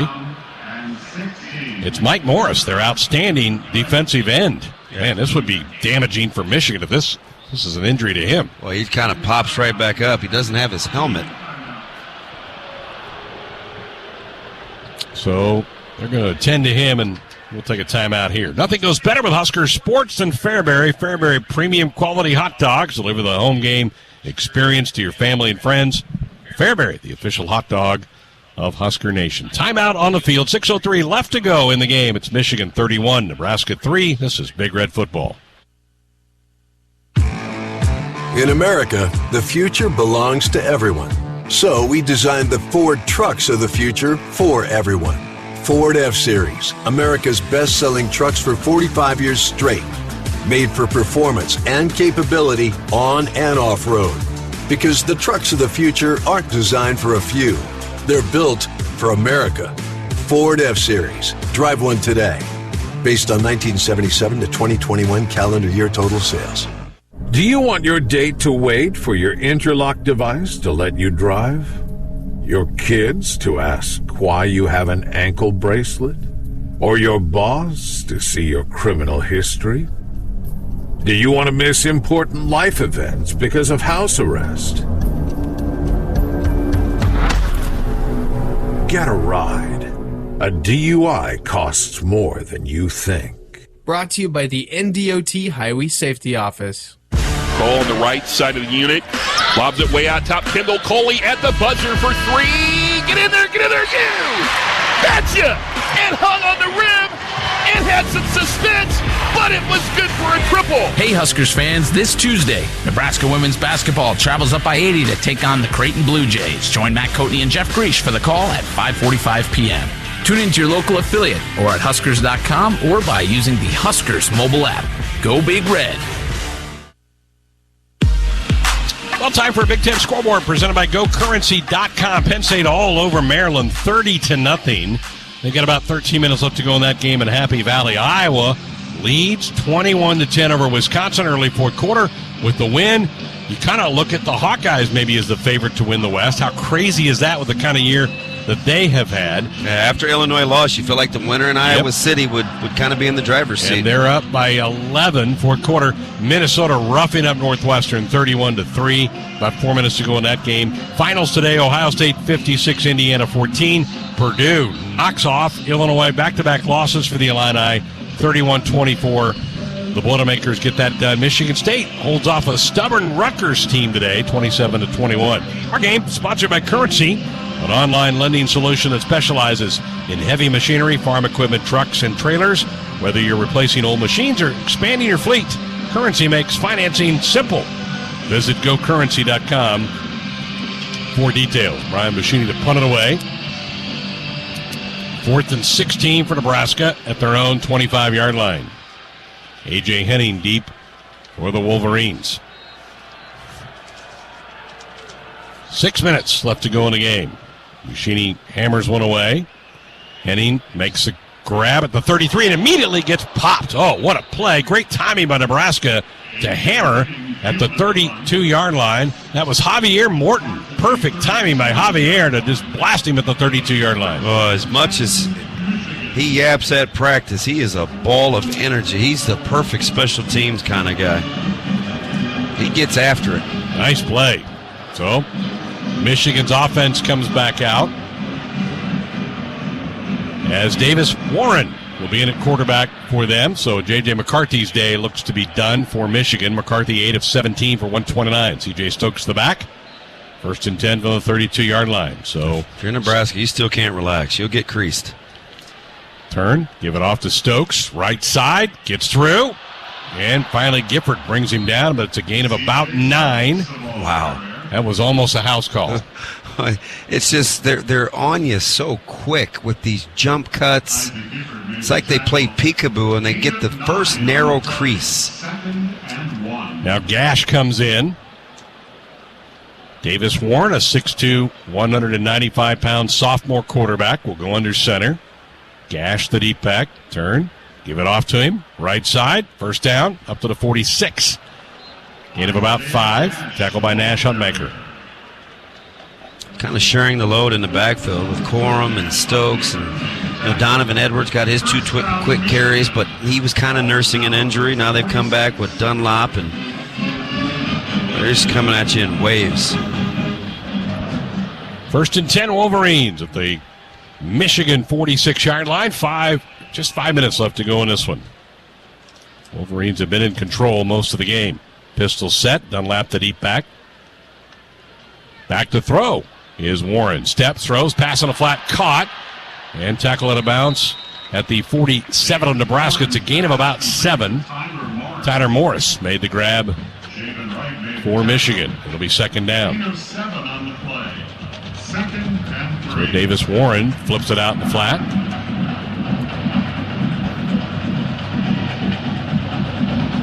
(31-3). It was 17-3 at the half. Nebraska just has not had much offense here in the second half.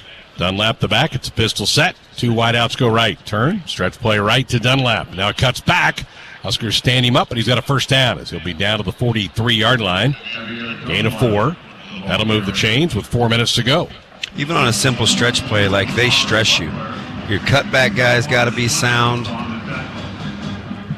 You got to be responsible for boot. I like this offense, even for as simple as it looks. Schematically, it is sound. 1st and 10 at the 42-yard line. Franklin now in there at running back. They roll the pocket. Warren rolling right, throws back across his body. Nice catch made by Loveland, the tight end. He's got a first down at the 30-yard line. Boy, he went and picked that off his shoe tops and advanced the football for a dozen yards. Yeah, no Schoonmaker, and no problem. Just play Colston Loveland, and all he does is catch first downs. That's 2 for 38 for that young guy, and I'm telling you, he's been a monster blocking on the perimeter, too. 1st and 10 Wolverines now at the Nebraska 30. 3 minutes left in this one. Back home next week to face the Badgers. Wide receivers left and right, wings on both sides. Franklin the back. Davis Warren the quarterback. Michigan letting that play clock drift down. Snap back, play action. Or they give it off to Franklin. And he gets a couple of yards down to the 27. Bent back there. Gain of 3. It'll be 2nd down and 7.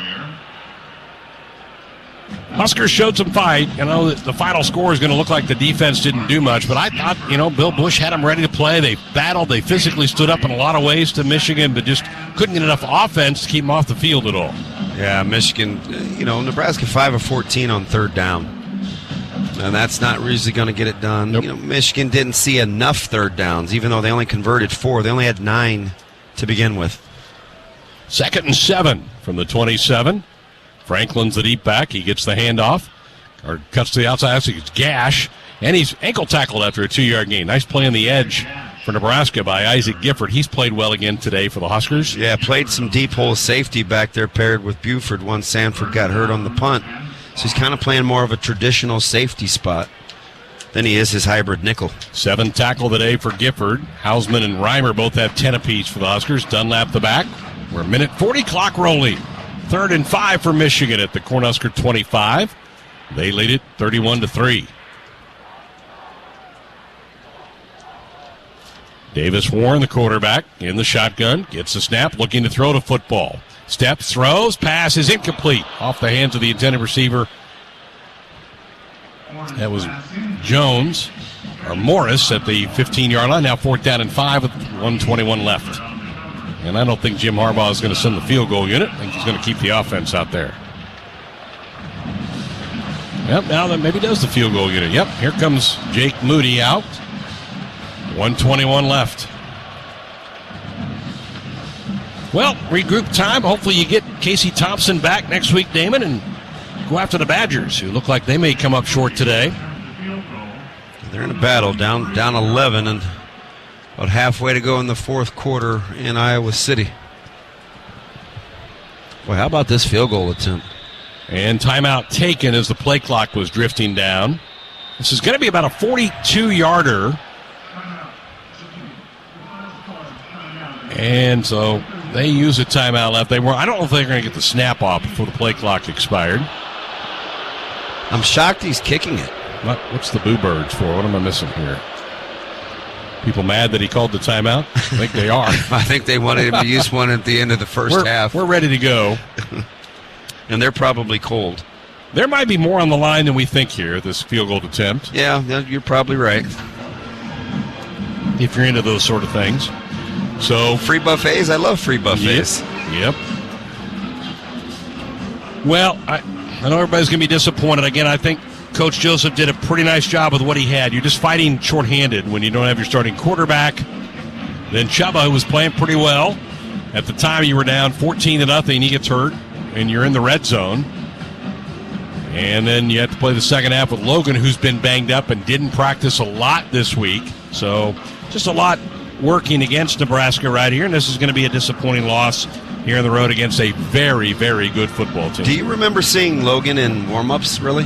He didn't come out the first time the quarterbacks came out. He came out the second time. So if it could go wrong, it has gone wrong for Coach Joseph thus far. I mean, the whole next man up even applies to your offensive coordinator. Yeah. How many times do you see that? Mark Whipple having to come up to the press box after getting rolled on a kick return. Got drilled on the sideline, couldn't get out of the way. I'm surprised that doesn't happen more often. You know, as many times as guys run into the bench area. Kind of get lost in the flow of the game. That's why they ask you to kind of stay back. So Huskers will drop this one. They'll now be 3-7 on the year. Michigan will go to 10-0. And what should be a pretty interesting month ahead for Husker football fans. The fate of where the program goes from here. Not sure. Trev Alberts has done a magnificent job of keeping everything really under cloak and dagger. Oh, yeah, really. It's been amazing.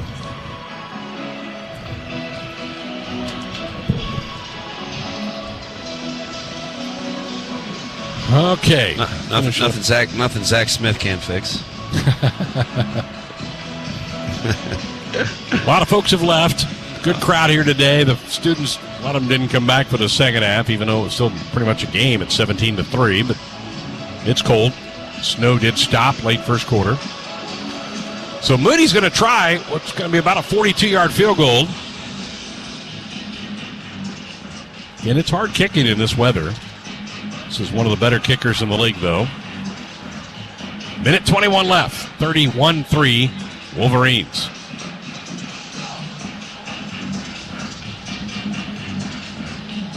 Oh, here we go. Oh, now they're not gonna kick. Yeah. Oh no, wait. He's just keeping warm, I think. Where's his holder? Maybe he just likes isolation.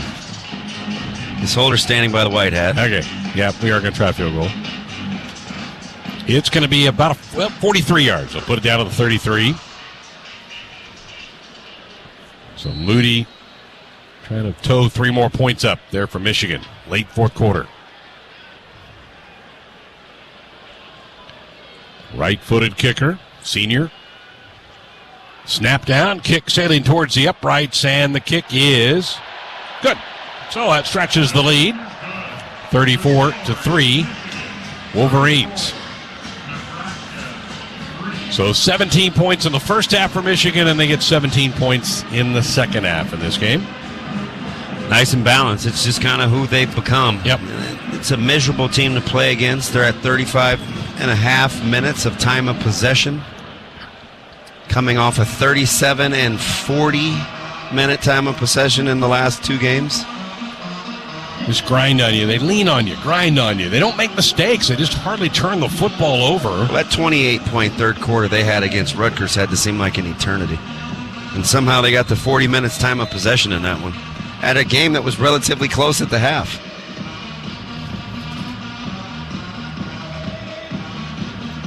So we'll kick it away here. It'll be Moody to boom it away. Tommy Hill deep for the Huskers. Maybe Tommy could get loose on one. That'd be kind of fun. So 1:17 left after the field goal attempt. And a lot of folks have hit the exits. And Moody's kick sailing towards the Husker end zone. Tommy Hill going to let it go over his head out of bounds and out to the 25-yard line. And we're going to see the walk-on quarterback, Jarrett Sinek from Hastings, come in and run the last minute 17 off the clock. Kind of just sat back the other day at practice and just watched him throw the ball. He throws a good ball.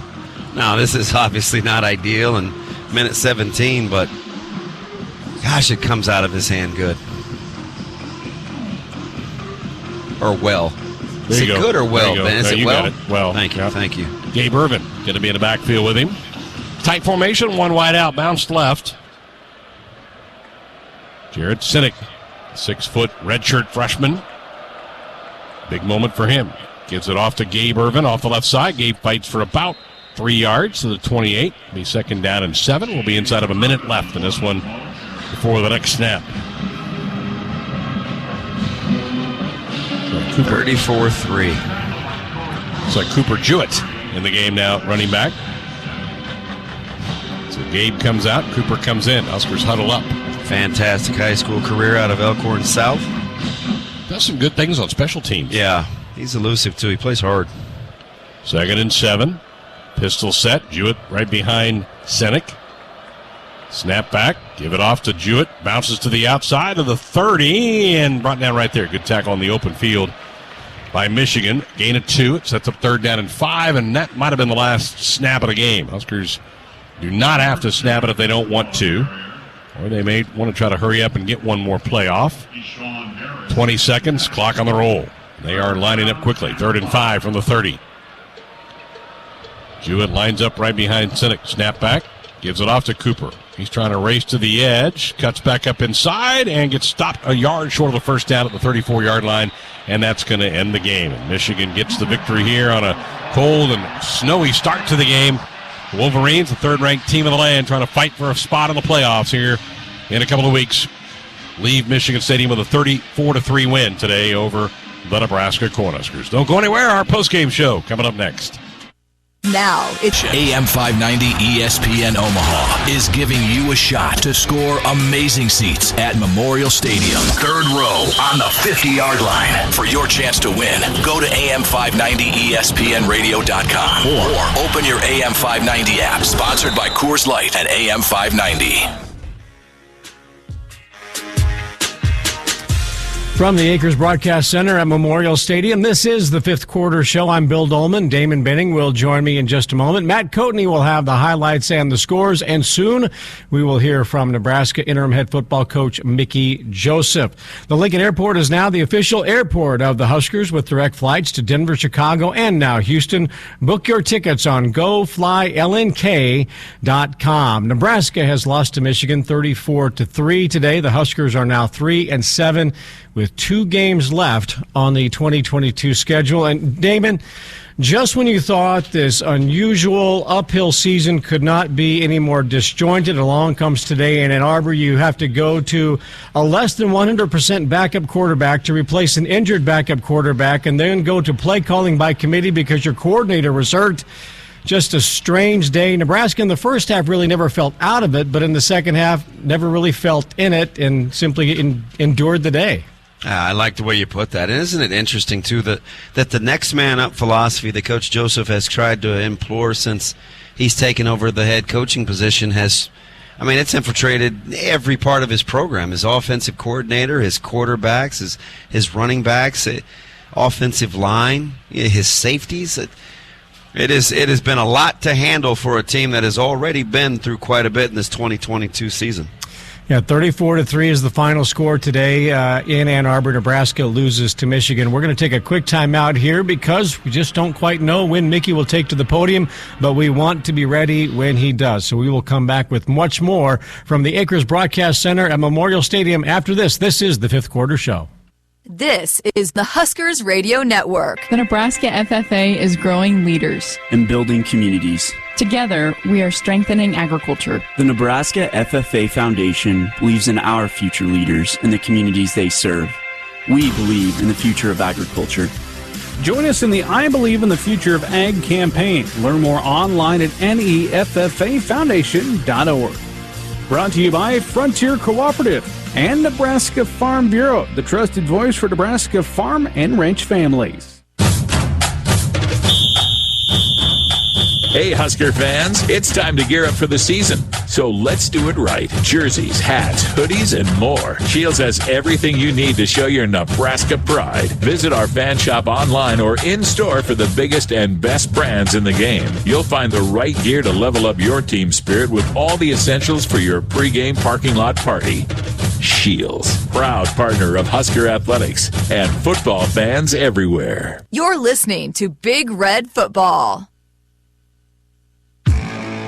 In America, the future belongs to everyone. So we designed the Ford trucks of the future for everyone. Ford F-Series, America's best-selling trucks for 45 years straight. Made for performance and capability on and off-road.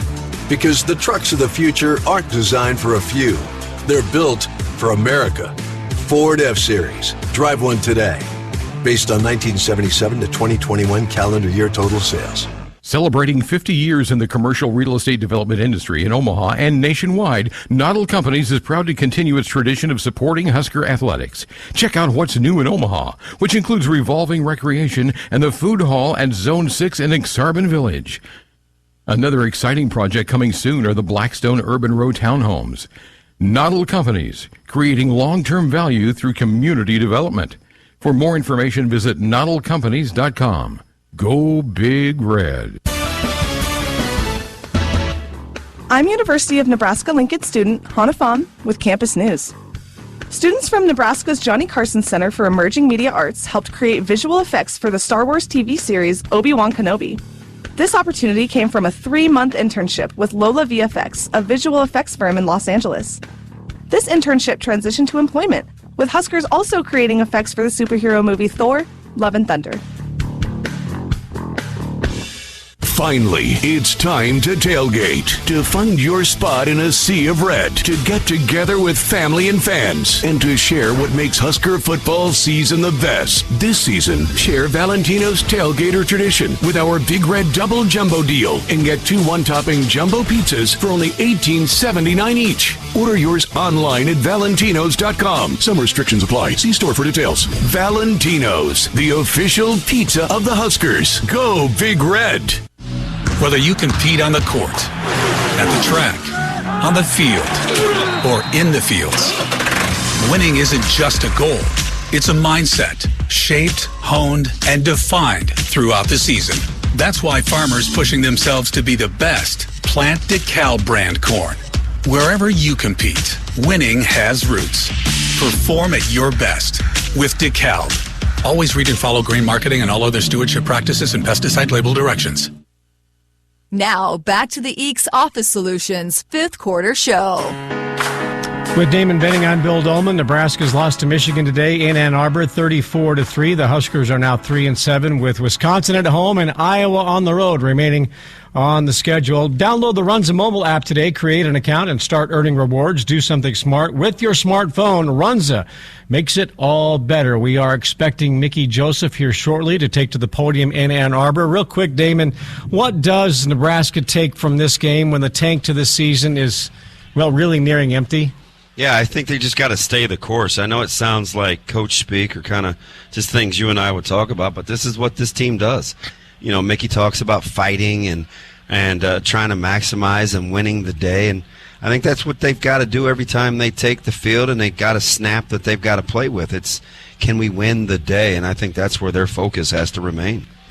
How difficult has this assignment been for him when you think about other coaching changes that have been made, throughout history, all throughout college football? So many, difficult challenges, but specifically for Mickey over the last, 2 months now? Yeah, it's got to be exhausting, but it's kind of who he is. But, he's human, and it can grind on you, but he's such a competitor and such a battler, and if it could go wrong, it has gone wrong. And for him, I think he just looks at it as ways to grow and ways to develop, and I think that's how he's trying to approach it, because he's not one of those guys, Bill, that spends a lot of time being in his feelings. He's always trying to figure out how to get better and how to get the next small step victory. Or making excuses, that's for sure. And here comes Mickey Joseph to the podium. We will join it live right now. Well, first of all, I want to take my hat off to Coach Arbor and his football team. They're a well-coached football team, and they're a talented football team. And they played a really good game today. Questions? Chuba has a high ankle sprain right now. Mark came back, Whipple came back second half, and he called it from the box. I didn't see it. I guess he got wiped out. I didn't see it.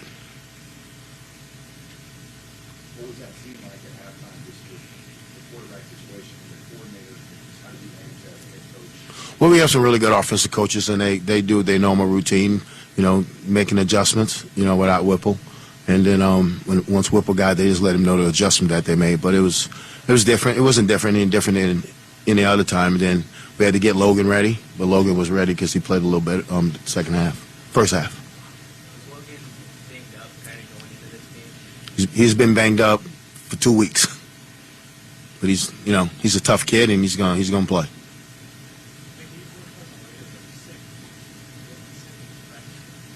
No, I don't think we had some kids down sick, but I don't think Logan was one of them. We had about 3 or 4 downs with the stomach virus.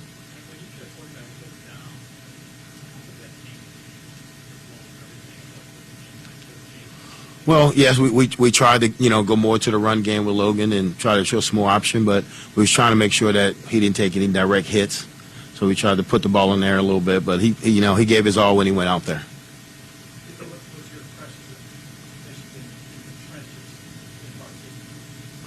They're really good on the O-line and the defensive line. That's what Big Ten, really good Big Ten teams look like. With the O-line and D-line, they move people and they get pushed back on defense. It's a really good football team. I thought it was better. I thought he was better, but it wasn't much room in there. We wasn't getting much push off the line of scrimmage. So just telling the backs, once you get in, you see it, you got to go because it's not going to stay open very long. The credit to Michigan.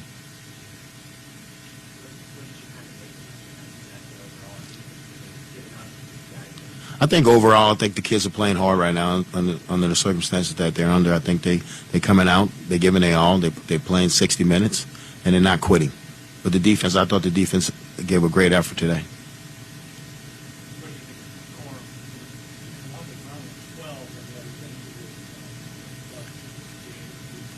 He's probably one of the best backs in the country. He's probably the best back we've seen.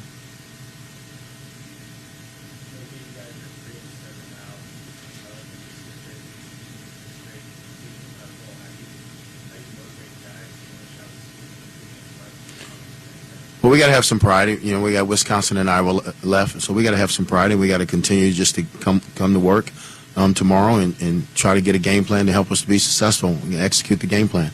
But we got to keep going. We're not going to quit.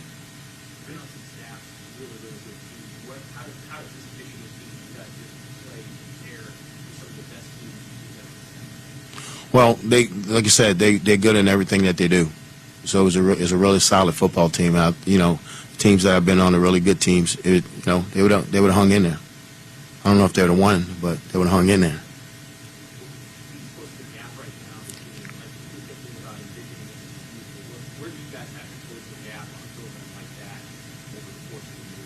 Recruiting. We have to recruit better. Yeah. Every position. You're 3-7. Every position. We have to recruit better as a staff. And we will.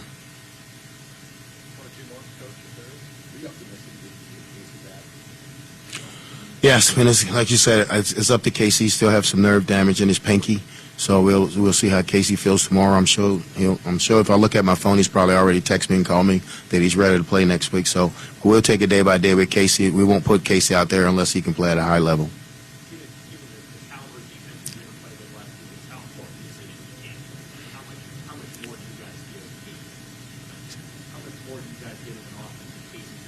Well, Casey's a starter, so you get more offense when Casey's out there because he's a starter.